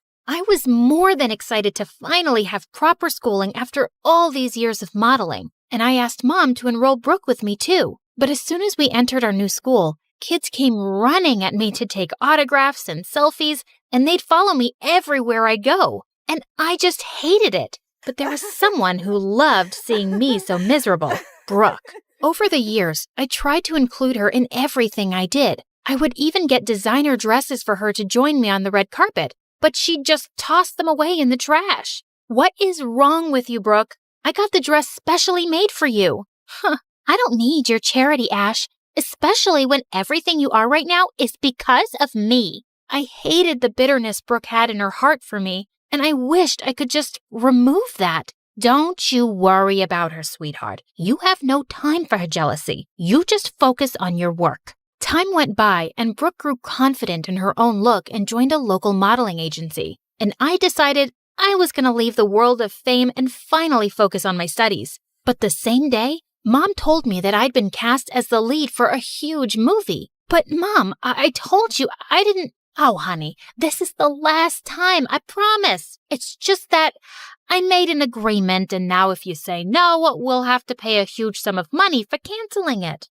Okay, but it's the last time. A few days later, we had the announcement party for the movie, and Mom was taking me shopping for it when a card fell from her bag. It was an invitation card for Brooke's first play at the theater where she was playing the lead role. Mom, we should definitely go to cheer Brooke on. This will mean so much to her. It's the same day as the announcement party of your movie, and that's more important. But I totally disagreed. I left Mom at the movie party and slipped off to see Brooke's performance, and she was awesome. I didn't find her in the dressing room, but I left flowers for her and left. My movie started shooting soon after, and I was a bit starstruck when I met the male lead actor, Tom. He was a super famous movie star at the age of just 20, and he had a huge fan following. But he was really nice and instantly made me comfortable. And over the course of the shooting, we became really good friends. On my 18th birthday, Tom even surprised me with a cake and congratulated me. But just then, I noticed Brooke outside my dressing room. I stepped out to see her, but she was already gone. And then, I didn't see her the entire day. But the next morning, I woke up to the worst nightmare of an actor. My phone was buzzing like crazy, and pictures of me hugging Tom and rumors of our link-up were all over the news. But there was no way anyone from the set could have leaked those pictures. And that's when I remembered seeing Brooke on the set the day before. Holy freaks! I couldn't believe she'd stooped so low. Later, when I came out of the house, there were paparazzi everywhere, and I had to disguise myself to go for the shoot. When I reached the set, we were about to start shooting when Tom's girlfriend came on set and threw the newspapers in my face. You homewrecker! How dare you try to steal my boyfriend, you ugly-faced lizard! I didn't steal anyone. It's all fake news. Babe, can you please calm down? But she didn't calm down and tried to attack me. Just then, Brooke came from behind and dumped a slushie on that witch's head, and security pulled her away for trying to create chaos on the set. Brooke, what are you doing here after ruining my reputation? What? What are you talking about? Oh, stop it. I saw you at the set yesterday, and I know you're the one who sent my pictures with Tom to the media. Have you completely lost it? I wasn't the one who did it. It was Mom. What the freaking Funyuns? Mom was the one who sent your pictures to the media. I heard her talking on the phone this morning. That's what I just came here to tell you. But I saw you on the set last night. 'Cause it was our birthday, dummy. You came to see my play even when you had a huge movie party, and it meant a lot to me. So I thought I'd repay the favor by visiting you, but as soon as I reached here, I received an important call and I had to go back. But that wasn't all. Brooke told me she had doubts that Mom had been up to no good, and when we investigated it, we found out that Mom had been stealing from me and filling her bank accounts. Holy freak! She was a blood-sucking mosquito. The next day, Mom came screaming with joy at us. I've got the best news, Ash. I signed you up for 3 more movies, and we're gonna be super rich now. So, that's why you sent my pictures to the media? What? Who told you that? And even if I did, look at the bright side. all that publicity and dating rumors with the superstar have got you 3 more movies. But you sold your own daughter for money. Shut up, Brooke. Enough, Mom. We are not kids anymore whom you can manipulate so easily. Yeah, you broke our trust and stole from your own child. You're the worst lying butt manipulator that I've ever seen in my life. Oh, no, don't say that, Ash. I did everything for you guys. You're a liar, Mom. You did everything for yourself. And that's why I have canceled all your contracts and removed you from my manager's position. No, you can't do that. Guess what? We already did. Suddenly, Mom completely lost it and tried to attack me. But thankfully, Brooke had called security and the cops, and they took her away. I'm so sorry, Ash. I always thought you were a bad person and always blamed you for everything. But Mom was the real devil and played with us as she wished. It's all right, Brooke. You have nothing to apologize for. But yeah, I don't think I can continue to shoot this stupid movie. How about you take my place in it? Really? You mean it? Of course. I was only a newborn when my adoptive dad found me outside a Shaolin temple in China one night. He was a martial arts teacher and the owner of the Shaolin temple. He tried to find out who my parents were, but when nothing turned up, he decided to take me in and raise me like his own daughter. I knew nothing of my real family, but the only clue I had was a very unique-looking necklace they'd left with me. Growing up, I was weaker than the other kids, but Dad was always there to look after me and trained me hard so I'd become stronger. But the kids at the temple were the worst, and they always made fun of me. Their nasty comments would make me really upset. What happened, Gina? What's wrong? Everyone says you're not my father and I should go back to where I came from, Dad. Oh, honey, you should not let their words get to your heart. You are my daughter, and you're super strong. But I'm so small. No, you're not. Look at that ant. It may seem small, but see how she's lifting a sugar cube? The same way, your strength should come from your mind and not your body alone. Dad's words always encouraged me, and I started focusing on myself. By the time I turned 8, I had a sudden growth spurt, and suddenly I was taller than most kids my age. With time, even my martial arts skills improved a lot, and I started winning many competitions. But the kids at the temple would feel jealous and try to mess with me all the time. This went on until I was 17, and then one day, something weird happened. I was in the market when I crashed into someone, and all my groceries fell to the floor. Hey, watch where you're going and say sorry. But he just ran off into the alley, and I went after him and pinned him down. Oh God, stop! Are you gonna kill me? What were you trying to do, huh? He told me his name was Drake, and he was a super famous singer from the US. And now he was running away from some crazy fans who were chasing him. I left my hotel in disguise to take a walk around the city, but my fans somehow recognized me. I'm totally lost. Please, help me get back. I decided to help him, but he didn't even know the name of his hotel. What? But you have your phone, right? Call someone. I left it at the hotel. Gosh, he was such a handful. Take me with you. What? I can't do that. No outsiders were allowed inside the temple, but this guy kept begging me, and I decided to sneak him in. You have to stay all quiet in here, okay? Ugh. I sneaked in my share of the food, and he ate like he was starving for days and didn't leave any for me. That's it. You're gonna have to leave tomorrow morning, or you're saying all this because you have no idea how popular I am. Otherwise, you'd have never wanted to let me go, baby girl. Huh?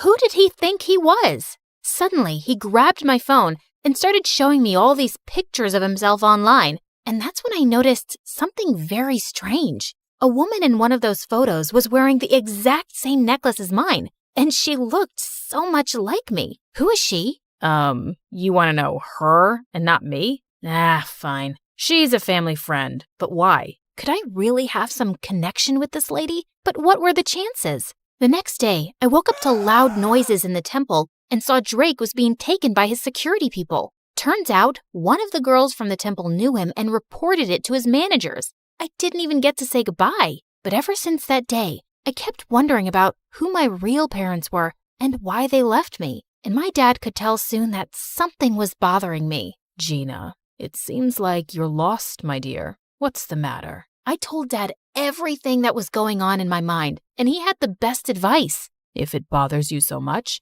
you should go out there and seek the truth for yourself, my love. But Dad, how can I leave you and go all by myself? I raised you to be strong and independent. I know you're going to be just fine. Oh, Dad. A few weeks later, when I reached the U.S., I tracked down Jake's place and went over, but his security people wouldn't let me in. But I know him well. Oh, yeah. All the crazy fangirls know him well and try to break in all the time. You see that line over there? That's why we're hiring personal bodyguards for him. Oh, yeah, that's exactly why I'm here, to be his bodyguard. Nice try, but it's male bodyguards only. Now off you go, little girl. I couldn't give up like that. Only Drake could lead me to that woman, and I had to find a way to get to him. So I bought some makeup and wigs from a nearby shop and disguised myself as a guy. Later, when I went to audition for the job, everyone was fascinated by my smooth martial arts skills,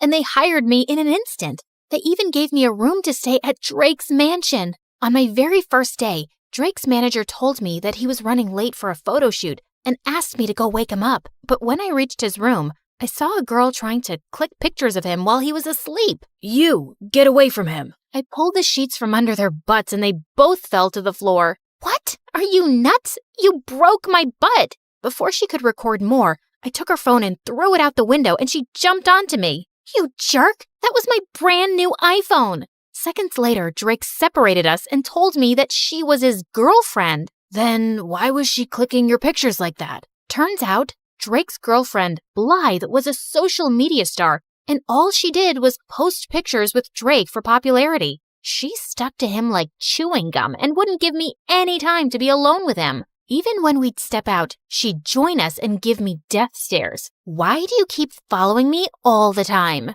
Ma'am, I'm Drake Sir's bodyguard, and it's my job to protect him. That's enough, Blythe. He's just doing his job, so cut it. But she wouldn't miss a chance to mess with me. There was a fan signing event for Drake soon, and Blythe was live streaming when she tried to make me fall and humiliate me in front of Drake and the crowd. But I moved aside just in time, and she ended up bumping into one of the fans and falling face flat. Are you blind, moron? Can't you see? When the fans saw her rude behavior, they got real mad, and Blythe ran out of there to save her butt. But some of the anti-fans started throwing rotten eggs and tomatoes at Drake. I ran towards him and shielded him from all the nasty stuff and took him inside safely. When all the chaos was over, I realized I smelled gross, and I immediately ran to the washroom. But the moment I started washing my clothes, I heard a loud scream and Blythe came running towards me. You moron! I knew it! You're a pervert, and you've been following me this whole time! What? Have you lost your mind? Why would I do that? It's then when I realized I was in the girls' washroom, and Blythe pulled me out in front of everyone. I want you to fire this guy immediately, Drake. He followed me into the washroom. I swear, it was a mistake. I was the one who asked him to go and look for you. What? He took my side in front of all those people over his girlfriend, and I had no idea why. So later that night, when I saw him sitting in the garden, I went to talk to him. Hey, are you okay? Yeah, all thanks to you, man. You were the one who came to save me even when Blythe ran away. That's just my job. He then signaled me to sit down, and I did as he asked. Why did you take my side today? 'Cause I knew Blythe was lying. I've known her ever since we were kids, and I know when she doesn't like anyone, she makes a huge fuss about it. But still, she's your girlfriend. Sometimes, I wish she wasn't. I always saw her as a friend, but one day, she asked me out. I said no, but my mom and Blythe's mom are best friends, and Mom said I couldn't break Blythe's heart. But you should have told your mom you didn't love Blythe. I did, but she didn't listen. Like she never listens to me about wanting to quit music for a while. But I thought you loved creating music. I do love music, but I just want to do it at my own pace. But my mom keeps pushing me into advertisements and other projects all the time. Then you should tell her to stop. If you don't like something, you don't have to do it, Drake. You're right, man. I'm just sick of everyone trying to use me for their own benefit. I can't even talk to any of them about this. But I'm so glad I found a friend like you, whom I can trust. Those words pierced my heart. I was staying by his side and lying to him for my own benefit, too. Just then, I spotted a mouse running on the ground towards me, and I just squealed loudly and jumped onto Drake's lap. Oh my God, what's wrong? I don't know why I thought something was about to attack you, and I was just protecting you with my body, like a human shield. Just my training, you know? Okay. And is the girly scream part of the training too? Yeah, totally. It's like a war cry to scare the enemy. It's gotta be shrill. Makes sense. You want to get off my lap now, princess? I jumped off his lap, muttering something, and excused myself quickly. I'd acted like such a moron and almost given myself away. I just couldn't tell him who I was now. He trusted me and would feel so betrayed. So I started keeping an eye on all the women around him by myself, hoping I'd find the woman from the picture soon. And Drake learned to take a stand for himself with his mom and instead started doing things that he loved, like playing soccer. He also started ditching Blythe more often, and we'd sneak out to go on motorbike rides and eat the greasiest burgers across town. Come on, you can't finish a burger? Be a man. I'll finish it, dude. Not all of us inhale our food like you. Wait, you got mustard on your face. And without thinking, I leaned forward and wiped the mustard close to his mouth with my thumb. He just looked at me quietly, and I swear I had butterflies in my stomach. Luckily, just then, his phone started ringing and the moment passed. I was pretty sure he thought I was his gay bodyguard now.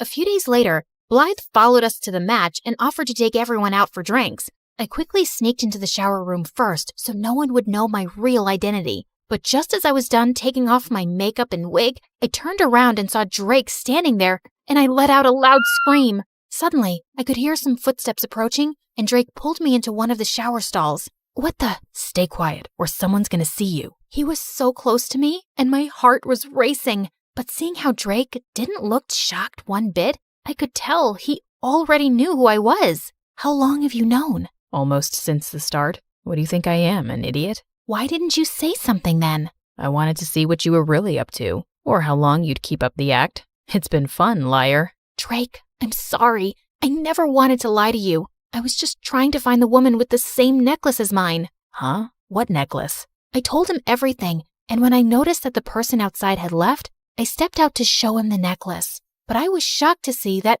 all the stuff I'd taken off while removing my makeup was gone, along with my necklace. I looked for it everywhere, but I couldn't find it. Calm down, Gina. It must be here somewhere. And I know who the woman in that picture was. But before he could tell me, Blythe barged in with the cops who wanted to arrest me for fraud. Fraud? That's a lie. Oh, come on. You pretended to be a guy and stole expensive things, including my mom's necklace. I've called her. She'll be here any minute, officers, and you can ask her. But arrest that fraud first. Your mom's necklace? What are you talking about? I didn't steal it. It's mine. Gina's right. She didn't steal anything and she didn't lie to anyone. I knew who she was all along. And Blythe, I'm breaking up with you. Blythe looked ready to explode. But just then, Blythe's mom entered and took the necklace from her hand. Where did you get this from? It's mine. She turned to me, and that's when I saw she was the same lady from the picture, and she was wearing the same necklace. I told her everything about myself, and at first she looked stunned, but then she broke into tears. Oh, honey, my daughter, I can't believe it's you. You're alive. She then told me how she got pregnant before marriage, but her super rich family was against her giving birth here and ruining their reputation, so she fled to China. Soon after I gave birth to you, my parents found me, and the doctors told me you had passed away because you were too weak. But now I know. They lied to me. So you didn't abandon me? Ugh, stop with your act. She's a liar, Mom, and this necklace must be a fake. Blythe, I know it's a lot to take in, but it's not a lie. She's indeed your sister. I can tell just by looking at her. Ugh! Blythe stormed out of there in anger, and the lady turned towards me. I'm so sorry that you had to live like this for all these years, but I'm so glad that you found your way to me. Please, give me a chance to make up for all these years. I can't do that. What? All my life? I wanted to know the truth about who I was, and now that I've discovered it, my heart is at peace. But this isn't where I belong. I have a life and a loving dad back in China, but I promise I'll visit often and get to know you more. Oh, dear. Does this mean I'm losing my favorite bodyguard? Pretty much. But you've got a friend for life. Just a friend? No chance you'd say yes if I asked you out? I'll have to think about it. I turned the corner as fast as I could, but the scary men in dark suits were still behind me. I couldn't let them catch me. I had the fate of the world on my shoulders. Well, actually, it was around my neck in a butterfly locket that held the super secret code to a powerful weapon that had to be protected at all costs. Hi, my name is Grace, and I'm a super secret. That's classified. Let's just say I have a special set of skills. I darted into the subway and raced down the stairs just as the train slid into the station. The men were right behind me, yelling for me to stop. Sorry, suckers. Better luck next time. I hopped on the train, raced down the aisle, and bumped into the most beautiful boy I'd ever seen. His face screamed perfection. He had the body of an action star, and his smile could melt the polar ice caps. My special AI glasses analyzed him in half a second. His name was Nate. He was the quarterback of his high school football team, and his dad was a successful businessman. He seemed too good to be true. And then he opened his mouth. Hey, sweet thing. Yeah, I know I'm handsome. I'm a perfect 10. No, an 11. Maybe a 12. I'm the best looking guy you've ever seen. Am I right? Nate pulled out a marker and started signing his name on my arm. What the heck are you doing? You don't want my autograph? I'm a famous football star. At least I will be in a couple years. Though the way you're looking at me makes me think I might be the man of your dreams. You're pretty cute, too. I mean, pretty and cute. Both? Get it? Suddenly, I saw the angry men in black suits running down the aisle headed in my direction. The last thing I needed was to get caught with the necklace, so I pulled Nate into a kiss, distracted him, and quickly slipped it into Nate's backpack. Wow, that was intense. Well, what can I say? I'm an intense person. Oh, this was fun. See you never. Bye. Saying that, I just ran. Just as I'd expected, the men rushed past Nate and didn't give him a second look. I raced off the train and into the crowded station and got out of there undetected. When I walked into headquarters, Agent Mama Bear ran up to me screaming, "Where's the necklace?" I had to stash it with a civilian. A civilian? Are you crazy? What are you thinking? If Mr. X gets to him before we do, that poor civilian is toast. Hello, the bad guys were tailing my butt, and I didn't want the necklace on me in case they caught me. I was thinking on my feet, and it seemed logical at the time. The president should be thanking me. Actually, he should put my name in the super secret agent handbook. I knew you were too young for this mission. I can fix this. I'll just get the locket back. Fine, this is your last chance. Hold on, I can see you guys are confused. Mr. X is actually a criminal mastermind who stole a super secret government weapon, but he can't use it because it works on a code that's hidden in a butterfly locket that I stole from a secret underground bunker. And now Mr. X wants to catch me, take the code, and sell the weapon to a group of evil men that are up to no good. You get the drill, right? After getting my butt kicked at the headquarters, I went straight to Nate's house to scope things out. But his mansion was like Fort Knox. There were guards everywhere. I couldn't risk the mission, so I decided that the only way to get closer to Nate and his backpack was to go undercover. I'd pose as a high school student, find Nate, snatch his backpack, and grab the necklace. The whole thing would be a piece of cake. The next morning, Agent Mama Bear enrolled me into Nate's school. The moment I stepped on campus, I was on a hunt to find Nate. But every time I tried to get near him, he was surrounded by an army of lovesick girls. Nate, you're so strong and your muscles are so big. I know. I go to the gym every day. Your eyes are so perfect, Nate. Thanks. I use a special kind of eye drops that Robert Pattinson used in his vampire movie. That's why his eyes were shining so much. He winked. A couple of girls cheered and some begged him to take a selfie. I wanted to barf. A couple of hours later, I saw Nate alone at his locker. He had his backpack on, but it was zipped shut. So I crept over like a cat burglar and reached for the zipper. Just as I was about to open it, Nate turned around. Our faces were inches apart. He looked at me with his dreamy brown eyes, and I swear I heard angels singing. Then some kid ran by and bumped into me. I lost my balance, fell forward, and suddenly my lips were on Nate's. And then we were kissing. You really can't seem to get enough of me, do you? That was a mistake. I have to run. Not so soon. I'm not letting you get away this time. How about you be my girlfriend? We can kiss all the time, and you can stop playing this game. I don't have time for games. You have something of mine and I need it back. Did I steal your heart? Well, baby, you stole mine too. Enough of this. You're wasting my time. Just as I was about to snatch his backpack and grab the locket, this rich girl named Pam walked up with her minions and 2 burly bodyguards. She was the spoiled daughter of a rich politician. Pam shoved past me so hard I almost lost my balance. Hey, jerk, you pushed me. That's what I mostly do with garbage. Is this street rat bothering you, Nate? If she is, I can tell my guards to send her away. She's not a street rat. She's a nice girl. We met on the subway. The subway? Yeah, it's this thing underground. People use it for transportation. It's been around for over 100 years. Duh, I know that. It's just disgusting. How many times must I tell you, Nate, you shouldn't hang out with peasants? You could get cooties. Cooties aren't real. Yes, they are. My cousin got them, and she was in the hospital for a week. Nate, let's go. I'm allergic to poor people. If I stay near that girl any longer, I'll get a rash. Pam grabbed Nate's arm and whisked him away. Nate looked back at me and winked. After that, every time I tried to talk to Nate, Pam showed up and acted like a maniac. I saw Nate outside at lunch, but when I approached him, Pam started screaming and threw herself on the ground to get his attention. Nate, help! Monster ants are eating me alive! Of course, Nate fell for her act. He rushed to her side, picked her up, and held her in his arms like she was an overgrown baby. She was beyond annoying. Later, Pam and her band of minions ambushed me in the bathroom. Hey, Subway girl, I'm getting really sick of you chasing after Nate. He's mine. Back off or else. You're the one chasing him like a lovesick puppy, and honestly, it's pretty pathetic. Get some self-esteem, girl. Oh, you're gonna regret that. Pam started jumping around like she was a boxer. I really don't think you want to do this. Ha! You're ugly and stupid. Can't you count? It's 3 against 1. Pam charged at me like a raging bull. I stepped to the side, and she ran straight into her friend. The third minion ran up to me, and I threw water in her face. She slipped on her shoelace and fell on top of Pam. Pam and her minions ran to the principal's office and told the principal that I'd attacked them. But my AI glasses caught the whole thing on camera and sent the principal a video of the incident from an anonymous email account. Pam, your behavior is unacceptable, and I have no choice but to suspend you and your friends. Out of nowhere, one of Pam's bodyguards walked into the room, whispered in the principal's ear, erased the email, and left. On second thought, sorry, Pam. You and your friends did nothing wrong. Please enjoy the rest of your day. What the fudge?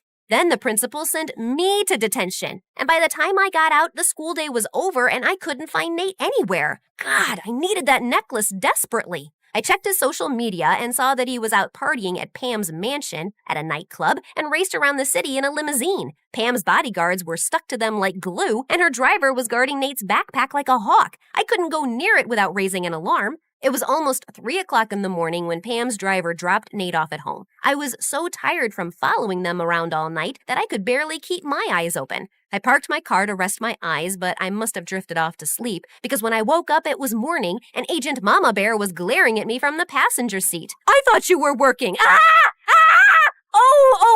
Here you go. As fresh as a daisy. I was working. I just dozed off. We don't have time for naps. You can't let Mr. X get that locket before you do.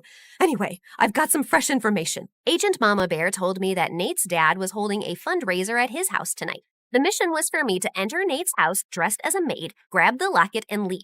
And Agent Mama Bear was my backup. We changed into our disguises and walked right up to Nate's front door. The guards let us in without a hitch. When the time was right, I went around the house looking for Nate's room and finally found it. I slid inside like a fast ninja and immediately spotted Nate's backpack. I opened it, searched for the locket, but it was gone. I panicked. How could this moron lose the locket? I turned the room upside down but couldn't find it anywhere. I glanced out the window. Nate was lounging near the pool, sunbathing his six-pack with a stupid smile on his face.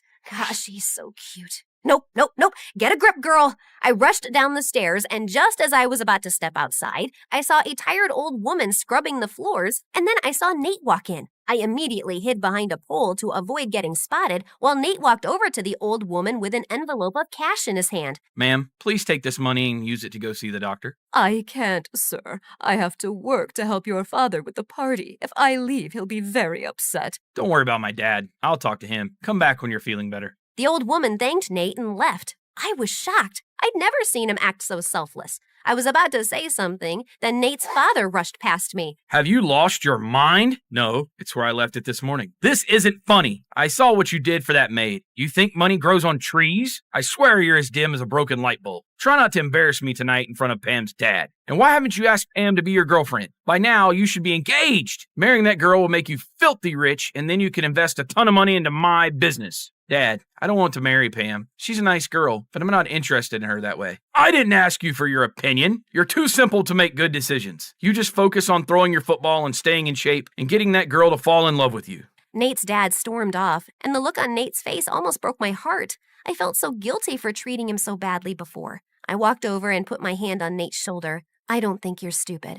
What you did for that old woman was really sweet. You don't have to be nice to me. My dad will still pay you. It's me, Grace. Who? Grace. We met on the train. Geez, we've even kissed twice, once by mistake. Yeah, I know. Why are you dressed like a maid? I couldn't recognize you at all. That was the idea, dummy. And why do you act all self-absorbed at school when you're actually kind of sweet? Did you just give me a compliment? Must be my lucky day. Well, not really, because I'm about to kick your butt too. I need that butterfly locket I hid in your backpack when we met. It's really, really important. Where is it? What butterfly necklace? I didn't have a choice but to tell everything to Nate. He heard everything and then then looked at me in shock. Why would you slip something that important in my bag? I'm literally the clumsiest person you'll meet. Yeah, I wasn't thinking straight then. Oh, did my good looks distract you from your mission? Yeah, maybe. Can we talk about that later? I really need to find that necklace or my boss will have my head. Wait.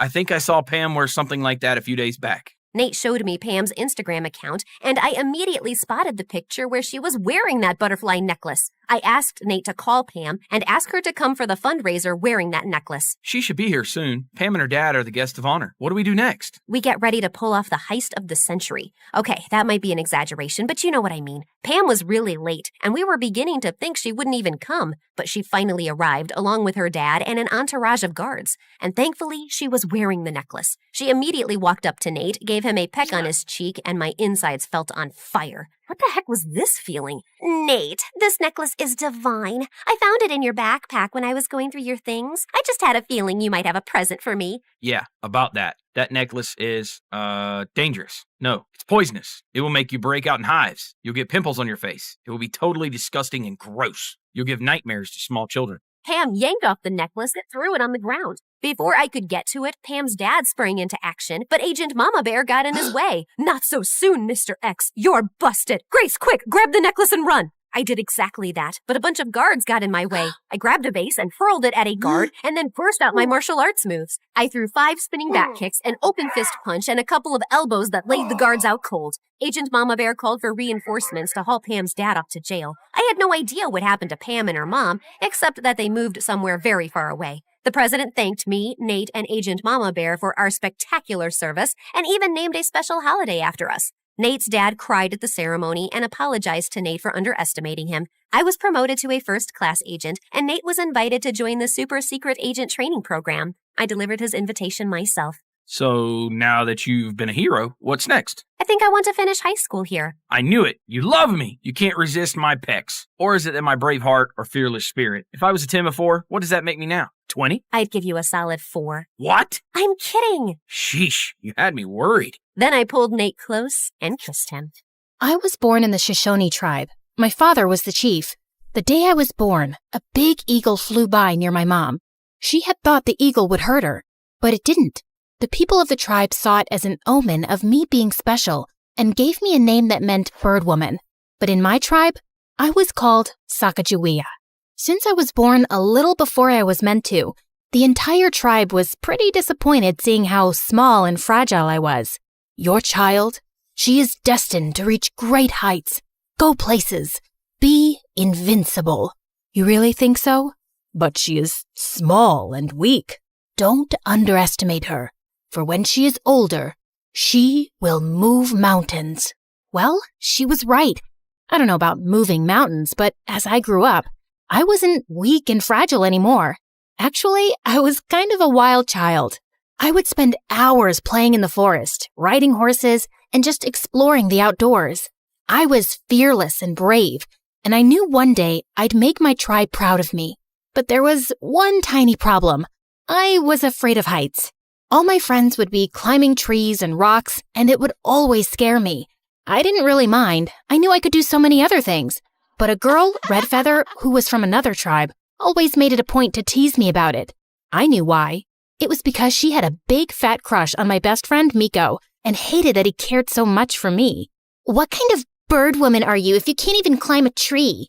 Look, Miko, I can climb so high. So what? Sacagawea can ride a horse. Backwards. She can catch a fish with just her hands, and she's not a show-off like you, Red Feather. Ugh, what do you even see in her? He just told you. Strength, ability, class. Now shoo off before I whoop your butt. You wouldn't dare. Oh, but I dared. In seconds, Red Feather and I were tangled like two wrestlers, but I instantly let her go when I saw my dad coming. He had told me so many times not to argue with Red Feather. Her tribe was always looking to get into a fight with ours.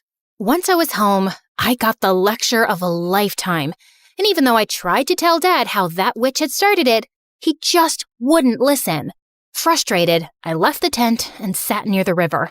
Angry at Dad? No, not at all. I'm angry at myself for not being brave enough to climb a tree. If I could, I would have proved, hey, you don't need to prove anything to anyone. Got it? And who said you aren't brave? My love, you are the bravest girl I know. You can definitely do anything you set your mind to. Here, it's time for you to have this. Mom, why are you giving this to me? It's the most precious thing you have. No, you are my most precious thing. Saying that, she hugged me tight. After that day, I tried to steer clear of Redfeather. The girl was nothing but trouble. But one day, as Miko and I were hanging out near the big waterfall, the witch came and yanked my necklace. Give it back. Now. Redfeather, I swear I'll... But before I could even finish my sentence, the witch gave me a smirk and dropped Mom's necklace down into the waterfall. I felt my blood run cold, and even though I was scared of heights, I did the unthinkable. I jumped. I felt like I was flying, and in the water, I managed to reach the necklace. When I got back up, Redfeather, Miko, and everyone else were in awe. Redfeather's dad came and made her apologize to me. From that day forward, I was known as the brave bird woman who could do anything. I had made my mark, and I was so proud of myself. A few years later, my dad announced Miko and my wedding, and I couldn't be happier. Our wedding was going to be the biggest event in the tribe, and everyone was preparing for it. Even Redfeather, who had been surprisingly friendly since the necklace incident, was helping out with the decorations.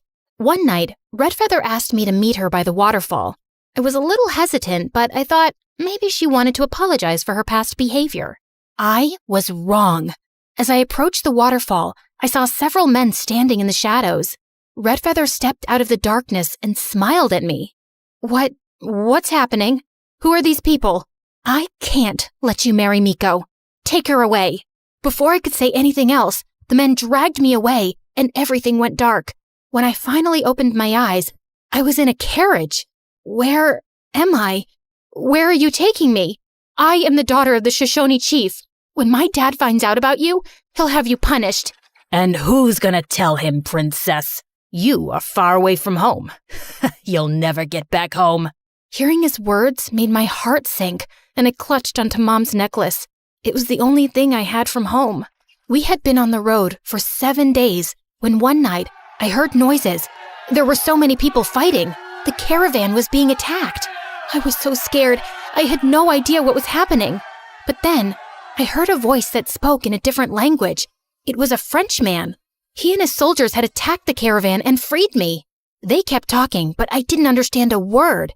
And when I spoke, they didn't understand my language either. But even with the language barrier, I knew they meant well. I didn't know how to get back home. So one of the soldiers found a nice family who adopted me and taught me their language. I was so thankful to them and all the help they gave me. Years passed and I missed home terribly. Unfortunately, we had traveled too far in an unknown direction, so I didn't know my way back. When I turned 18, I got married to a Frenchman, and just when I had my son, my husband left me. I was disappointed. As a little girl, I had thought I would go places, have a life filled with adventure, make my tribe proud. But everything had gone so wrong. But things changed when one day, 2 men, Lewis and Clark, came to my town. They had heard about me and wanted to know if I could help them find a new route to the Pacific Ocean. Sacagawea, we heard you used to be from the Shoshone tribe. We need your help to find a new route to the Pacific Ocean. I'm not sure I can help you. I've been away from my home for many years. You don't need to worry. We have maps and guides to help you. We just need your help to navigate the terrain and communicate with the locals. That sounds like a lot of work. Why should I take up the offer? Because we're headed west. This might be your chance to get home. What? All right, I'll do it. I was so excited to be joining the expedition in April of 1805 with my newborn son tied to my back on a sling, ready to set off on the adventure of a lifetime. As we made our way along the river, I helped out in any way I could. I showed the men how to find edible roots and plants, and how to identify which ones were not safe to eat. Everyone was amazed at how much I knew, and some even joked about me being the team's official hunter. It was everything my mom had taught me. We had been traveling for months, and Lewis and Clark were always friendly to me. I realized how important the mission was for them. One day, as we were crossing a river, our boat capsized. Oh my God! Our documents and supplies! All our hard work will be gone! Quickly, I jumped into action and was able to save most of the supplies and important documents. Sacagawea, that was amazing. Oh, thank you so much for saving these. I owe you for life. It's no big deal. I'm here to help, aren't I? That you are. But your bravery needs a reward. I had thought they'd give me some coins as a reward, but when they named the river after me, I was speechless. Wow, I am so honored. Just promise us you're gonna stick around with us till the end, because I know for sure we can't finish this journey without you. I promise, I will. Our journey continued for months, and when it was summer, we stepped into a land that was familiar. I ran into the forest, and when I saw the waterfall at the end, I felt like my heart stopped. I was home. It was the land of the Shoshones. I was ecstatic. When I walked into the chief's teepee with Lewis and Clark, I was stunned to see the new chief. It was Miko. Sacagawea, is it really you? Yes, it's me. But how is this possible? We thought you were lost forever. I was taken away by some men and adopted by a nice family. Miko was filled with joy, and tears of happiness rolled down his face. He then asked Lewis and Clark to give us some alone time. He called my mom and dad, and the moment they saw me, they hugged me tight. Sacagawea, I can't believe my eyes. I am so happy to see you here. Me too. I missed my family and my tribe so much. We never knew what happened to you. We searched for you for months and months. It was then the hatred I had for Redfeather came back, and I told Miko, Mom, and Dad everything. Miko had his guards bring in Redfeather from her tribe along with her father. The moment Redfeather saw me, her face went pale and she fell on her knees in front of me. You witch! I knew you were jealous of me, but how could you stoop so low? Sacagawea, I am so sorry for all the wrong I have done to you. I am sorry. Please forgive me. I wanted to tell her no, and how could she even ask for me to forgive her? But just then, Miko declared that Redfeather would be kicked out of her tribe, or else the peace pact between our tribe and hers would be broken. To my surprise, Redfeather's father didn't hesitate a bit and agreed. I apologize for what my daughter did to you. I'm ashamed of her. It was her doing. You don't have to apologize for her. Once Redfeather left, Miko and my parents asked me to stay in the tribe, but I just couldn't. I had made a promise to Lewis and Clark. While my parents agreed to let me go, Miko was making it hard. You just came back. You can't leave now. Please, Sacagawea, stay. I will, Miko. I give you my word. Once the journey is finished, I'll come back here, to the tribe, to you. Reluctantly, Miko let me go, and I accompanied Lewis and Clark on the rest of their journey. We continued on our travels, but one day, something horrible happened. As we were passing through a thick forest, an arrow hit a tree just inches from Lewis. I was so scared and desperately wanted to help my group. I quickly grabbed my bow and arrow and ran towards the attackers. I was determined to protect Lewis and Clark, and I started shooting arrows at the attackers. One of the attackers stopped, and seeing a native woman protecting the European men, he called off the attack. You are with them? Yes, I am. They come in peace. Please, let us pass. Everything has a price. Give us something. Perhaps the necklace around your neck. Will you let us pass if I give it to you? Yes. With a heavy heart, I took off my mom's necklace and handed it to the man, and the attackers left, and I ran to Lewis and Clark. I was so relieved that no one got seriously hurt. Sacagawea, why did you give your necklace? I know what it means to you. It was precious to you. For me, my friends are more precious. Your safety means everything to me. I just did what I had to do. No, you did more than that. You saved us all. I felt so proud of myself. Finally, I had done something that my parents and the tribe could be proud of. We continued our journey and finally made it. After months of traveling, here I was, standing by the Pacific Ocean. I felt like I was in a dream. The sound of the waves crashing against the shore, the smell of the salt in the air, and the feeling of sand between my toes. It was breathtaking. I couldn't believe I was here. I had been on this journey for so long, and now I was standing at the edge of the world. I realized in that moment how much I had grown. I had gone from a scared little girl who was afraid of heights to a brave and fearless woman who had gone on an amazing journey. We stayed for a month, and when it was time to return, Lewis and Clark asked me to come with them on another expedition. I really wanted to because I loved adventure, but I had other plans. When I returned home, the first thing I asked was where Miko was, and my parents told me that every morning he sat by the waterfall. So I snuck up to him and hugged him, and we both ended up in the water. Oh my God, you came. I promised, remember? Saying that, I kissed him, and it felt so right, like I was finally where I belong, finally home. Today, there are more statues in the United States dedicated to me than any other American woman. I'm remembered now as a hero and as a symbol of courage, strength, and peace for safely guiding the expedition to the Pacific Ocean. My story continues to inspire and remind people that no matter who you are or where you come from, you can always make a difference. I woke up in a cold sweat as I heard a pack of wolves howling outside. Seconds later, the cackling hyenas joined in, and then I heard the blood-chilling roar of a lion. I was surrounded. I walked over to my window, opened it, and yelled, Be quiet and let me sleep, you buffoons! Do you want me to look like a raccoon in the morning? Wow, it actually worked. They don't always listen to me. And yeah, I said the whole waking up in a cold sweat thing for dramatic effect. I'm a melodramatic girl. You see, I am surrounded by wild animals, but they're all in cages. And I live inside a zoo. Now please go away. I'll tell you the rest of my story in the morning. So yeah, I really did grow up in a cottage inside the zoo, since my parents were the zookeepers. And I know I called the animals buffoons earlier, but I didn't mean it. It's like when you call your siblings morons, but you still love them, right? The animals were my first playmates, so naturally, I couldn't quit horsing around, even in school. Listen, I can howl like a wolf. Ow! Tina, can you stop making animal sounds? You're disturbing the whole class. At least I'm not putting them to sleep. I heard that, young lady. You're staying back in recess to reflect on your behavior. The only thing I reflected on was how to prank my teacher. So the next day, when she opened her desk drawer, a tarantula casually walked out and then jumped on her arm. She screamed and flapped her arms around like a rabid chicken, then tripped on her chair and fell on her butt.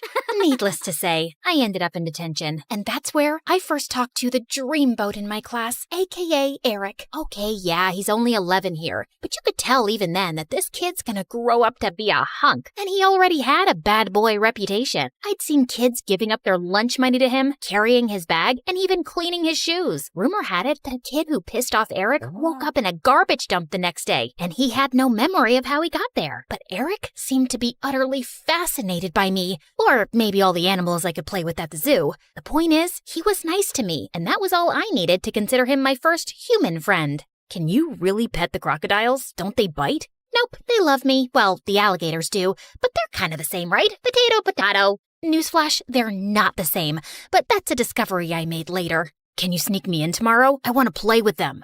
I'll have to think about it. I can pay you. Deal. I was so excited to have Eric over, and even my parents were happy to see me with a two-legged creature for once. All right, kids, your mom and I have some things to do, but feel free to roam around the zoo and don't get into any trouble. You sure you don't want me to take you around? Dad, we don't need a babysitter. We'll be just fine. Be cool, man. Be cool. Once they left, Eric turned to me. Did you get the keys? Yep. My dad had keys to all the enclosures, and I'd taken the key for the crocodile one so Eric could see them up close and personal. Now all we have to do is not get caught by the cameras. Wait, there are cameras? Yep, but I know where they are. Come on, we just need to sneak past them using their blind spots. Do you do this often? Yeah, I love feeling like a spy. Okay. I was definitely impressing Eric a lot. I could already see it. Me and Eric, prom king and queen in high school. Soon, we were standing inside the enclosure, only a few feet away from the crocodiles. Up close, they looked a lot bigger than I'd thought. I told you, I've only played with alligators before. And wow, these creatures could swim fast. And they were coming right at us. They look hungry. Yeah, maybe we shouldn't pet them. Ah, look at that one! He's gonna eat me! Eric screamed and started running frantically, and I was right behind him. Then he tripped over a twig. I crashed into him, and we both fell on our faces, and the crocodile was hot on her tail. Just then, I noticed a mirror on the ground next to Eric. I held it up and caught the sunlight, sending a blinding flash into the crocodile's eyes. It got confused for a bit as we scrambled to our feet and ran out. I locked the enclosure quickly, and Eric dropped to his knees. Oh, God. Oh, God.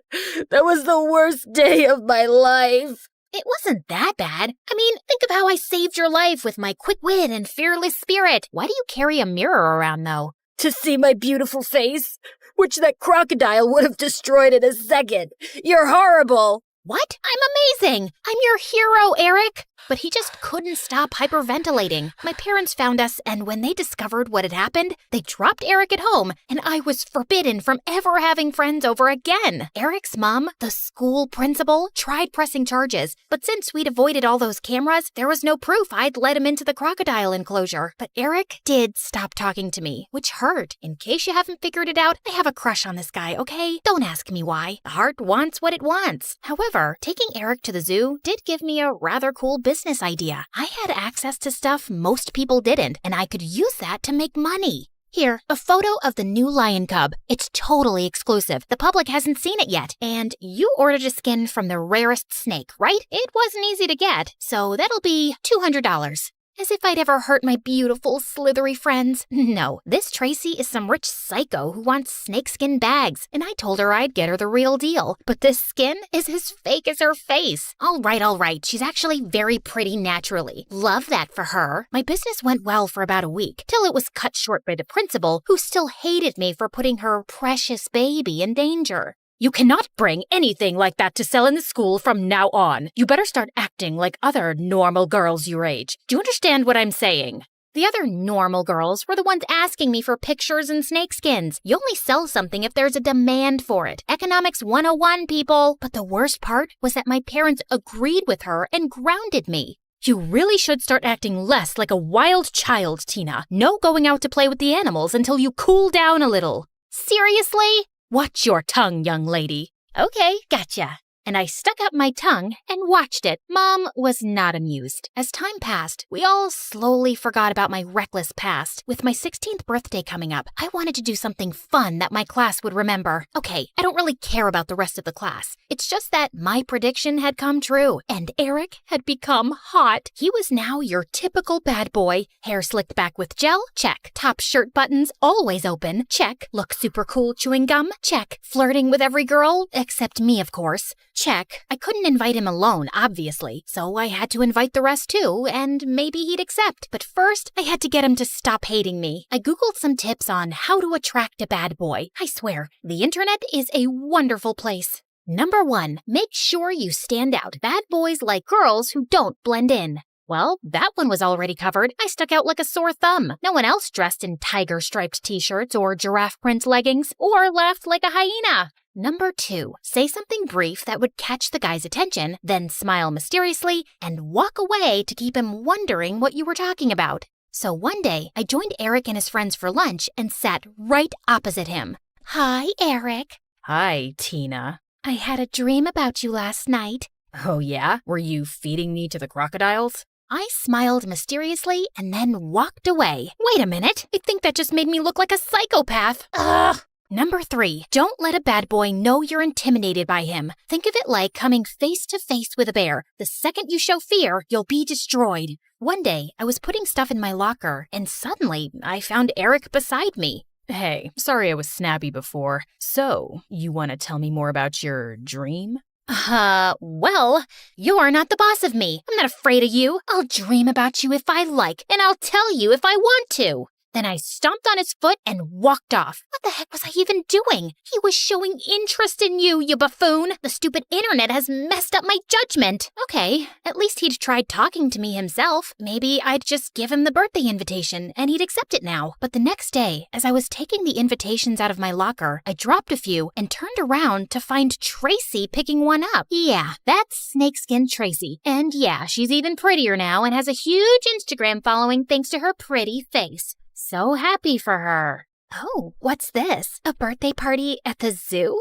Yeah, it's gonna be a banger. I know the zoo like the back of my hand, and I can show everyone the exclusive spots. And why would we hang out with you? You're the girl who nearly got my boyfriend killed. Huh? Who's your boyfriend? Eric, you dummy. How many boys have you nearly killed in the zoo? Ugh, I couldn't believe Tracy was dating Eric. I couldn't stand her. You know, a little birdie told me that you're obsessed with wolves, and one of them just had the cutest, fluffiest baby. Wouldn't you like to pet a wolf puppy, Tracy? Take a picture for Insta, maybe? Now we're talking, girl. Okay, deal. I'll come to your party, and you arrange the baby wolf meeting. Nuh-uh, not so fast. I'll make it happen if you break up with Eric and you pay me $100. What? But I love him. Can't help you then. Bye. Okay, fine. Consider it done. Here's the money, too.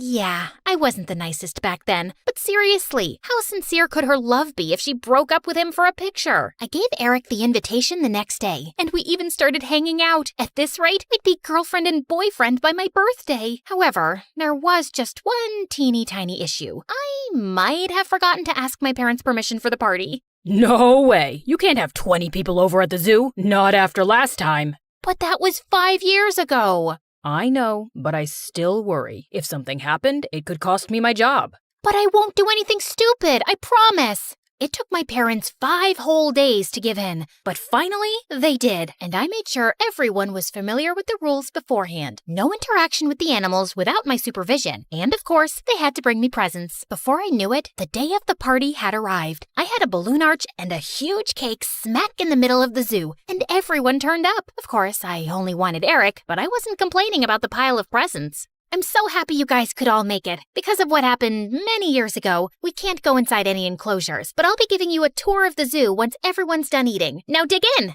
I was cutting up the biggest slice of cake for Eric when Tracy suddenly pinched my arm. When will I get my pictures with the wolf pup, Tina? Shh, don't announce it. Then everyone will want pictures. I have the key to the enclosure right here in my pocket. I'll take you when I have time.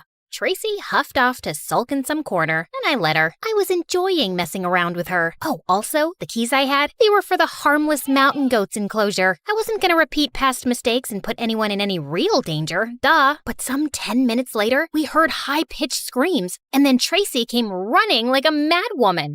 Save me from the freaking goat! Help me! Right behind her, a goat came charging in and slammed right into the food table. The kids screamed and all ran away, including Eric. It was just me and the goat left, and boy, she did not look happy. Come on, Butthead, you know me. I named you Butthead, remember? No? Nothing? Bah, bah. See? I'm your sister. Bah! It wasn't working. Butthead was stomping her foot, ready to charge me. My legs felt frozen, and I really thought that this would be my end, when suddenly... Hey, you, goat, get away from her. Hey, pay attention to me. A boy with glasses I'd never seen before was standing a few meters from me, and he was whistling to Butthead and pulling faces at her.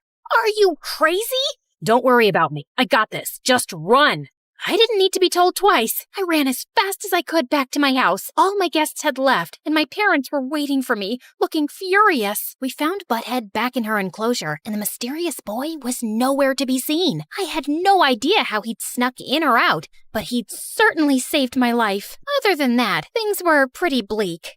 Yes, she gave me the key. First, she charged me for a wolf picture, then sent me to the mad goat's enclosure. I never gave you the key. You stole it from me. And I've never seen a goat behave like that before. You must have done something to make it so angry. Maybe it's just your face. You have that effect on some people. Trust me. But everyone was against me. Even Eric. Well, especially Eric. You're such a weirdo, Tina. And all you do is put us in danger. Just stay away from us. The zoo authorities reviewed the case, and they didn't fire my parents, but they told us we had to move out of there. I was banned for life. We moved into an apartment, and I spent the next week in my new room crying, and also very much grounded, before Dad came to me. I think it's time for you to grow up a bit, Tina. This summer, we'll send you away to a camp where you can learn some discipline. What? And well, that's how I got here. This place is boring. We sleep outside in tents, which are not comfortable, and all we do is study. Fine, sometimes we go swimming in the lake too, but mostly it's just annoying. To make it worse, Tracy was there too. Don't go near Tina. She grew up with animals and has their diseases. She might bite. Don't say I didn't warn ya. Thanks to Tracy, most people chose to stay away from me, and it was lonely. But one good thing about being here was that I had plenty of time to read about animals, which was nice. I'd always been too busy playing with animals to read about them before. I might even become a vet after this. One day, she was poking fun at me again, and I kept trying to ignore her.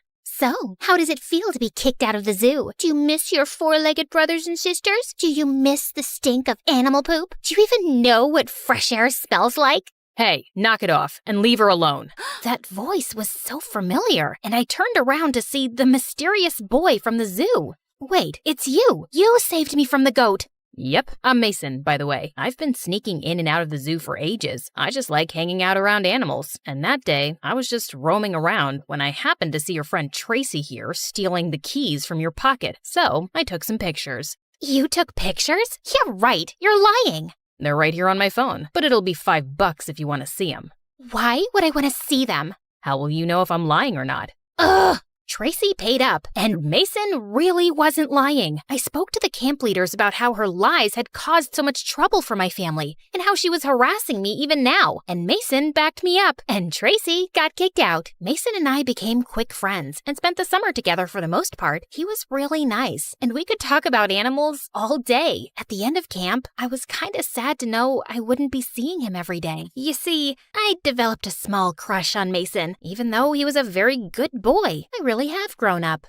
Promise to write to me every week? I will. And when I went back home, I also showed the pictures to my parents, and they apologized for not believing me before. Even my zoo privileges were reinstated, and I could visit anytime I wanted. Mom, Dad, I want to be a vet, and I think I want to change schools. I've looked up a few where they start vet courses in high school. That sounds like a good idea, and it's a very fitting job for you, sweetheart. Things were going well, except that Mason didn't really stay in touch, which made me kind of sad. I was both excited and nervous on my first day in my new school. I didn't know anyone, and I wasn't the best at making friends. Just then, someone came and sat next to me. Hi, Tina. Mason, hi! You're in my class? Or you're in mine. Either way, we're both here.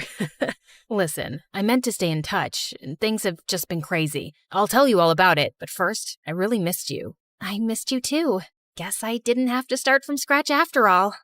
I stomped my feet on the floor, pounded the walls with my fists, and let out my most glass-shattering scream. There she goes again, throwing another temper tantrum. That was my dad, and that's me rolling around like a pig in mud. My dad was about to leave for another business trip, and I didn't want him to go. He was a wealthy, highly successful businessman and was constantly traveling the world to meet with new clients. But Dad, do you have to go? Yes, someone has to pay for this mansion and all of your expensive things. Now get up off the floor. You don't see your sister throwing a tantrum, do you? Yeah, Jenny. You look like one of those filthy goats we saw at the petting zoo. Aw, those goats were so cute. My big sister Clara gave me a disgusted look. She was a year older and always trying to make me look bad. And okay, maybe being on the floor wasn't helping my case. Growing up, my sister had always overshadowed me. When I was 6 and learned how to play the ukulele, Clara taught herself to play the violin. When I put on a puppet show for my parents with stuffed animals, Clara directed a whole play with actors and fancy sets and everything.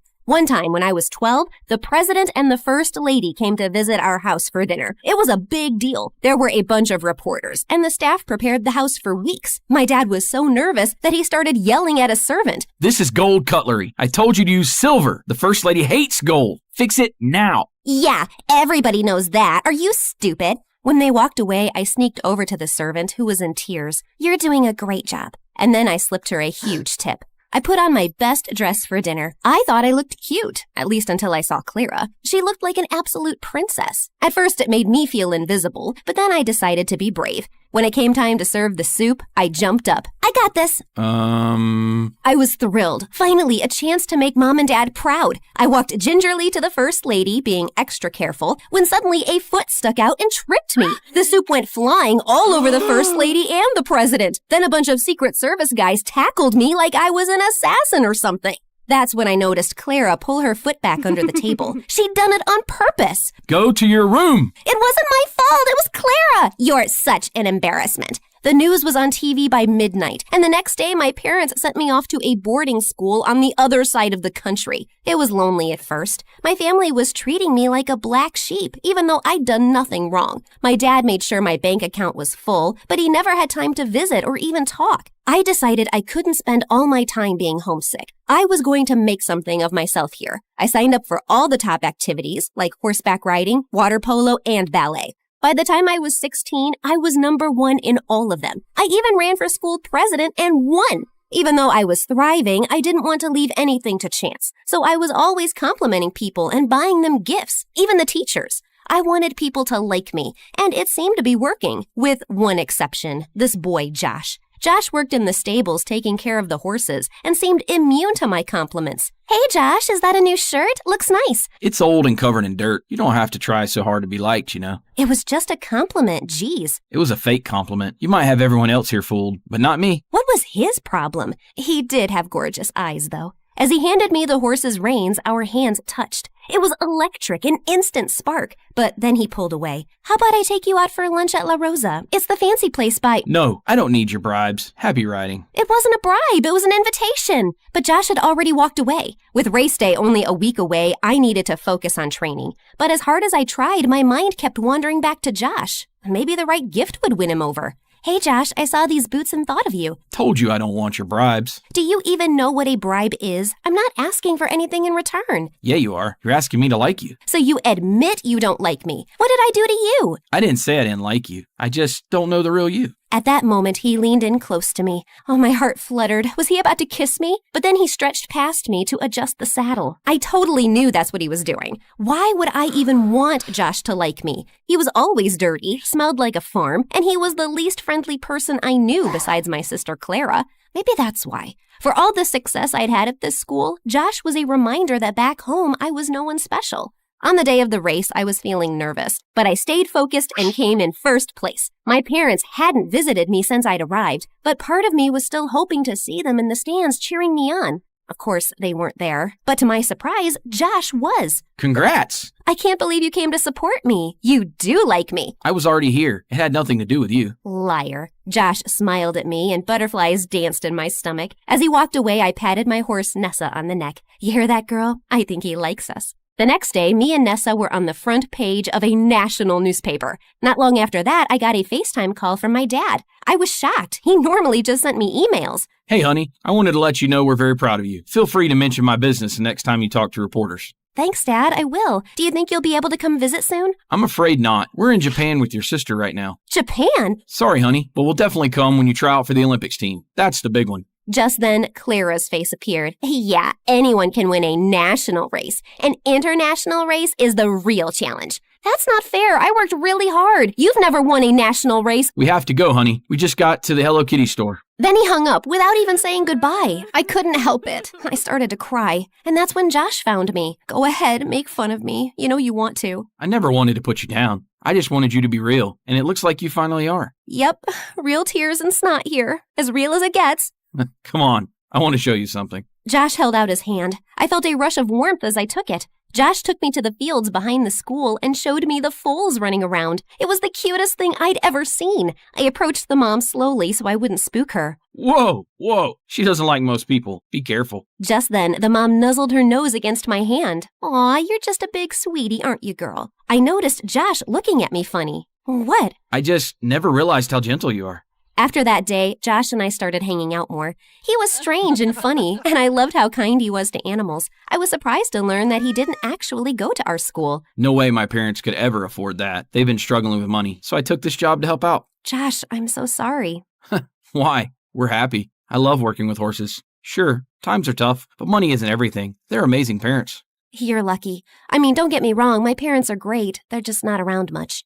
But as the months went by, I started hearing from my parents more and more often. They even came to visit. I was winning races left and right, and the media nicknamed me the Jockey Barbie. I was on TV, magazine covers. My life was a whirlwind. Honey, I thought you were going to mention my business during your interview today. I did, didn't I? Yes, but only once. We agreed on 4 times. Repetition sells. Okay, I'll try harder next time. My favorite moments were the quiet ones, just me and Nessa, going for rides before sunsets, and my long talks with Josh in the stables. One day our hands touched, and I felt that same charge I did before, but this time Josh didn't pull away. He took my hand in his and leaned in, our lips nearly touching. Ew! Are you seriously about to kiss the stable boy? Ugh! Clara's timing was the worst! I have a name. It's Josh. Oh, whatever you say, Josh. What are you doing here, Clara? Just wanted to remind you that you may think you're hot stuff now, but you're still the same old loser you've always been. Sounds like you're jealous that Jenny is finally getting the spotlight instead of you. Josh, that's not nice. Are you seriously taking her side? I just want everyone to get along. Is that so wrong? Clara rolled her eyes in disgust and left. I was hoping Josh might try to kiss me again, but he left too. At least Nessa was still on my side. You still like me, don't you, girl? Don't give me that look. Thankfully, Josh didn't stay mad at me for long. He even invited me over for dinner to meet his parents. Their house was tiny and chilly from a broken heater, but his parents were the sweetest. His mom made the best dumplings for dinner. Later that night, Josh showed me the hill where he loved to lay out and look at the stars. One day, I'm going to have enough money to open stables of my own. I'll buy my parents a ranch, and it will be filled with horses and happy animals roaming free. Sorry, I'm rambling. Not at all. I think it's a beautiful dream. Josh gazed into my eyes, and in that moment, we had our first kiss. I wish I could have stayed with him on that hill forever, but I had a race to win.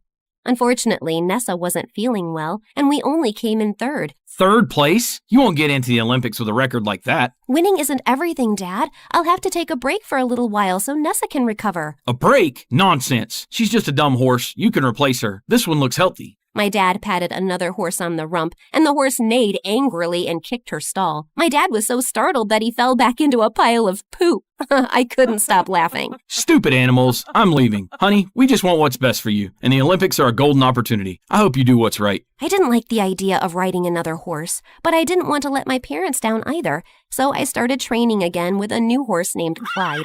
Clyde wasn't the friendliest, but boy was he fast. There was no way I'd lose now. One day after training, my parents took me to a fancy restaurant for dinner. I insisted on bringing Josh with me, even though my parents looked down on him for not being rich. They were polite enough not to say that out loud, but Clara was another story. Pass me the salt, stable boy. Get it yourself, rich girl. I'll grab it. Here you go, Clara. All evening went like that, with Clara and Josh arguing, my parents looking awkward, and me trying to keep the peace. At one point, Clara accidentally spilled her drink all over Josh. Honestly, you might actually be cleaner now. I don't have to take this. I'm leaving. Jenny, are you coming with me or staying? My heart sank. I didn't know what to do. If I left, my family might stop talking to me again. But if I stayed, I could lose Josh. I'll make the decision easier for you. I'm done. Have a nice life, Jenny. Hope someday you learn to stick up for yourself. And then he left. Geez, what was his problem? Shut up, Clara. You got what you want. The next day, I went to the stables to apologize to Josh. I'm sorry my family were all such jerks to you. Don't you think it's a little weird they only started showing up now that you're famous and successful? It's not like that. You don't know them. It's complicated. They're using you, Jenny. At least Clara is honest enough to be a jerk to your face. She's not a jerk. She's my sister. You deserve better than them. I wish you could see that. Well, maybe you should stick to horses because you obviously don't have a clue about people. Like you're some expert? You're so afraid of people disliking you that you buy them off with gifts. It's sad. And with that, Josh walked away. Ugh, he was so judgmental. For a moment, I almost threw a temper tantrum like I used to when I was 5. But then Nessa nuzzled her nose against my shoulder, calming me down. I was frustrated with Josh, but maybe he had a point. I decided it was time to make some changes. I stopped mentioning my dad's business in interviews. I still complimented people, but I made sure the compliments were sincere, not empty words to make them like me. I stopped buying everyone expensive gifts, too. Well, almost. There was still one gift left to give.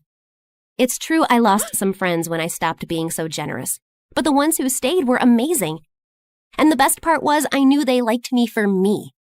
On the morning of the race, I knew what I had to do. I was at the starting line with the other racers, waiting for the starter pistol to go off. My parents and Clara were in the stands. The shot went off, and I turned around and raced in the other direction. Jenny, where are you going? You're going to lose. All your hard work will be for nothing. Sorry, Dad. Guess I just don't care about winning as much as you do. You're embarrassing this family. You do that just fine on your own. My dad turned beet red. Clara started laughing. Oh, look who grew a backbone. Go get him, sis. And with that, I spurred Nessa forward and we raced for the stables. I just hoped Josh would be there. I looked around everywhere and couldn't find him. Then I heard a voice. Did you pay to fix the heater at my family's house? Look, I wanted to ask permission first, but I knew you'd just say no.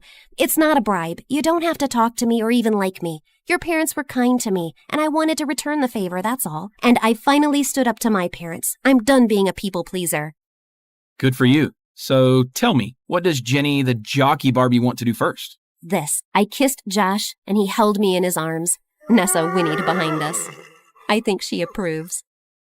Ever since I can remember, I have loved cars. I guess it's because my dad is a professional racer. I grew up hanging out with him at the racetrack, and his pit crew always treated me like one of their own. Don't get me wrong, I'm totally a girly girl. I love to do makeup, get my nails done, shop for the latest trends, and post selfies on Instagram. But given the choice between a hairbrush and a socket wrench, well, you can't fix a car with a hairbrush. The year I turned 16, my dad was in a terrible accident while racing. It was so hard for my mom to see him in the hospital, but I did the best I could to help by keeping my little brother and sister in line while she was visiting him. I cooked and cleaned, and sure, I hated it, but I had been raised with a pit crew mentality. Everyone pitches in. I missed my dad, and I couldn't wait for things to get back to normal. At night, I would watch NASCAR videos on my phone under the covers, dreaming of the day that it would be me driving. One day at school, our mechanics teacher said he was offering extra credit for anyone who wanted to work on fixing up an old car after class. My arm practically came out of my socket as I raised it to volunteer. The boy sitting next to me sneered.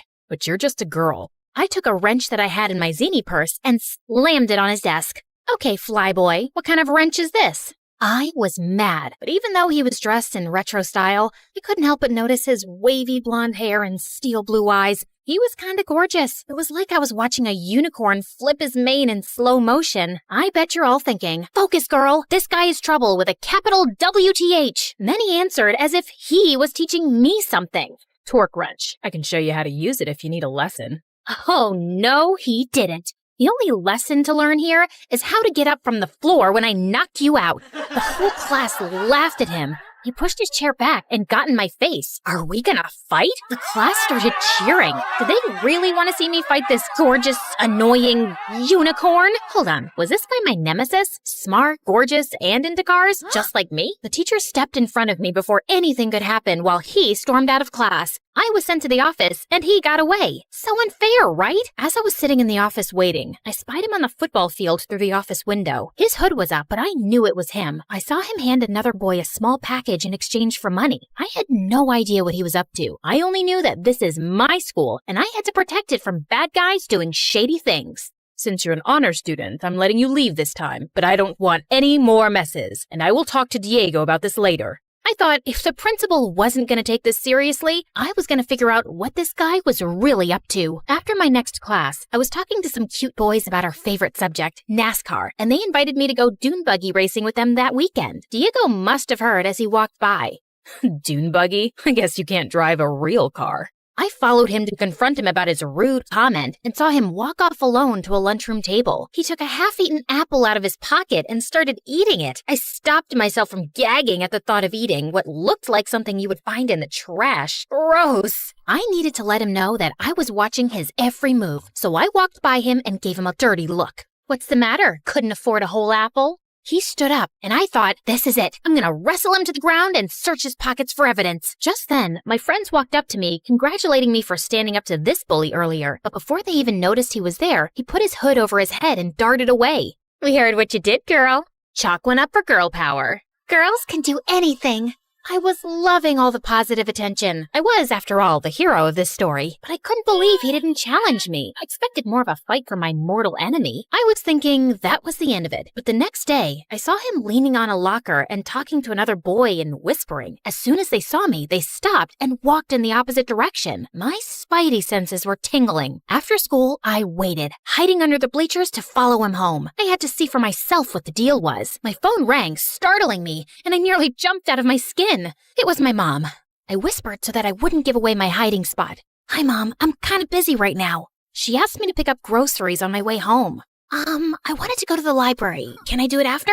I felt bad lying to my mom, but I needed to have time to confront this worm, Diego. He came out the back door of the school, walked across the field to a hole in the fence, and slipped through.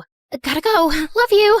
I followed him. And as I hid from sight, I saw him walk up to this small, broken-down house. 3 little boys came running out to hug him. It was the first time he smiled all day. Hi, guys. Come on, let's get you into the house before... Just then, a loud car pulled up to the house, and Diego hurried the kids inside for safety. A very large, scary man leaned out of the window and just stared at Diego. Diego was clearly intimidated by this man. He dove into the house like he was trying out for the swim team. The car spun its wheels, screeching so loudly I had to cover my ears, and it took off down the street. But before it left, I managed to take a picture of the license plate. I knew he was up to no good, and now I had the proof. The next day after school, I waited for Diego again, but this time, I stopped him before he ducked through the gate. What are you doing here? What's going on? Are you breaking the law? Because we don't tolerate that in this school. I mean it, Diego. Why are you spying on me? Don't you have a life? I'm super connected at this school. I know everyone. And if you think that you're gonna... Okay, fine. I'll tell you, but just to get you off my back. That's Leo. He keeps asking me to work for his chop shop, where they steal and sell illegal car parts. I knew it. You're a criminal. Suddenly, he got really calm and touched my arm. We locked eyes, and for a second, I couldn't explain it, but I wanted to kiss him so badly. I know what you guys are thinking. Love him or hate him, girl, but pick a lane.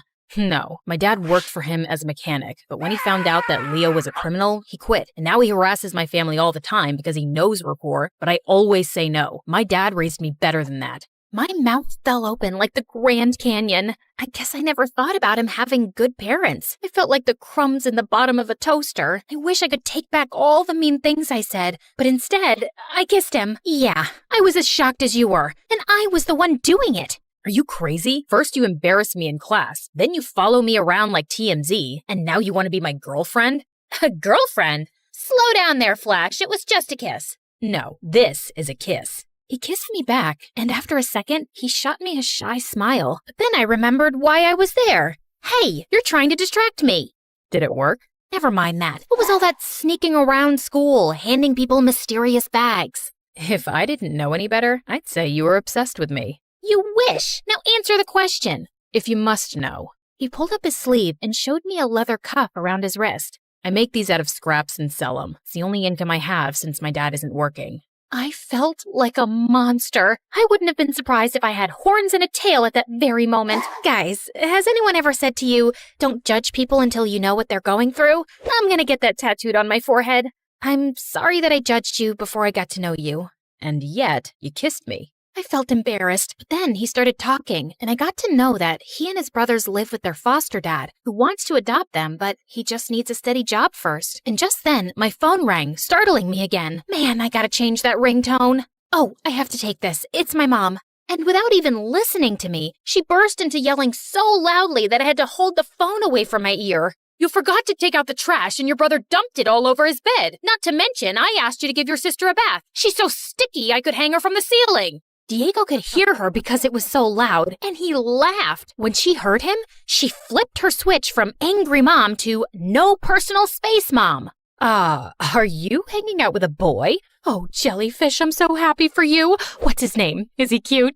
I was mortified. Didn't she know he might hear her? Mom, I'll be home soon, okay? She ranted on like a teenager on a sugar rush and yelled louder. Don't rush on my account. Hello, Jellyfish's new friend. Ugh, bye, Mom. I hung up and wished I had a time machine to erase that horrible moment. Parents, right? I'd better go. Okay, see you tomorrow, Jellyfish. Ugh, Mom. Ugh. Well, I couldn't stop thinking about Diego and how they barely had money for food. On my way home, I stopped and bought food to give them. When I got home, my mom saw the extra food, and before I had a chance to explain, she lost her mind. Are you kidding me with all this extra food? Do you want the kids to call you Gigantic Gigi? But no buts. Except your butt'll get even bigger if you eat all this food. I was so angry. And besides, I have a great butt. I'll bet JLo's mom never said that to her. Well, I asked her to calm down, and then I explained to her. After that, she flipped her crazy switch back to sweet again. Oh, why didn't you say so? Let's go bring these to him. She grabbed her keys, and my jaw hit the floor. How could she go from steaming hot to ice cold at the drop of a hat? We pulled up to Diego's house, but he burst out of the front door. What are you doing here? Did you tell child services about me? I knew I couldn't trust you. Was I dealing with another crazy person? Then I saw his little brother snuggled behind him in the doorway, and I realized he was protecting his family like a lion protects his pride. We just brought these groceries. We don't need your charity. Oh, that's too bad, because I brought peanut butter and jelly. His little brothers trampled him like a herd of gazelles. Peanut butter and jelly? Yay! I giggled at their unabashed honesty. Thank you, nice lady. Diego told them to take the groceries inside. Sorry, I might have overreacted.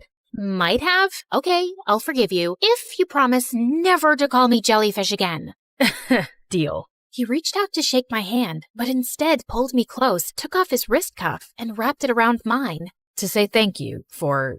And just then, my mom honked the horn and interrupted us. Parents, right? Just as we were about to pull away in the car, that same scary dude came screeching around the corner in his loud car. He pulled up next to my mom's car. I was freaking out. Was he going to try to steal my mom's car or hurt her? Stop. Don't you dare try anything. I will not. He tried to stop them, but they laughed and scratched our car just to terrify him. Mom ducked me into the car, and she floored it and sped off down the street like Mario Kart. That Diego is nothing but trouble. You are never going to see him again. No matter what my mom said, I couldn't wait for school to see Diego. But when I got there, I found out that my mom had called the principal and gotten him in trouble, so he would have detention all week. I tried calling Diego, but he didn't answer. So after school, I rushed to his house. Better you listen to your mom and stay away from me. I don't want you to get hurt. I dashed towards my house and slammed the door open so hard that it shook the wall. Everything okay, Jellyfish? No! You got Diego detention, just so that you could stop me from seeing him? You know he's a great guy. And first, you want me to be friends with him, then you don't. Why have you been acting so crazy lately? I just wanted you to be safe. Since your father's accident, I'm afraid of bad things happening to you, and I just want to protect you from getting hurt. I just love you so much. Oh, Mom, but you can't wrap me in bubble wrap for the rest of my life. You raised me as a strong, smart girl, and you need to trust that I can make good decisions. You're right. I guess I'll return that bubble wrap. And then the next day, she went into high gear and fixed everything. She got Diego out of detention and reported the shady guys to the cops who got arrested. And the next month, my dad got back on track. And Diego's dad got a job with my dad's pit crew, allowing Diego and his siblings to finally be adopted. Diego was so thankful that he made me a PB&J sandwich in the shape of a heart and asked me to be his girlfriend. I, of course, said yes and immediately called my mom to tell her. You called to tell me your happy news first? Well, yeah, you're my best friend and the best mom. I love you. I love you too, Jellyfish. I couldn't help but be so grateful that Diego taught me not to be so quick to judge someone. You never know, they could wind up being family.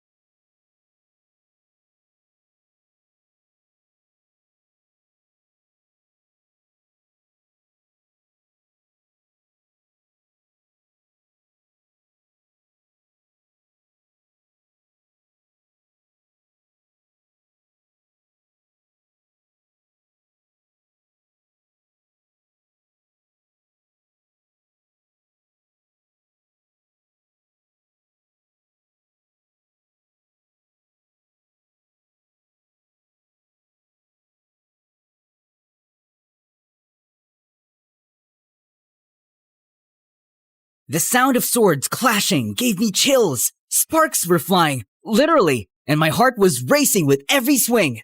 The fencers moved like ninjas. Every hit was sharp, and every dodge was smooth. Oh, how I wish I could move like that. Unfortunately, I was built different. I'd been trying to pass the fencing team tryouts for a while now, but my coordination had other plans. I would just trip over air and smack my face with my practice sword. After the match, I suddenly remembered that I dropped my ID earlier near the back lot. Completely distracted, I headed there while replaying every flawless fencing move in my head.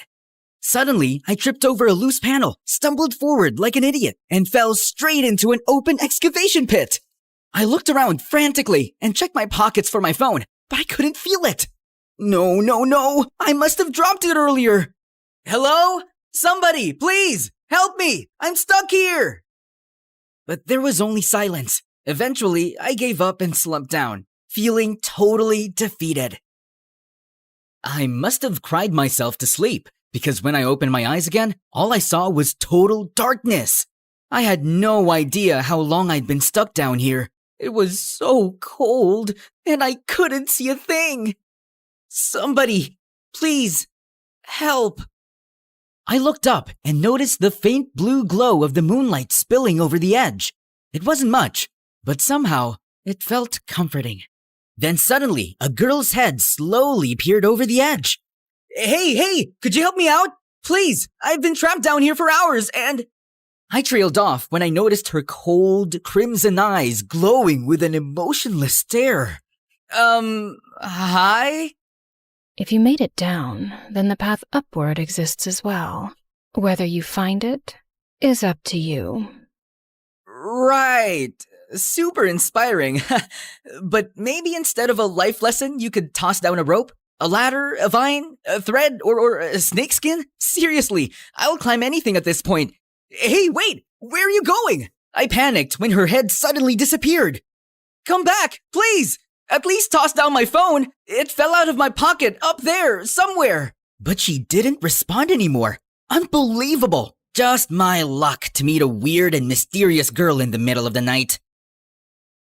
Suddenly, her head reappeared, and this time, she was casually holding my phone. Are you referring to this? Yes, that's mine! Please, if you're not gonna help me, just toss it down at least and... If you want it, then climb. Wait, what? I was at least 20 feet down. I can't. It's too high, and I have the strength of a baby. Strength begins when you choose to reach for what seems unreachable. Okay, I'll try. At first, I jumped weakly, but I felt so pathetic, so I hyped myself up and pushed harder, clawing my way up the dirt wall as if my life depended on it. Finally, with one last desperate lunge, I jumped higher than I ever thought possible, scaling the wall like Spider freaking Man, and pulled myself over the top. Whoa! I did it? Wait, I actually did it! Somehow, this strange girl made me find strength I didn't even know I had. I stood up and finally faced my mysterious savior, her silver white hair standing out in the dim light. That was intense! Thanks for the motivation. What are you doing here at this hour, by the way? And what's your name? Then she turned to me, and my heart nearly stopped. Holy mother of hell! Up close, she didn't look real. She wasn't just beautiful. She was otherworldly. This is one of the many reasons I never wished to visit here. But oh well, I suppose I had no choice. What are you talking about? Where are you from? But she just ignored me and drifted off like a beautiful lantern. Hey, wait! Can you at least tell me your name? We turned a corner, and just like that, she was gone. I searched all over the school, but it was like she vanished into thin air. What if she was actually a ghost?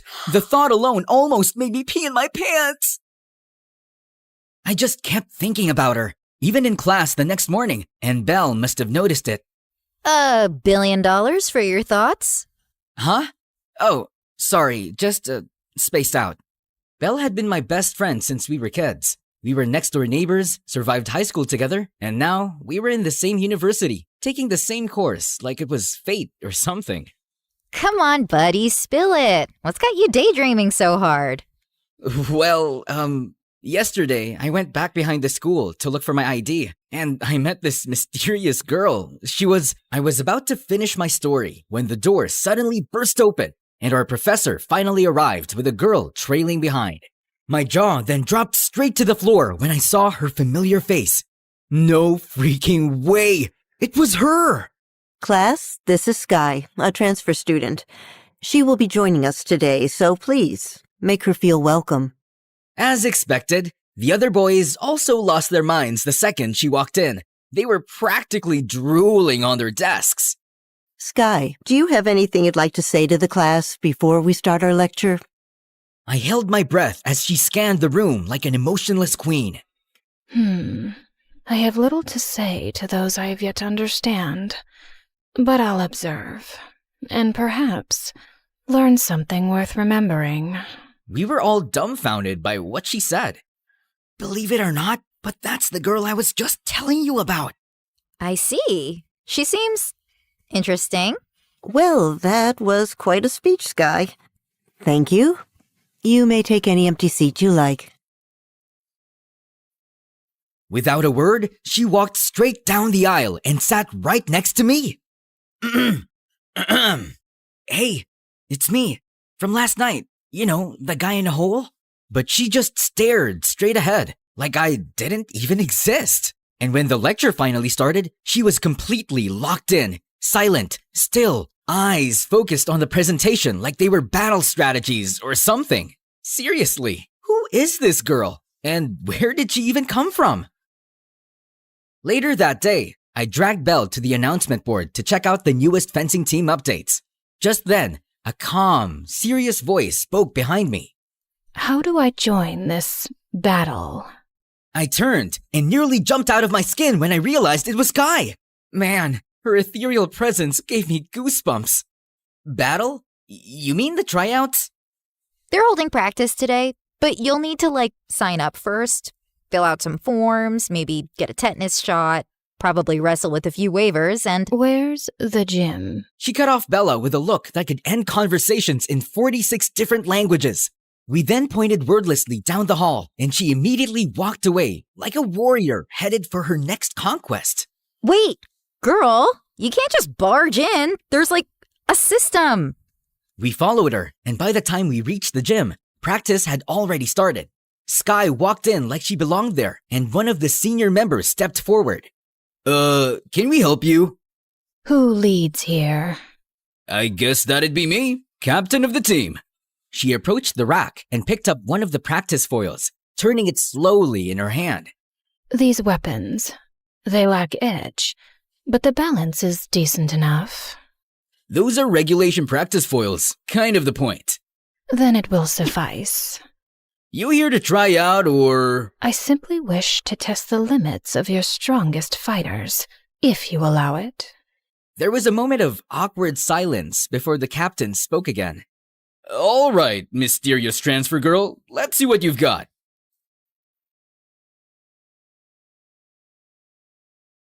What the? Sky then turned to the rest of the team like nothing had happened. Next. 2 more stepped in, then 3, 4, 5, 10.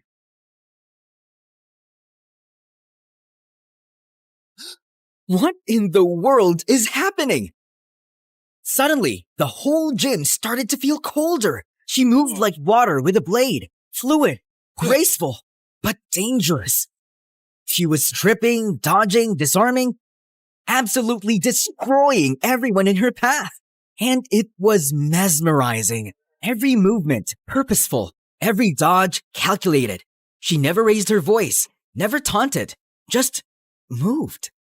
Bella and I just stood there, frozen, totally speechless, after beating the final fencer with one clean move. Well, that was quite insufficient. And just like that, the entire gym went silent. Since then, some people started getting scared of her, while others just fell harder. Meanwhile, Belle started getting extra suspicious about her. It's really weird. She just waltzed in and wrecked everyone like she was brushing lint off her shoulder. I mean, maybe she's just really good? She is, but there's something off about her vibe. She might be hiding something, and I'm gonna find out what. Just because she looks like a Barbie doesn't mean she can't be that strong and skillful. She's literally so cool. You have a crush on her, don't you? What? No? I mean, she's really, really beautiful and... Whatever. It had been a while since she sulked like that, and it was cute. You better stay away from her from now on, okay? I think she's dangerous. I just nodded, but deep down, I wasn't scared of Sky at all. I was hooked. After that day, I started noticing her in every club and tournament. Polo, martial arts, taekwondo, even logic and strategy games. Anything competitive, anything that required skill. She joined and won every single time. But she never celebrated, never even smiled. It felt like watching a boss-level character trapped on beginner difficulty. Nothing here seemed to challenge her. One time during a swimming match, she moved through the water like it was part of her. Fluid, swift, unbothered. She was like a mermaid trained by the gods of war. No splash, no struggle, just pure, effortless power. Another time, I saw her watching a freshman student from the martial arts club, a shy girl who always kept to herself and stood in the back. Without a word, Sky walked over, gently adjusted the girl's stance, then stepped back and nodded once. The girl blinked, startled, then smiled like someone had finally seen her. Sky didn't say anything else. She just returned to her corner and resumed her own training. But that one gesture said everything. She wasn't just strong, she inspired strength in others. Who really are you, girl? One day, Belle came up to me and slapped a notebook on the table. It's time to put on our detective hats. We follow her, subtly. Define subtly. These. Midnight Stealth Tint, limited edition.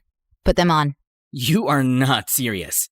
I've never been more serious in my life, Eli.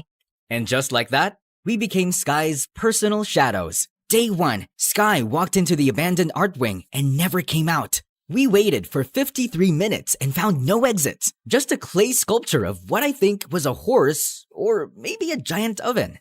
Day two, she went to an aquarium and underwater zoo and had a staring contest with the sea creatures for 2 freaking hours as if they were besties or enemies. Day 3, we caught her standing under a flickering hallway light for a full 5 minutes, unmoving. She was just staring into the corner. She's talking to the shadows. She's just probably checking that wall paint. Or maybe she's possessed? Wait, what if she's a spy? Oh, a vampire. She's totally a vampire. Eli, this is serious. Just then, we both screamed when Sky looked directly at us from 50 feet away, even though we were clearly behind a potted fern. One night, after watching a horror movie that Belle swore wasn't scary when it actually was, we stopped by a convenience store to grab some snacks. The store looked quiet, just us and the bored cashier. Just then, 2 sketchy guys in knockoff tracksuits stepped up to the counter and turned to us. Well, you 4 look loaded. How about a deal? 4? There's only 3 of us here, and... We turned and saw someone I didn't expect to be here. Sky! She was silently reading the back of an ice cream tub like it was ancient prophecy. We'll take $1 billion, or someone's getting folded! Dude, we're literally just college students. Do we look like we own 108 yachts and private islands to you? Honestly, no. But I don't care. Just hand over everything you've got. He then shoved me straight into a shelf of ramen, and I almost passed out. Touch him again, and I swear I'll make you cry like a little boy who dropped his ice cream on a poop. But the jerk just laughed at Belle and grabbed her arm. Before I could even get up to stop him, the light started flickering, and the air suddenly got colder. Sky suddenly stepped in and grabbed the goon's wrist, twisted it with a crack, and yeeted him into a snack shelf so hard he passed out on impact. She then turned to Belle like nothing had happened. Are you hurt? I think I'm in love? She just nodded once, turned, and started walking out. But just as we thought it was over, the other jerk stumbled outside and somehow got into a freaking bulldozer. I'm taking down this whole store and taking you broke and useless college kids with it! Belle and I panicked, but Sky just calmly stepped forward and grabbed the front of the bulldozer like it was a freaking shopping cart. Then, without a word, she lifted it, and yeeted the entire machine into a glowing thing that appeared out of thin air. Gone, just like that. What the? Belle, did you see that? But Belle was already out cold on the floor, straight up passed out from disbelief. I couldn't stop replaying it in my head later that night. Sky was literally out of this world. Like, she lifted a bulldozer. Who does that? But what bothered me more was me. I couldn't even stay on my feet long enough to protect Belle. The next day, I saw this tiny scratch on her forehead, and my stomach flipped. I was such a loser. All I did was stand there and breathe dramatically. It was sunset when I wandered to the back of the school to get some air, and I was surprised to see Sky just standing there, perfectly still, half in shadow like she was about to disappear through the crack in the earth. Hey, you saved us last night! You were like a superhero! Seriously, why are you even that strong? Belle could have seriously gotten hurt, and I couldn't even help her. I panicked, and you showed up like a force of nature, coming like a hurricane. Apparently, she had no plans to speak, so I finally gave up. Anyway, I just wanted to say thanks, and sorry for being totally weak and useless. And that was when she finally looked at me. You carry too much shame for someone who stood up. That is more than most would do. But it wasn't enough. Strength isn't always loud or immediate. Sometimes it begins when you decide to stop running. I didn't know what to say. Her words just echoed in my head. If you still wish to change, then follow me. I just found myself following her like a clueless puppy as she led me behind the trees until we stopped at a tall brick wall. Then, with a flick of her wrist, she summoned this glowing thing again. A strange, shimmering light pulsed in the air like it was alive. I must be dreaming right now. What's happening? What is that? She then stepped through it like it was nothing, and without thinking, I followed. Suddenly, I was standing in a massive, dimly lit space. Blades lined with the walls, swords, spears, weapons I couldn't even name. Let's begin.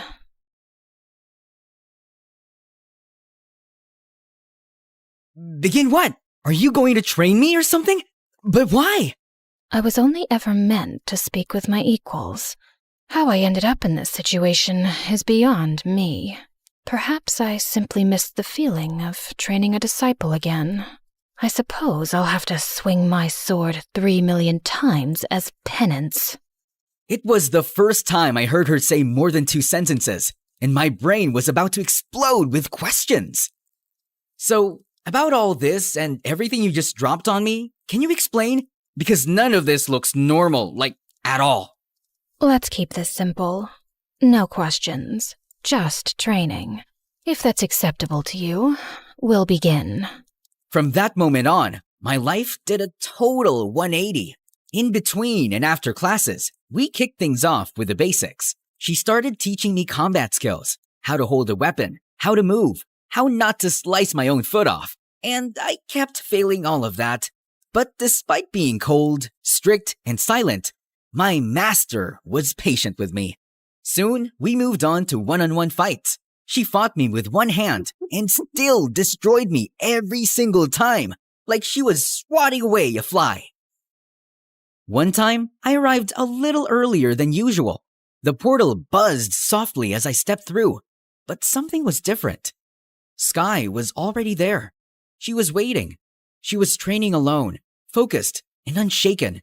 With a sword in hand, she moved through a relentless series of drills. Strike, spin, parry, recover, over and over. Not a single break. Only 2,972,000 left. I froze. She wasn't counting victories. She was counting some kind of punishment. I stood there, hidden in the shadows, and for the first time, I realized she wasn't just strong.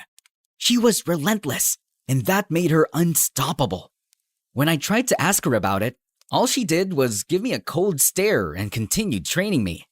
As the days went by, Belle got more and more suspicious of my frequent disappearances, but I kept throwing out excuses. Until one day, she caught me sneaking back to class looking like a total mess. Okay. You've been disappearing, coming back looking like you lost a duel with a garbage disposal. Talk. I was jogging? Try again. Belle? Spill it. I saw you with Sky. You're doing something sus with her, aren't you? You were following me? Are you kidding? I've got notes, charts, a full Sky timeline. Okay, fine. I'm training with her. Training? For what? Is this like fencing? Demon hunting? A secret society initiation? To become stronger. Eli, I know you. You're soft. You're gentle. You cry during dog food commercials. But I'm tired of being weak, of always being the one who needs saving. I couldn't protect you at the store. I saw that scratch on your forehead and, Belle, I hated it. I hated myself. I'm done feeling like a loser. Yeah, but she's weird. She's powerful and quiet, and we don't know anything about her. I did a background check. Nothing came up. No school records. No socials. It's like she didn't exist until the day she showed up. What if she's from another world? Or a different dimension? What if she's dangerous? I didn't even know what to say because I myself was wondering too, because Sky never answered my questions. I just miss my best friend, you know? I'm still here, but I need to do this. For you. For me. Belle didn't smile, but she nodded. Okay, fine. Just don't get possessed or anything. No promises. A few more days of training passed. Bruises, sore legs, and Sky silently judging my every move. But somehow, I got better. Then came the next fencing tryouts. I stood at the edge of the gym floor, foil in hand, heart pounding. The whistle blew, and I finally moved. No tripping, no freezing, just focus, speed, and everything Sky drilled into me. By the final strike,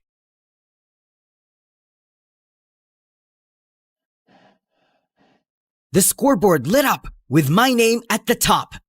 I passed. I actually passed this time. Finally! The seniors clapped me on the back. Who trained you, man? A ghost? Maybe a goddess. Still not sure. I left the gym feeling like a superhero with only one thought in mind. I needed to tell Sky about this, so I ran straight to the portal. But when I stepped through, she wasn't there. The room was empty. I looked for her everywhere, but there were no traces of her. She hadn't shown up in days, and it was driving me crazy. Then one night, just as I was about to sleep, I suddenly felt that familiar chill in the air. I found myself walking to my balcony, as if something is calling me.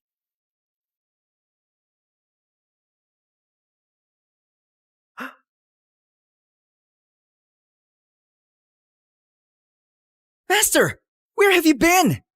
I need to go. There are matters I must attend to. What kind of matter? There is no point in explaining which you cannot yet understand. Okay, fine. But before you go, can you at least tell me something about yourself? Or at least, where are you from? To live in itself is a blessing. But once a person dies, the bonds he once had with this world shall all turn to curses. Huh? No need to fret. These are just my thoughts. Soon, you'll know and understand everything. But how? You'll see. she raised her hand, summoning another portal. And without a word, she stepped through it. And now, she was gone. I suddenly felt so empty, like something had been pulled out and taken with her. No one knew where she went. Not the school, not the staff, not even Belle and her resources. Until one afternoon, she barged into my room like a hurricane. Eli, you need to see this, like right now. What is it? Genshin Impact's newest playable character. What about it? I hadn't opened the game in almost a year, so I wasn't updated. She shoved her phone into my hands, and the moment I saw the screen, I swear my soul left my body. White silver hair, crimson eyes, a massive sword on her back. Same cold stare, same grace, same everything. What kind of sorcery is this? And then suddenly, it all made sense. Skirk. So that was your real name, huh? Brace yourself, Skirk, because I'm gonna log back in and unlock every answer you never gave me.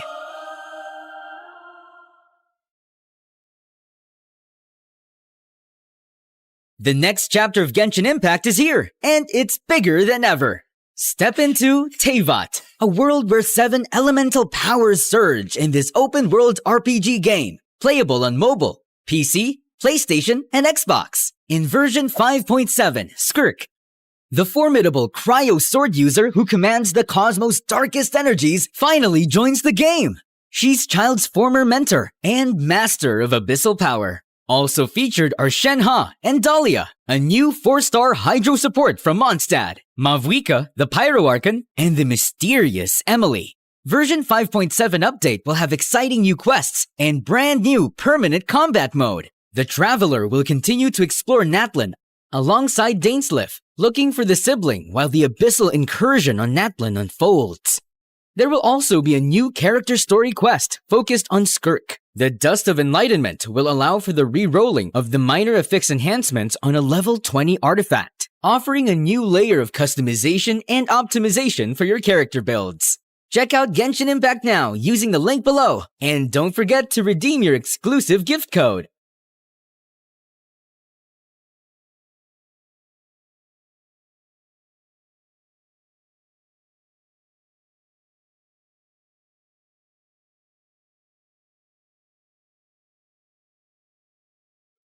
Good day, everyone.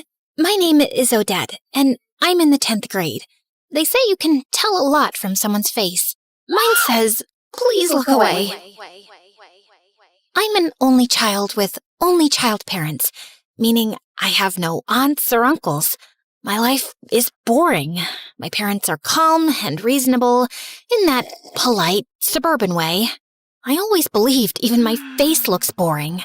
You know, Odette, it's time to have some purpose in your life.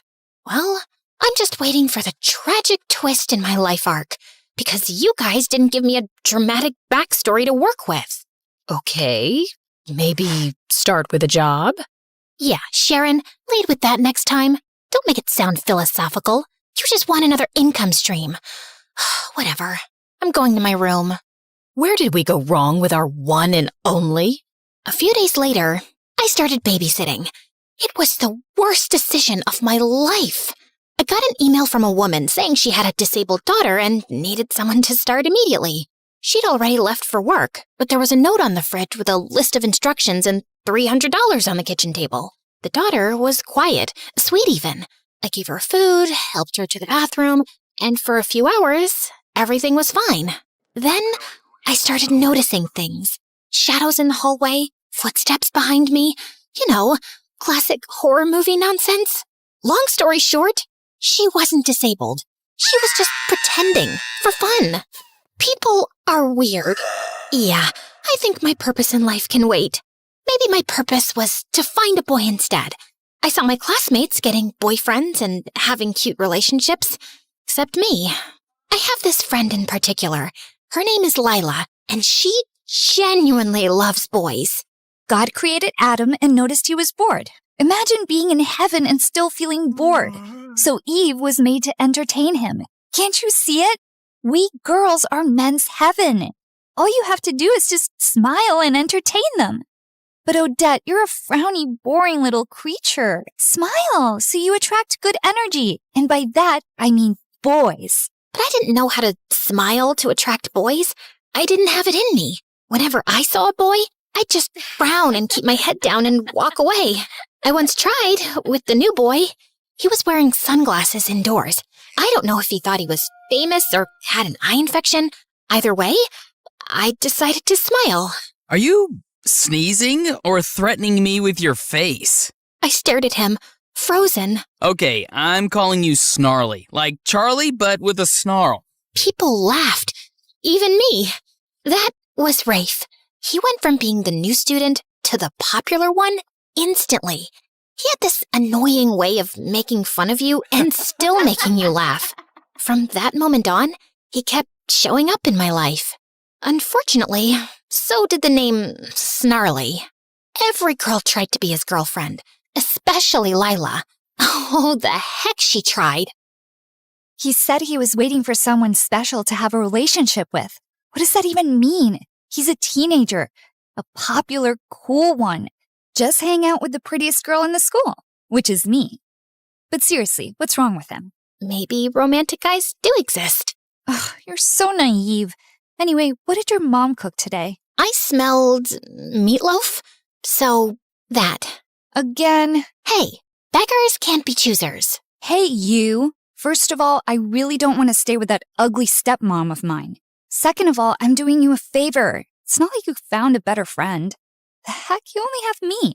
So shut up and get me some meatloaf. Lila didn't exactly have a calm life.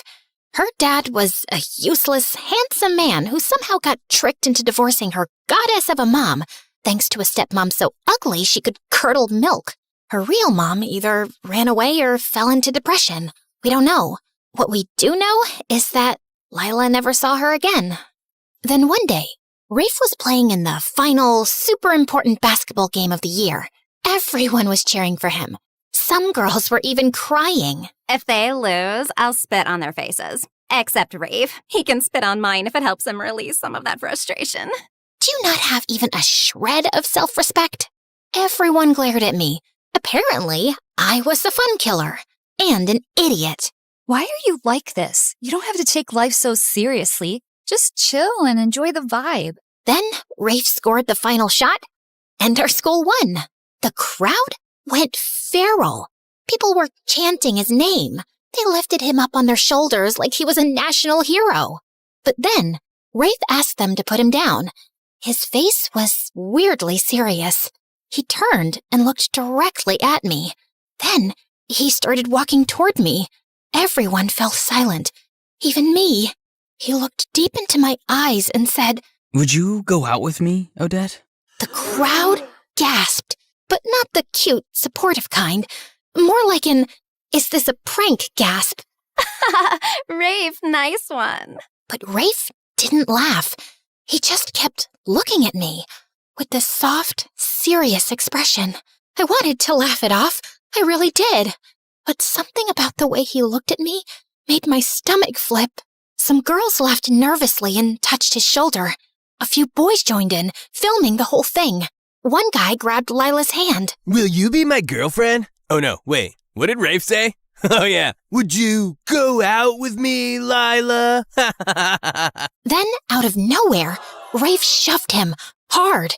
The laughter died instantly. Then he just turned back to me, calm as ever. So... Just say yes for now. Let's see where this goes. Yeah, I'll go out with you, Rafe. He grinned from ear to ear, picked me up on his shoulder, and carried me away. Everyone just stood there, blinking, whispering, filming, trying to figure out what had just happened. And from that day on, my life changed forever. For a while, everything felt perfect. Rafe and I became that couple, walking the halls hand in hand, skipping class to sit behind the gym and share terrible vending machine snacks. My parents were totally against me dating Rafe. I don't get it. He's handsome, funny, and successful. Yeah, but something's off. Like how he just sat in our living room with his feet on the coffee table.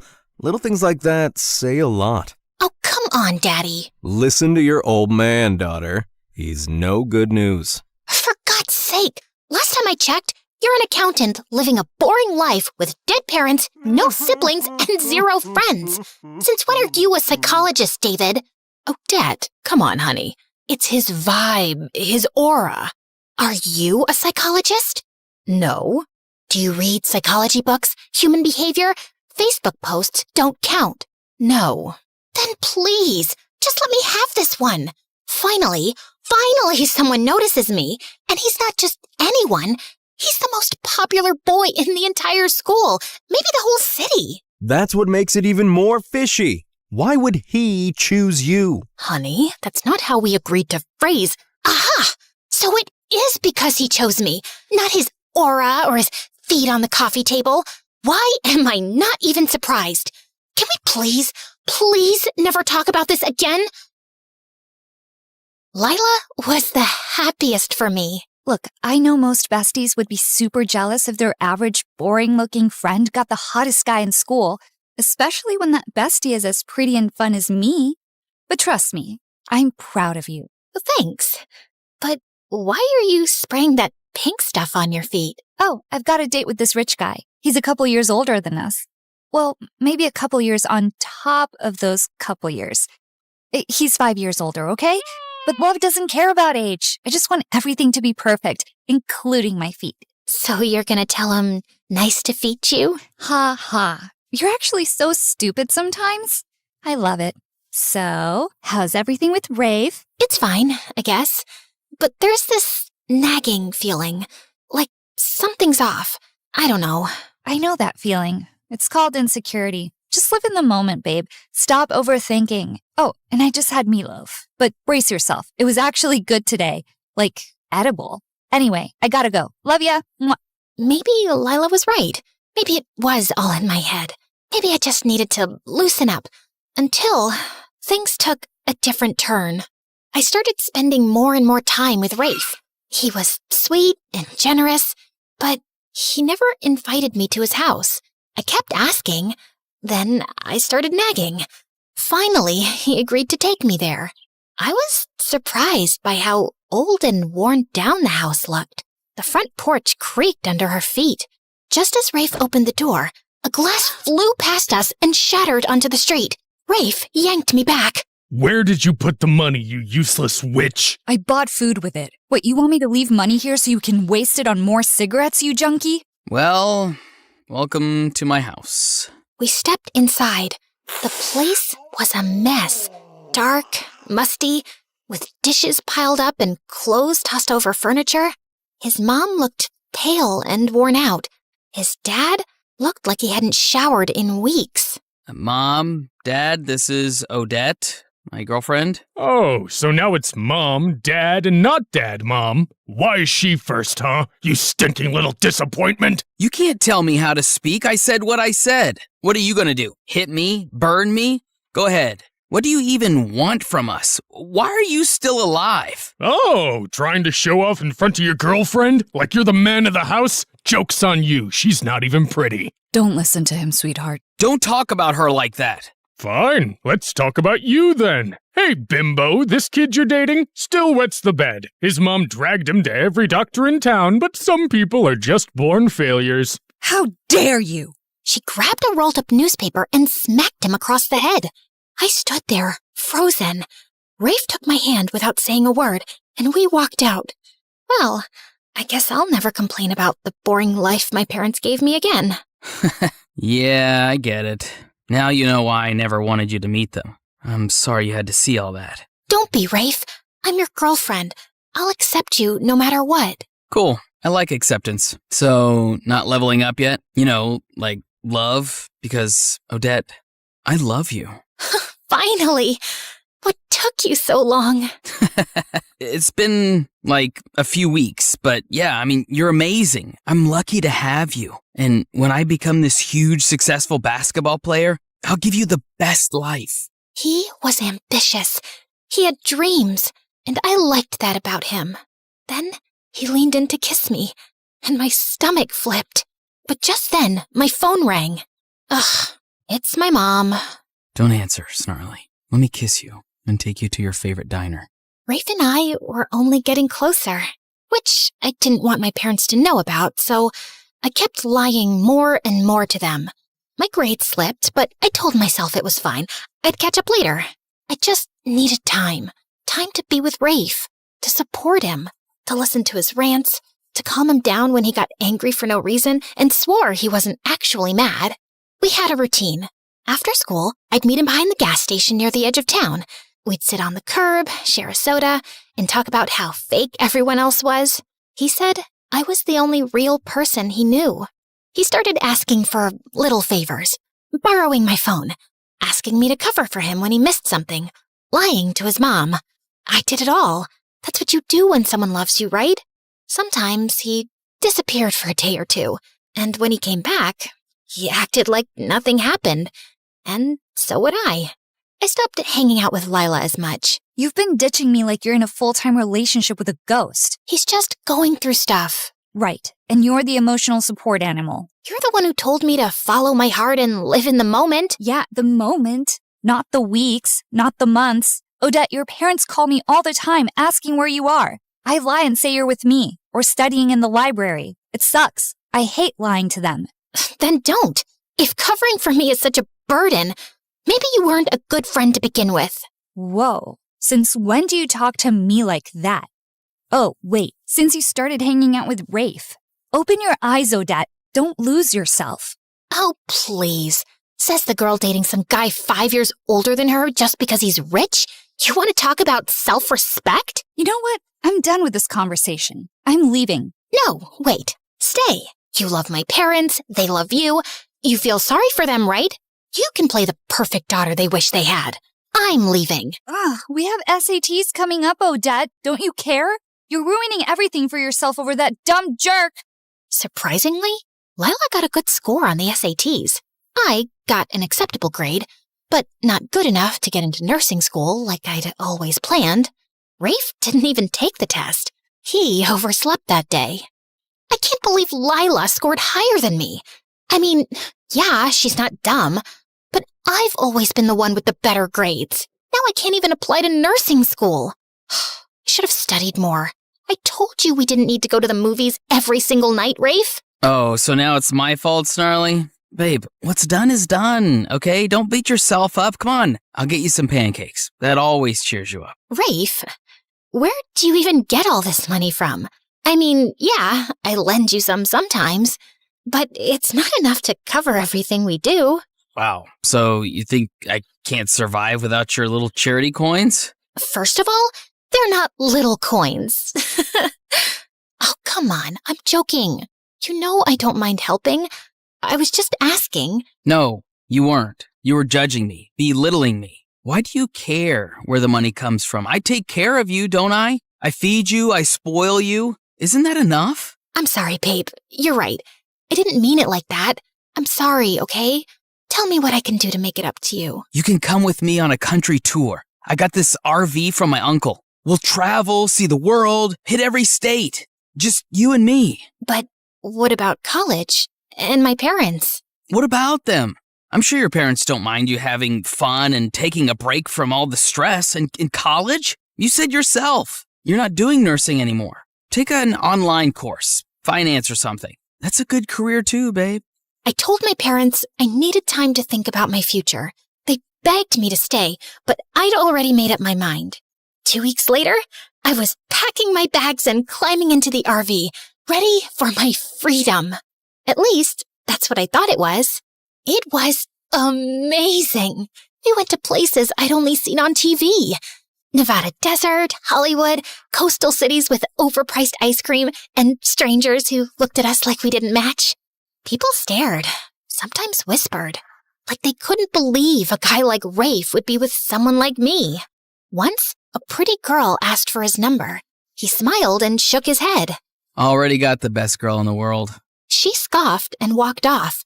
He never saw me watching, but for the rest of the day, I couldn't stop smiling. I once posted a picture of us eating instant noodles on the RV steps. The caption said, "Love in the little things." It got a lot of likes.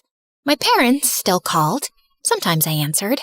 And sometimes they were just yelling, begging me to come back. Eventually, I stopped picking up. Once, in Wyoming, there wasn't much to do. I went to sleep early. When I woke up, Rafe wasn't next to me. I called him many times, and it went straight to voicemail. Evening came, and still nothing. I decided to look around for him. Just as I stepped out of the RV, a police officer, a woman, was walking up, about to knock. Miss Odette, you're under arrest. Anything you say or do can be used against you in court. What the actual heck? She flipped me around and cuffed me. I tried to resist, tried to ask what was happening. She didn't answer, just shoved me in the car. The RV is stolen. I mean, what else do you think we deal with out here? The Wall Street crash? What? It's not even mine. No kidding. That's exactly the problem. The guy who actually owns it just reported it's stolen, and he says you were the one driving it around. Can I make a phone call? I'm allowed one, right? Ugh, these movies. Everyone thinks they get one call. Fine, go ahead. Call the president if you want. I called my parents, and I prayed they come to help me out. What do you mean, arrested? Odette, where are you? Wyoming? Is that in Japan? No, honey, give me the phone. Sweetie, that's like 7 hours away from here. Yeah? And I'm your only daughter. We're coming, honey. Just stay strong. Just then, Rafe showed up. Where the heck were you? I ran to him, hitting his chest with both fists. The officer stepped in and pulled me back into the cell. You don't have to lock her up. I talked to my uncle. He's coming to sort this out. That jerk filed a report because I'm behind on paying him back. Where were you, Rafe? You've disappeared before, but this time I was alone in a strange place, scared. And your uncle reported you? Nothing about this adds up. I'm sorry, but I called my parents. I think I'm gonna stay with them for a while.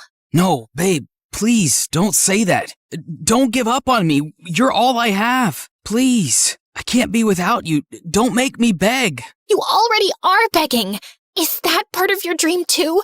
The one where you become a famous basketball player and give me the perfect life? Yeah. How's that going so far? Funny thing, I once had someone beg like that. I didn't give him a chance. Thought I was being smart. And then I lost him. Not saying what you should do, but some things haunt you. I hated how much that got to me. The thought of losing him, of him disappearing forever, made my stomach twist. I wasn't strong enough yet. Fine. I'll call my parents. Then let's go, babe, before they get here. As we walked out, the officer leaned in and whispered in my ear. How'd you land someone that hot? Good for you, girl. You know what might even make him hotter? Liking this video and subscribing to MSA like everyone else? I called my parents, but they had already booked their flight and were heading to the airport. When they landed and kept calling, I let it ring. Then I let it ring again. And then I stopped checking. 2 months went by, and the fun life I'd been living started to feel dull. My parents barely called anymore.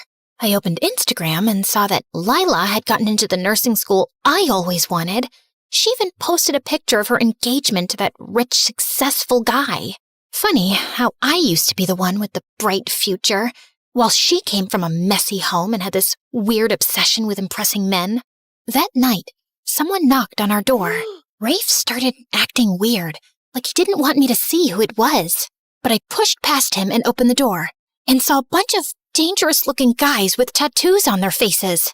Why am I not even surprised at this point? Babe, it's not what it looks like. I just borrowed some money and they're being dramatic. You're saying it like we just met you yesterday. You've been working for us for years. Now, are you paying up, or can I take a closer look at your pretty little girlfriend?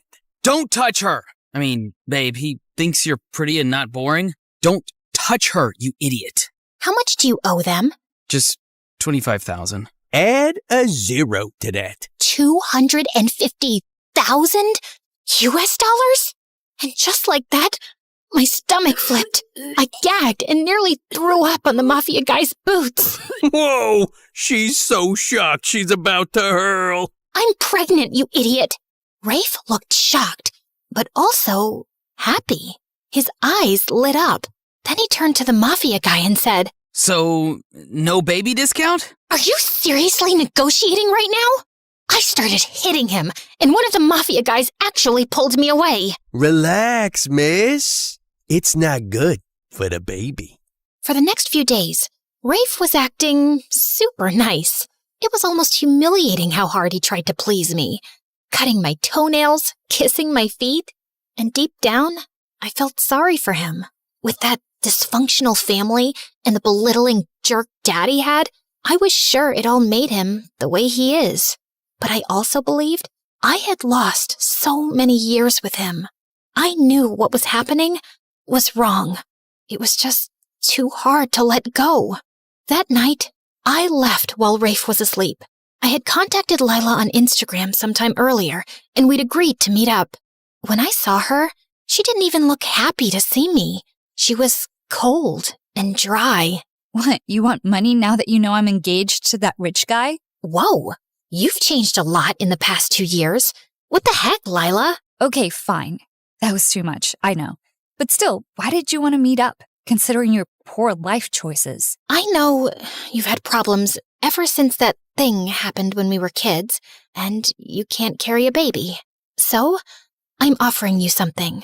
Please don't take it as charity. I'm pregnant, and I thought maybe you'd want to adopt the baby. Lila looked shocked. Then her eyes lit up. She smiled wide and hugged me. Oh my God, my man doesn't even know I can't have kids. I've been too afraid to tell him. He'd probably leave me. But this is perfect. I'll just fake being pregnant, and when you give birth, I'll take the baby as mine. Wait, you don't mean legally? You don't want the papers to show I'm the biological mom? Who cares? You always said your life was boring. Abandoning a baby just fits you. I know this might feel hard because, well, having a baby might be your only achievement in life, but babe, if cats can do it, it's not that deep. Let me get this straight. You think this is about achievement? Do you even know how hard it is to give up a baby that came from your own body? Not so hard for you, apparently. I mean, you're handing the baby away the second you found out you had one. What kind of mother does that? And bam! I slapped her. She slapped me back. This'll slap you back to reality. You were my safest place, idiot. Look at you now. Take this. Do you hear yourself? Wake up, you stupid witch. Take this and this and this. So, what are you gonna do? If you can't adopt my baby, then maybe adopt me. Odette, nothing is forcing you to stay with him. But he loves me. And let's be honest, Lila. Girls like me don't exactly get love stories. That's a lie Rafe told you to believe. You're lovable. You just forgot. And sometimes love destroys people, Odette, especially when it's too much, when it blinds you. But he's a victim, Lila. He grew up with an abusive dad and a wrecked home. That messed him up. Maybe so, but your support has to stop when it starts destroying you. Don't turn yourself into the victim of your own choices. I don't even know why I gave him another chance. Maybe I didn't have the strength to leave, or maybe I was afraid of being pregnant and alone. Maybe I believed him when the tears came and he promised he'd change. In the next months, Rafe came home bruised, limping, once even from jail. Other times, he just didn't come at all. I spent nights alone at the hospital while he lost track of time. And when he did show up, it was with apologies and bruised knuckles, not flowers.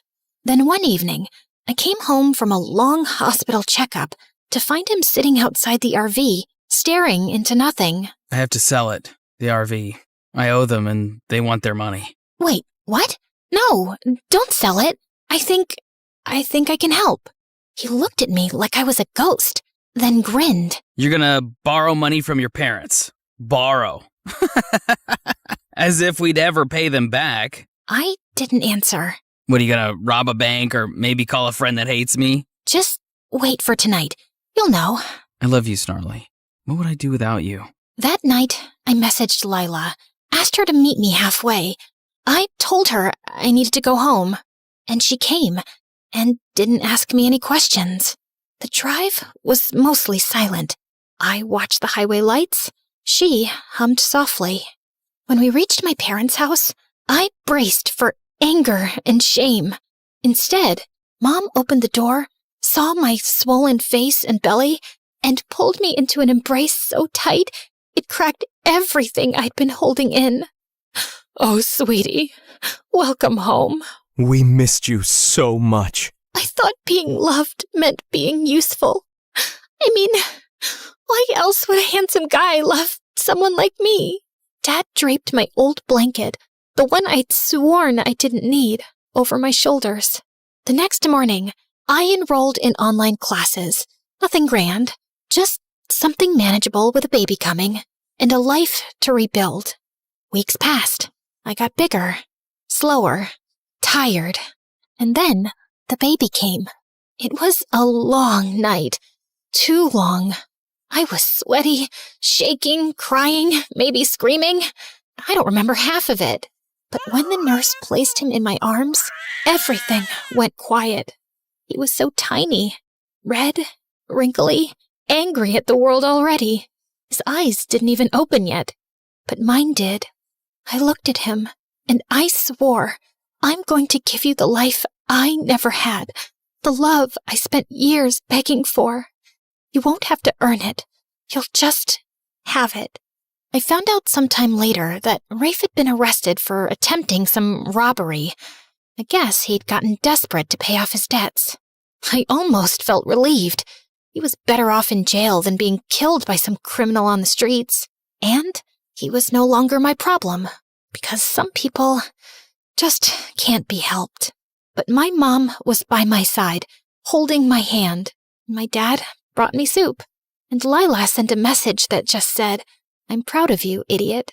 And for the first time in years, I didn't feel like running. I was exactly where I was meant to be. Sometimes, the bravest kind of love is the one you give yourself.